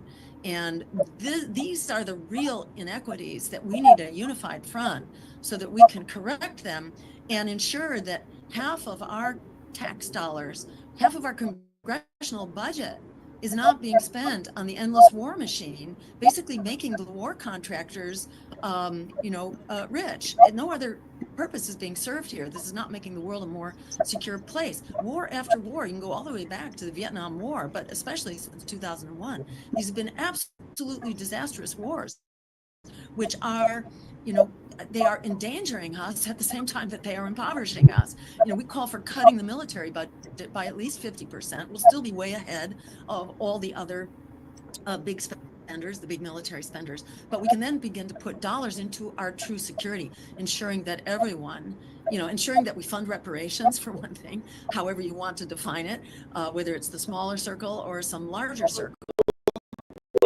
If, as you say, that it can only be done legally to actual descendants, then clearly that's what we'll need to do. But we need funding to redress, effectively racism in all sectors of society. So, well, let me ask you about the climate issue there, because I want to circle back to that. Like I said, I don't want to leave that unsaid. Including south of the border, we've seen a number of grievous things happen, and you're right, that does drive people from places. For example, Flint, Michigan, Jackson, Mississippi, which I go through all the time, and we've been watching as those kind of things have happened, and quite frankly, it would be kind to say that it's negligence, although it'd probably be more accurate to say that it's engineered, and by that, there are folks who see that allowing these things to degrade, well, would this be a more benign neglect? Is a lot harder to hold people accountable for than just directly going in and smashing pipes. So as far as that's concerned, I want to deal with this climate issue on something for as simple as clean water, as we've seen right here in America. What is Jill Stein's solution to something like, well, no, that's not what I want to ask. What I want to ask you is, what should we do specifically in places like Flint and Jackson, Mississippi? We need to fix the problems, and we also need to prevent them from developing in the first place, because, we need to listen to the communities when they are hurting and sick. Certainly in Flint, that crisis took place for a long time.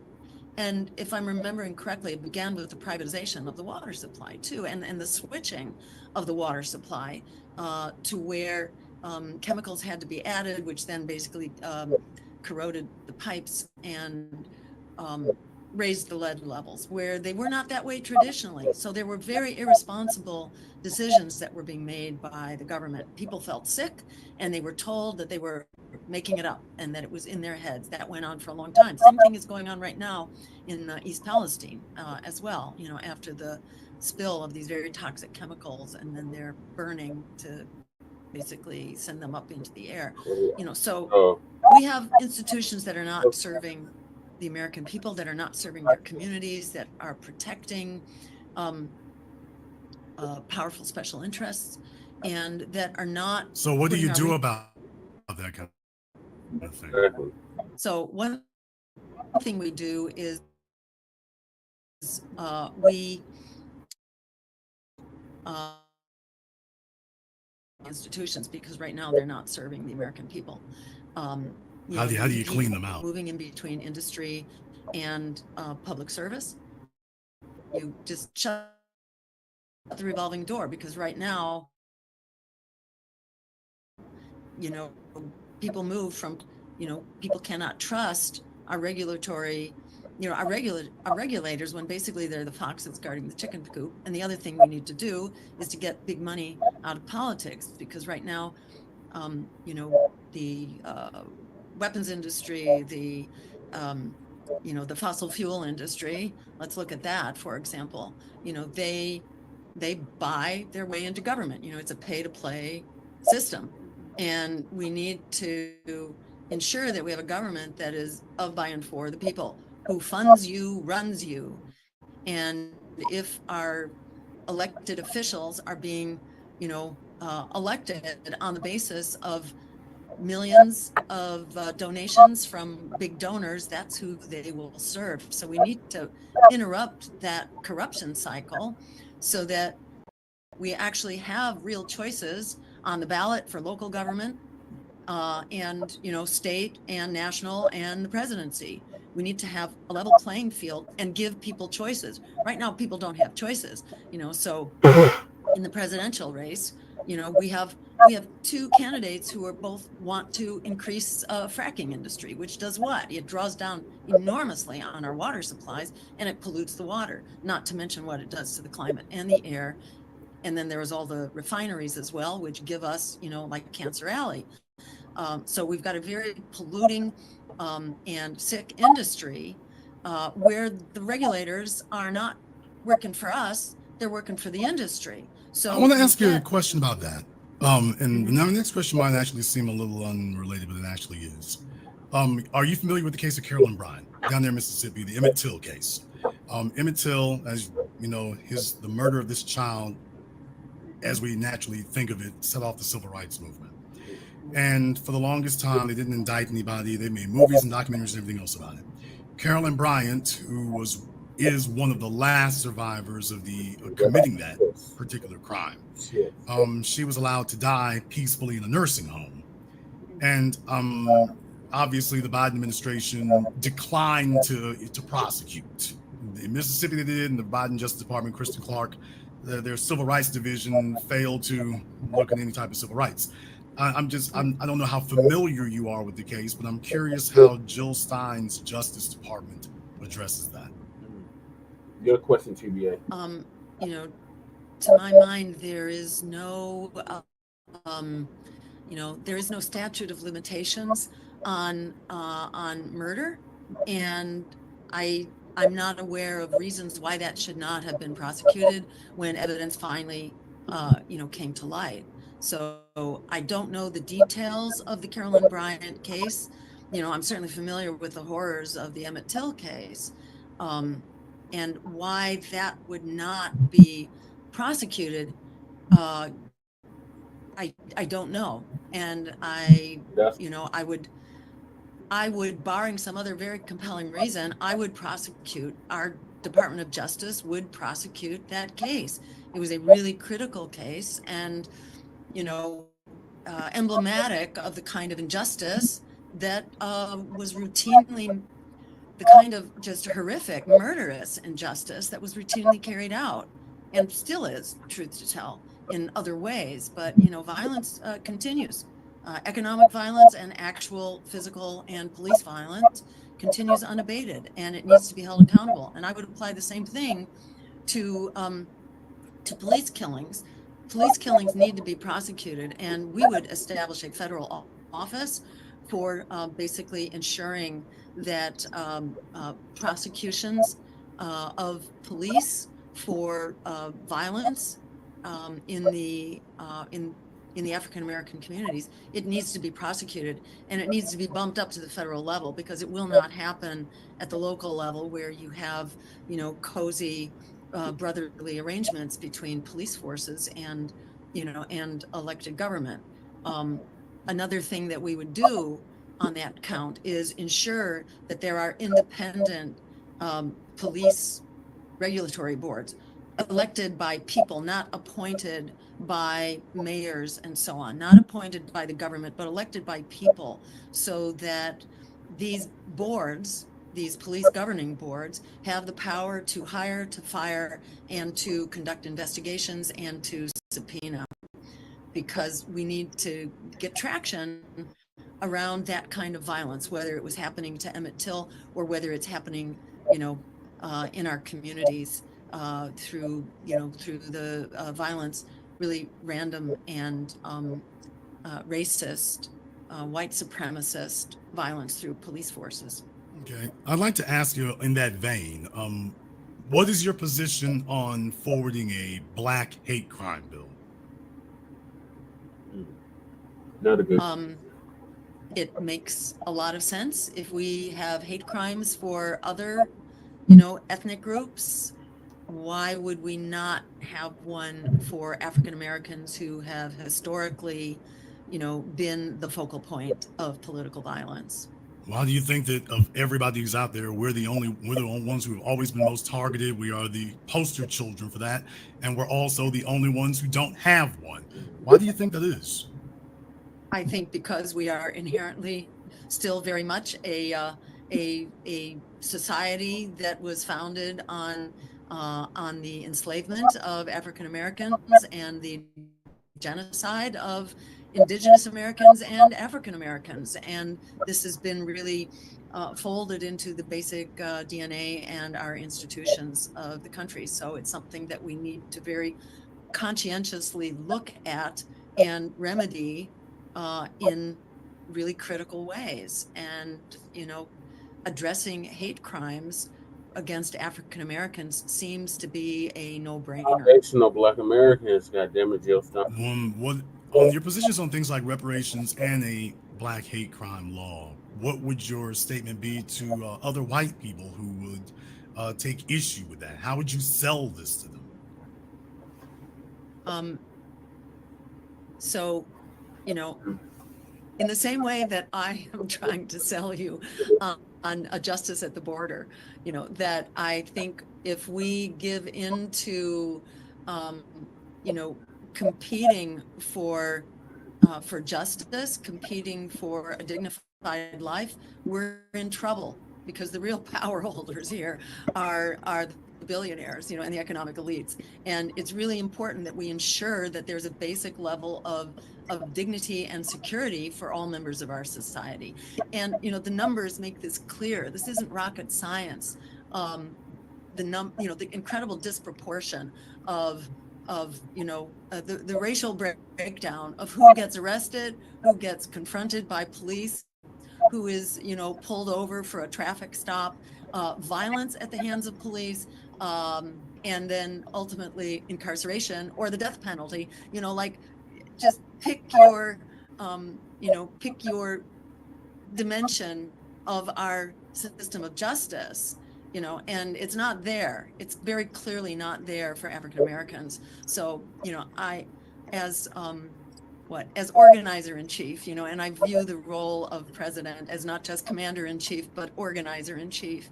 The job of the president is to help us understand our community, and in the words of Martin Luther King, injustice anywhere is a threat to justice everywhere. We are striving for the beloved community. There are just many ways in which we need to be reminded that our welfare, our survival, especially in today's day and age where we are so subject to violence, the violence of our culture, the violence of our foreign policy. In the words of Martin Luther King, my country is the greatest purveyor of violence in the world today. It still is. In today's world where our survival is we're coming to watch very precarious, economically, related to white supremacy, but also just related to, billionaire supremacy, and the struggle of working people across the board. Over 60% of working people are living paycheck to paycheck. Over half of people are struggling to keep their housing, paying 30 to 50%, of their monthly income just to keep a roof over their heads. It's not working for us, folks. That's a very true statement. I want to ask you about that. In particular, survival is a very good subject to talk about there. Would it be safe to say that you're a pro-abortion? I am pro-choice. I am definitely pro-choice. Okay, so but you are in favor of if a woman wants to have an abortion, she a woman can have one. has a right to full reproductive care. Do you believe that there should be any limits on that? I think the medical profession has inherent limits. And late-term abortions are extremely rare and performed only under, where there are serious threats to the mother's life. There are internal standards, I'd say, within the medical profession that, to my knowledge, make late-term abortion a very rare thing. Rare, but it certainly does occur.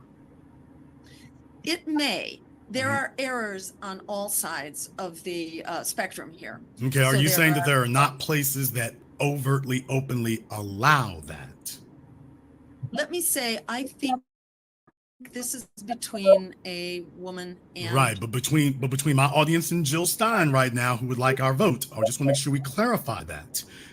Are you, when you talk about abortion and late term, okay, the limit, are you saying that should there be a third trimester limit, for example? And I'm not saying that one is that I'm putting out there. I'm just putting out there, since you said late term. Should there be a time limit that we say, hey, once past this time, we're not going to do an abortion? Or are you saying that up until that there should not be a time limit? I think this is a personal decision to be made by a woman and her medical providers and her family. And you are you're a doctor yourself. I am a doctor. Yes. Okay, well, that's great. So we have a medical professional in the room. I'm asking the medical professional in the room who would like our vote for president, what is her position, since she would be our president? What is the position that she would be promoting? Bodily autonomy for women, and in conjunction with their medical providers. My role as doctor and as president is to ensure that everybody has access to quality health care. Right, so if a female walked into your office at 36 weeks and said, yeah, I think I want an abortion now, what would your position be, how that should be handled? So I'm not an obstetrician, so I cannot give you the standards for the practice, but my understanding is that a late-term abortion is not performed unless the mother's life is at risk. That's not hard and fast. It's not written in stone as far as I understand, but it's extremely, my understanding, again, not as an obstetrician, but my understanding is that it's extremely rare and requires extenuating circumstances for abortions to be performed at that late stage. That's my understanding. Right. My thing is about your policy. What your policy would be? What would your policy? My policy is that I have confidence in our board certified healthcare professionals, and I have confidence in women's autonomy and their ability to make the best decisions for themselves and their families, together with their medical providers, which they must have access to. And to me, that is where the focus needs to be, on ensuring that everyone has access, not only to quality health care late in pregnancy, but quality health care before they get pregnant. Let me just say, I think that reproductive health care includes birth control. It also includes autonomy and the right to choose before one is in a position of having an unintended pregnancy. So basically, if a woman says, I don't want to be a mother, I'm 36 weeks along, I've decided me and the father are not going to work out, and I don't want to be a mother, so can we have an abortion? Would Jill Stein's policy be that that's an acceptable reason for her to go to the doctor, or is your policy that, well, I'll leave that scenario between her and the doctor? Or would it be that would not be acceptable? My policy, I think government should not be in the business of defining people's reproductive destiny. That needs to be decided by a woman, her family, and her medical provider, defining what the acceptable medical choices are given her state of health, her state of pregnancy, okay, etc. Just want to make sure we have a clear understanding of what the policy would be as opposed to a hypothetical. So just make sure we have a clear understanding of that.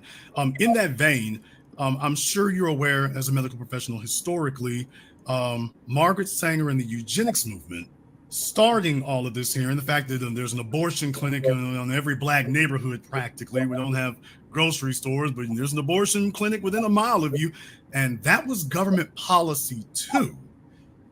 Do you see that when you talk about abortion and government policy? Do you see that as an issue that, by the way, that's kind of been weaponized, specifically where the Black community is concerned? Do you think it's been weaponized? Well, currently women don't have access to abortion. So if there's, and especially poor women. So if abortion has been weaponized in this country, it's being weaponized against poor women and Black women who do not have access to life-saving procedures. And this is why we are seeing, perinatal mortality going up in a very scary and frightening way. So if the issue is being weaponized right now, it is being weaponized on the side of denying essential reproductive health care, including abortions, to poor women and Black women. So yes, absolutely. This issue is being weaponized, but it's not being weaponized at the moment in favor of, killing off Black babies before they're born. That's not what's happening right now. Is there the potential? Of course, there always is. And this is why it's so important to ensure that women have choice and that they are not forced by virtue of poverty, by virtue of oppression, by lack of opportunity. They are not forced into having abortions. They are not forced into unintended or unwanted pregnancies. We need to define choice through justice, through quality education, through good schools. Another thing we call for example, along those lines, is raising the floor so that the quality of your school doesn't depend on your zip code. We want to see equitable funding across the whole country so that you don't have to live in a fancy, high-class white community in order to have a good education. There should be equal funding and equal quality ensured for African-American communities and Hispanic and everyone across the board. That needs to be provided as a matter of course. That's how we ensure equity, and we ensure that there is not an effort to practice eugenics against the African-American people. We need to ensure that up front. Okay, so what I'm saying though is that you don't feel that that's kind of the policy here is directed Black women disproportionately, hideously disproportionately towards aborting their children, first by force and coercion, now by persuasion. Well, if that persuasion is going on, I'm not seeing it. And to look at policies, for example, poor women have been denied abortions for decades, through the Hyde Amendment, which prevents poor women from being able to access abortions. So, it's a mixed bag. That's not. We've had over 80 million for Black society alone. We've had over 80 million. Well, and let me just say, I think that has everything to do with the economic hardships that are imposed on that community. Because how can you have a child when you do not have secure housing, when you don't have quality education, and you do not have access to a good income? Yeah, but the oppression is much bigger than the abortion rate. The abortion rate is a reflection of wider economic racism and economic white supremacy. So we've got to address it at that level. It's not enough to just say, oh, let's prevent abortions and inflict incredible chaos, pain, and suffering on the lives of any woman who's poor, who cannot afford to have a child. People should not be in that position in the first place. Well, I guess the thing that we kind of bristle at is that that's never suggested, for example, for the immigrant females coming across the border, neither in their home countries nor here. No one really says, hey, you got kids, you look pregnant over there, Maria. Have you considered an abortion? That's what I mean by when I say persuasion. That's not presented to them at a doctor's office or a school or television or anything. Hey, this would cure that. Just like come across the border with your kids and make sure you have them. So when we talk about persuasion, that's what we mean. That's not something that's directed to us. I will say that I have heard about hysterectomies being performed in the migrant prisons, that women have been subjected to hysterectomies without their consent and without their permission. So, okay, I think for the sake of those listening there tonight, I'm aware of that story there. For the sake of those listening, there's been different information out there. So if the doctor is listening right now, yeah, we're aware. That's a case that folk want to look into. Yeah, there have been some details matter though. That guy's going around suing folk. So details matter. So definitely make sure you all check into that. That's a very important thing to keep in mind. That's a good point for me to end here. I got one more question I want to ask. Well, one more thing. And thank you very much for being so gracious with your time. That's been important here as well. I was a child when Ted Kennedy primaried Jimmy Carter. So I was a little kid. I remember I was in high school when Ross Perot ran against Bush Elder, Ralph Nader 2000, 2016. What do you say to the people who say Jill Stein is just trying to be a spoiler? This is no good. You're going to hand the election to Trump. I talked to Ajamu Baracc about this when I interviewed him for my documentary 7 years ago. Now I get to talk to you directly. What do you say to the people who said it's your fault Hillary Clinton lost in 2016? If you hadn't run, she would have been president and we never would have had to deal with Donald Trump, and that it would have been better to have Clinton than Trump. What does Jill Stein say to that indictment of her running for president? Well, I challenge that smear on all fronts. Donald Trump, is a flagrant racist and a demagogue and a very dangerous person. Hillary Clinton is a warmonger, and what should we say? A liberal who practices her own forms of discrimination in perhaps more covert ways. I do not accept that fascism is strictly the province of the Democrats. We've got cop cities right now. We have incredible police abuse and mass incarceration and violence being wreaked on the African-American community, and increasingly on, college students who are simply standing up to say stop the genocide. They're getting their heads bashed in and are being blacklisted and thrown out of college. We've got 80 cop cities being built right now across the country, and many of them are under Democratic municipal administration. So, and we have a reactivated draft. And by the way, your children, your grandchildren, whatever, everyone, all males are currently being registered for the draft, whether you know it or not. You don't have to go register for it. You're automatically there. And if Joe Biden, who says now he's sending the first boots on the ground, in addition to 5,000 sailors with each of the aircraft battle groups there are now 2 of them that are sitting, one off the coast of Iran, the other one off the coast of Israel, on standby, and Israel and Iran are about to go at it, and we could be on the brink of World War III, and that draft could be turned on, with a turnkey right now. All the conditions are there, and they're coming for you, and they know where you are.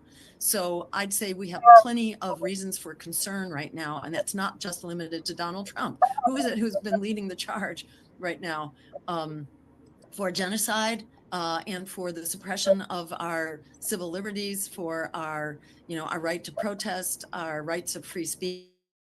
They are cracking, they're cracking heads right now in no subtle way. And that's happening under Democrats who are leading the charge. That's not to say Republicans aren't right there along with them, but it is Democrats who are leading the charge on these traditional greater evil, issues. And in my view, there is no lesser evil in this race. We've got 2 greater evils. It's the American people who are demanding other choices, and in our race in 2016, we know very well from polling, as well as just from talking to people, that people who came out to vote Green would otherwise not have come out to vote. So we did not in any way actually contribute to Donald Trump's victory and Hillary Clinton's loss. Those are lies and misinformation. But in any event, Americans have a right to choose. And our elections are about competition. And the problem of a potentially split vote can be solved through a system called ranked choice voting. It already lives in 25 cities. The state of Maine has it. The Democrats don't want that because they want to be able to extort your vote. They want to be able to fear campaign and smear campaign. They could solve the abortion crisis right now. You know, they rant and rave about how with military bases.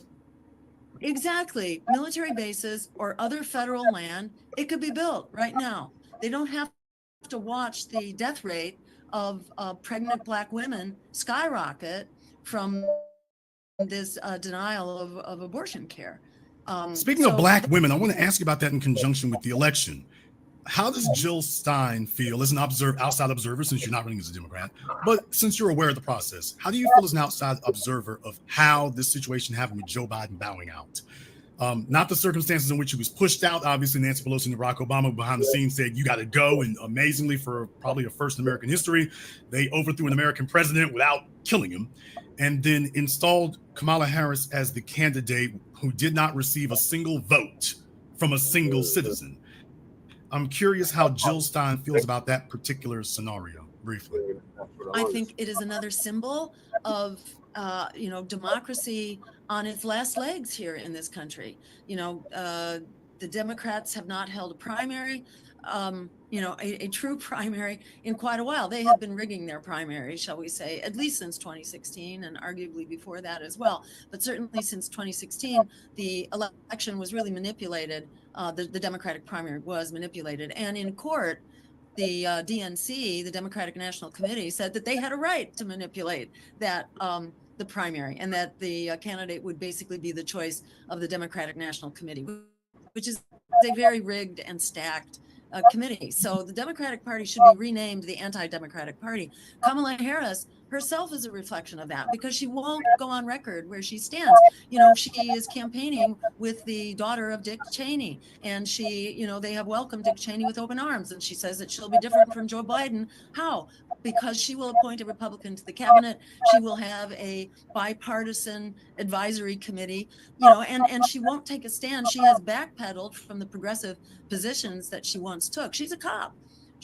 And she has fought to, in her term as Attorney General, she fought to extend the prison sentences of prisoners in order to exploit their labor. She refused to allow DNA evidence, exculpatory evidence for a prisoner on death row. She refused for that to be allowed. Eventually it was forced in, but she did her best to keep it out.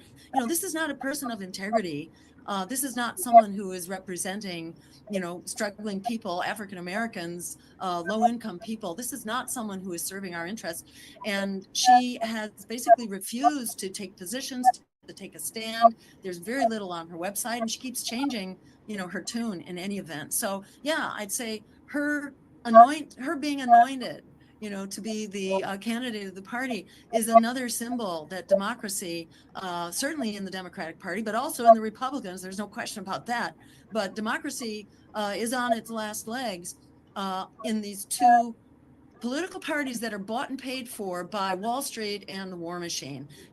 People can check out our campaign, which is a people-powered campaign. We don't take the money from billionaires. You cannot sit down and write $1 million check to our campaign, but you can to all the others.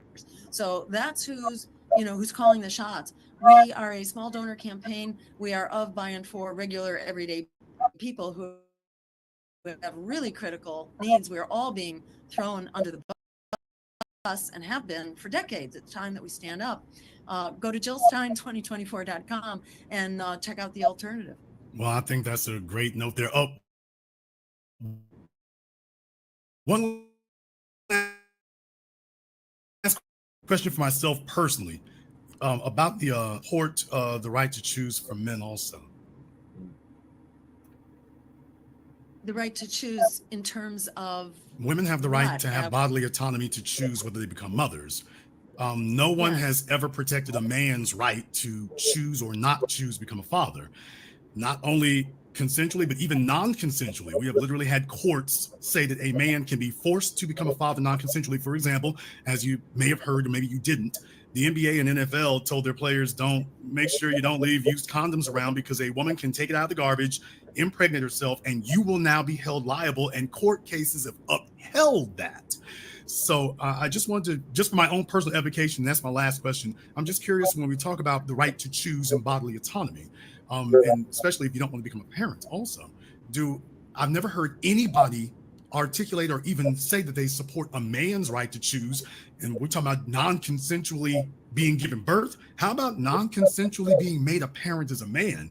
If that happened with a female, there would be bonfires in the streets, and yet this happens to men and it doesn't even get mentioned, or it gets downplayed or diminished or dismissed altogether. I'm just curious where Jill Stein comes down on that.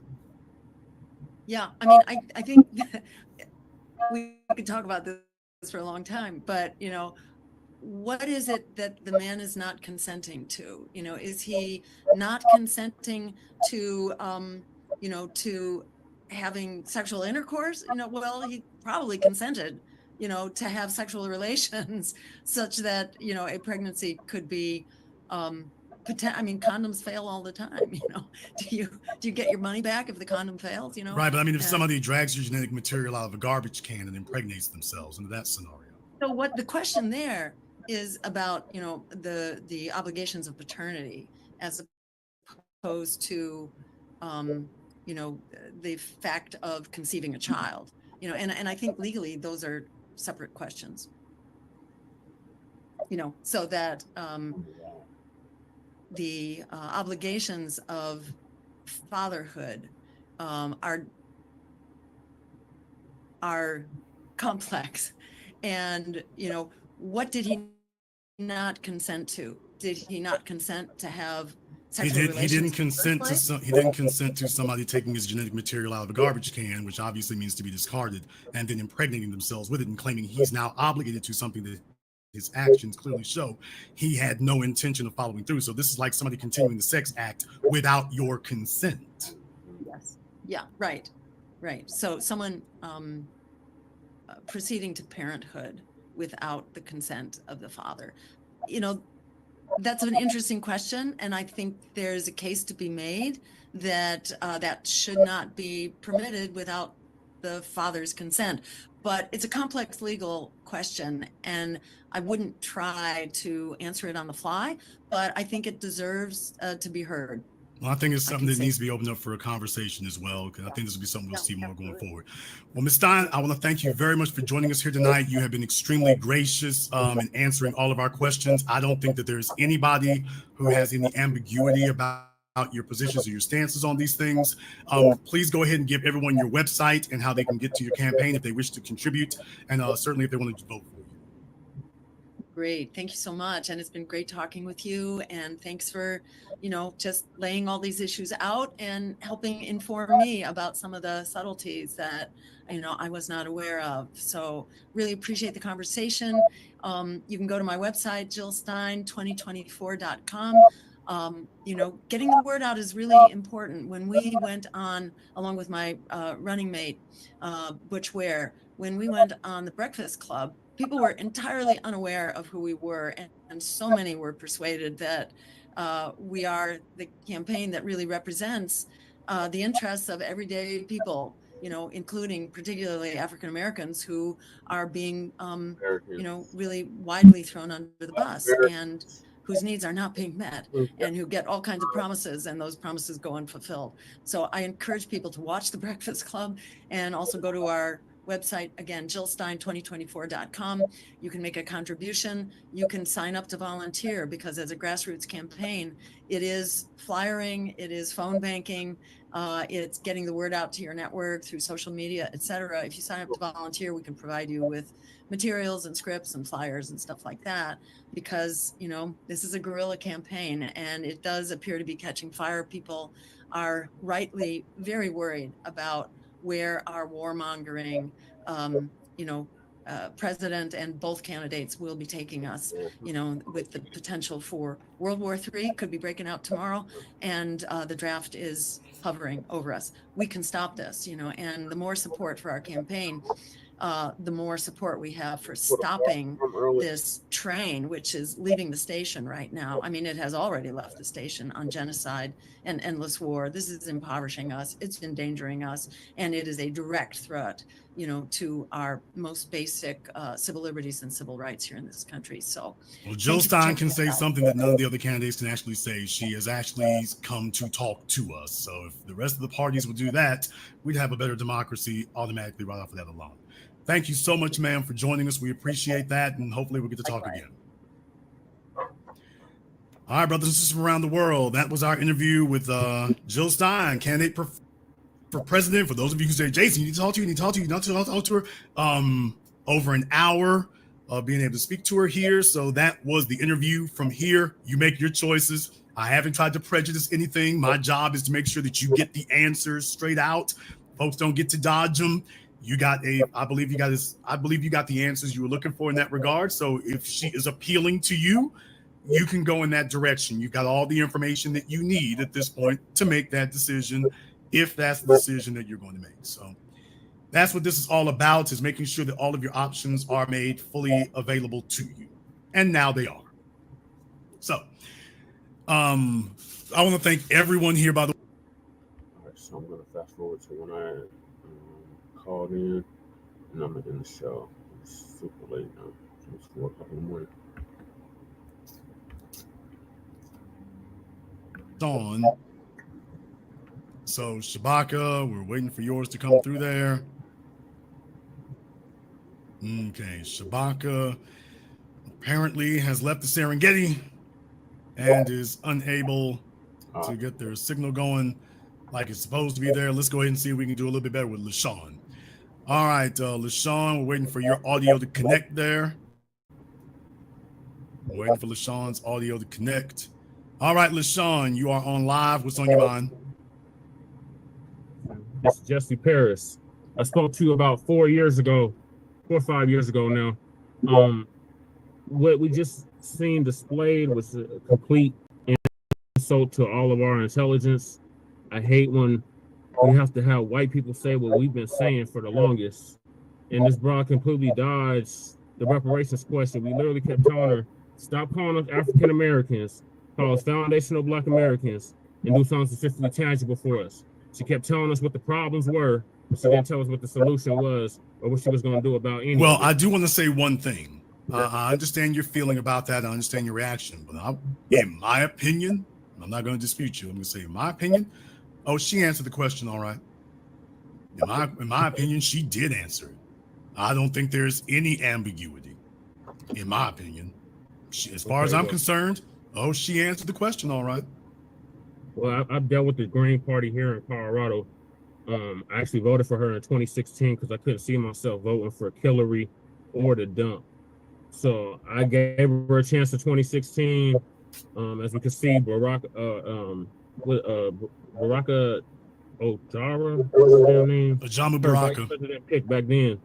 He's a tether. I got to meet him back in 2018, and he was on that Pan-Africanism, scamism back then.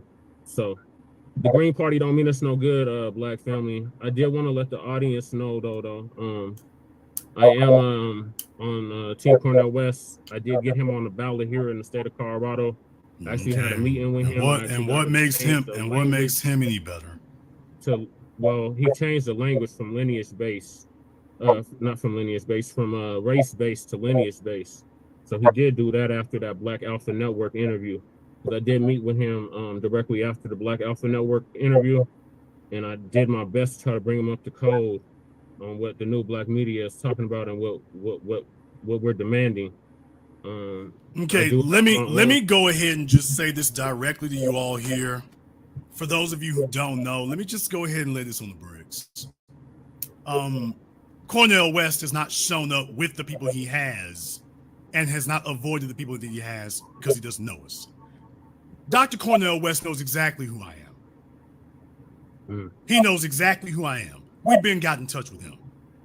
Okay. Cornel West knows exactly who we are. There's a reason you haven't seen him talk to the new Black media folks. It's not accidental. It's not an oversight. I'm just letting it be what it is. Y'all know me. I don't publicly beef with folks, but let me just go ahead and while we on the subject tonight, let me just dissuade y'all. Folks, it's not accidental that you haven't seen it. I'm just not going to go round and round about it. The bottom line is, if y'all want to ignore it, I mean, hey, that's up to you. But that's not an accident. Well, now Mr. Blacc, he did answer the phone for some other folks. He did show up for the phone for some other smaller people. There's a reason why he's been avoiding the higher level. He did talk to Black Alpha though, and I do have a direct contact to him. So if you want to get that set up, we can get that set up. If you want to get him on your okay. You're gonna have podcast. I think you're gonna find that to be a very challenging thing. But you know, I'm saying this. I'm saying it publicly. If you want to go ahead and do that, go ahead and do that. My email address is theblackauthority@yahoo.com. If you can go ahead and, it's been a while since he used it, but yeah, go ahead and do that. I also want to let the B1 family know I'm on the ballot here in the state of Colorado. I'm running for House District 8, which is State House District. I'm number 3 on the ballot, and I'm an independent candidate. So I'm Black first. I got just tangibles for the people in my district here in the state of Colorado. So if y'all live in the state of Colorado, what's left of Black Denver, if y'all want to keep whatever is left, y'all definitely want to support me, Jesse, for House District 8. They keep taking my Facebook and YouTube's down. It's straight up election interference by way of these Democrats. As you know, it's a Democratic enclave. The Democrats pretty much run everything here in Colorado, the state, the state house, the locals, and well, they spent the better part of the last 15 years flooding the zone with illegals out there in Colorado. Yeah, they have. It is a no man's land, brother. So Denver, Aurora, Converse, all that, you know, it's just it's a no man's land at this point. That's a very, very uphill fight. That's not a small thing. Cleansed and gentrified, whatever is left of Black Denver. This is our last stand. Like we've been ethnically cleansed out of what used to be our areas. As you stated back in 2018, though, Colorado's done for Black people. I did not want to believe it. I was determined to prove you wrong, but now I can see it's done data for us out here. So I decided to stop complaining and put my hat in the ring. This is the 3rd time I ran for office. The first time I ran was for city council at large. The second time was for mayor, and now I'm running for state house. Okay. District 8. Well, definitely, like I say, everyone, go ahead and check him out. And if you want to get Cornell and West in touch with me, you got my email. Yes, I have a direct line. I'm one of his electors. Okay. Well, you got my information, brother. I got Jill. Folks said they want me to talk to Jill Stein. I said, if she actually contacts me, I'll talk to her. There she is. If Cornell actually contacts me, I'll talk to him. Okay. I sure will. Thank you very much for giving us a call tonight. Maybe it is what it is. No faking, no fronting, no behind the scenes anything. Jason, say it up front and see if you'll stand on it. I'll say it up front and I'll stand on it. Jason, will you talk to Jill Stein? She would like to talk. Can you talk to her? Can you talk to her? If she contacts me, I'll talk to her. All right. Fine by me. Here she is. Well, Jason, what about Cornell? It's gonna be an uphill climb. I can get to. Will you talk to him? I'll talk to him. Sure, I will. Sure, I will. Absolutely. All right, y'all. So hopefully we can get that set up. And also, before that, we need to get Lady Che to interview him as well, since he was influential in getting him to come out here and meet with my party, the Unity Party, which we ended up voting him in as our nominee for president. So, like I said, we got him on the ballot here in Colorado. So y'all are welcome, Colorado. We got at least a third option for president. So I'm gonna end the show now because it's 4:00 in the morning. Make sure y'all like and subscribe to Frontline Black News. Check us out on all of our platforms, Frontline Black News, Revolutionary Agenda, and of course, Shabaka's Black Experience Enhanced. And please join us this Tuesday. We're gonna have a special guest. So yeah, we definitely want to tap into that at 6 p.m. Mountain Standard Time. And the call-in number is 516-418-5996. Press 1 and you'll be live on air. So peace, love, light, reparations, and separations, and Black empowerment. Sharon Creamer, Jesse Paris, House District 8 candidate on the ballot for House District 8 here in the state of Colorado and the city of Denver. Northeast Denver to be exact. Signing out from the mile high income and illegal migrant flooded city. Peace. We'll see y'all later on for part 3.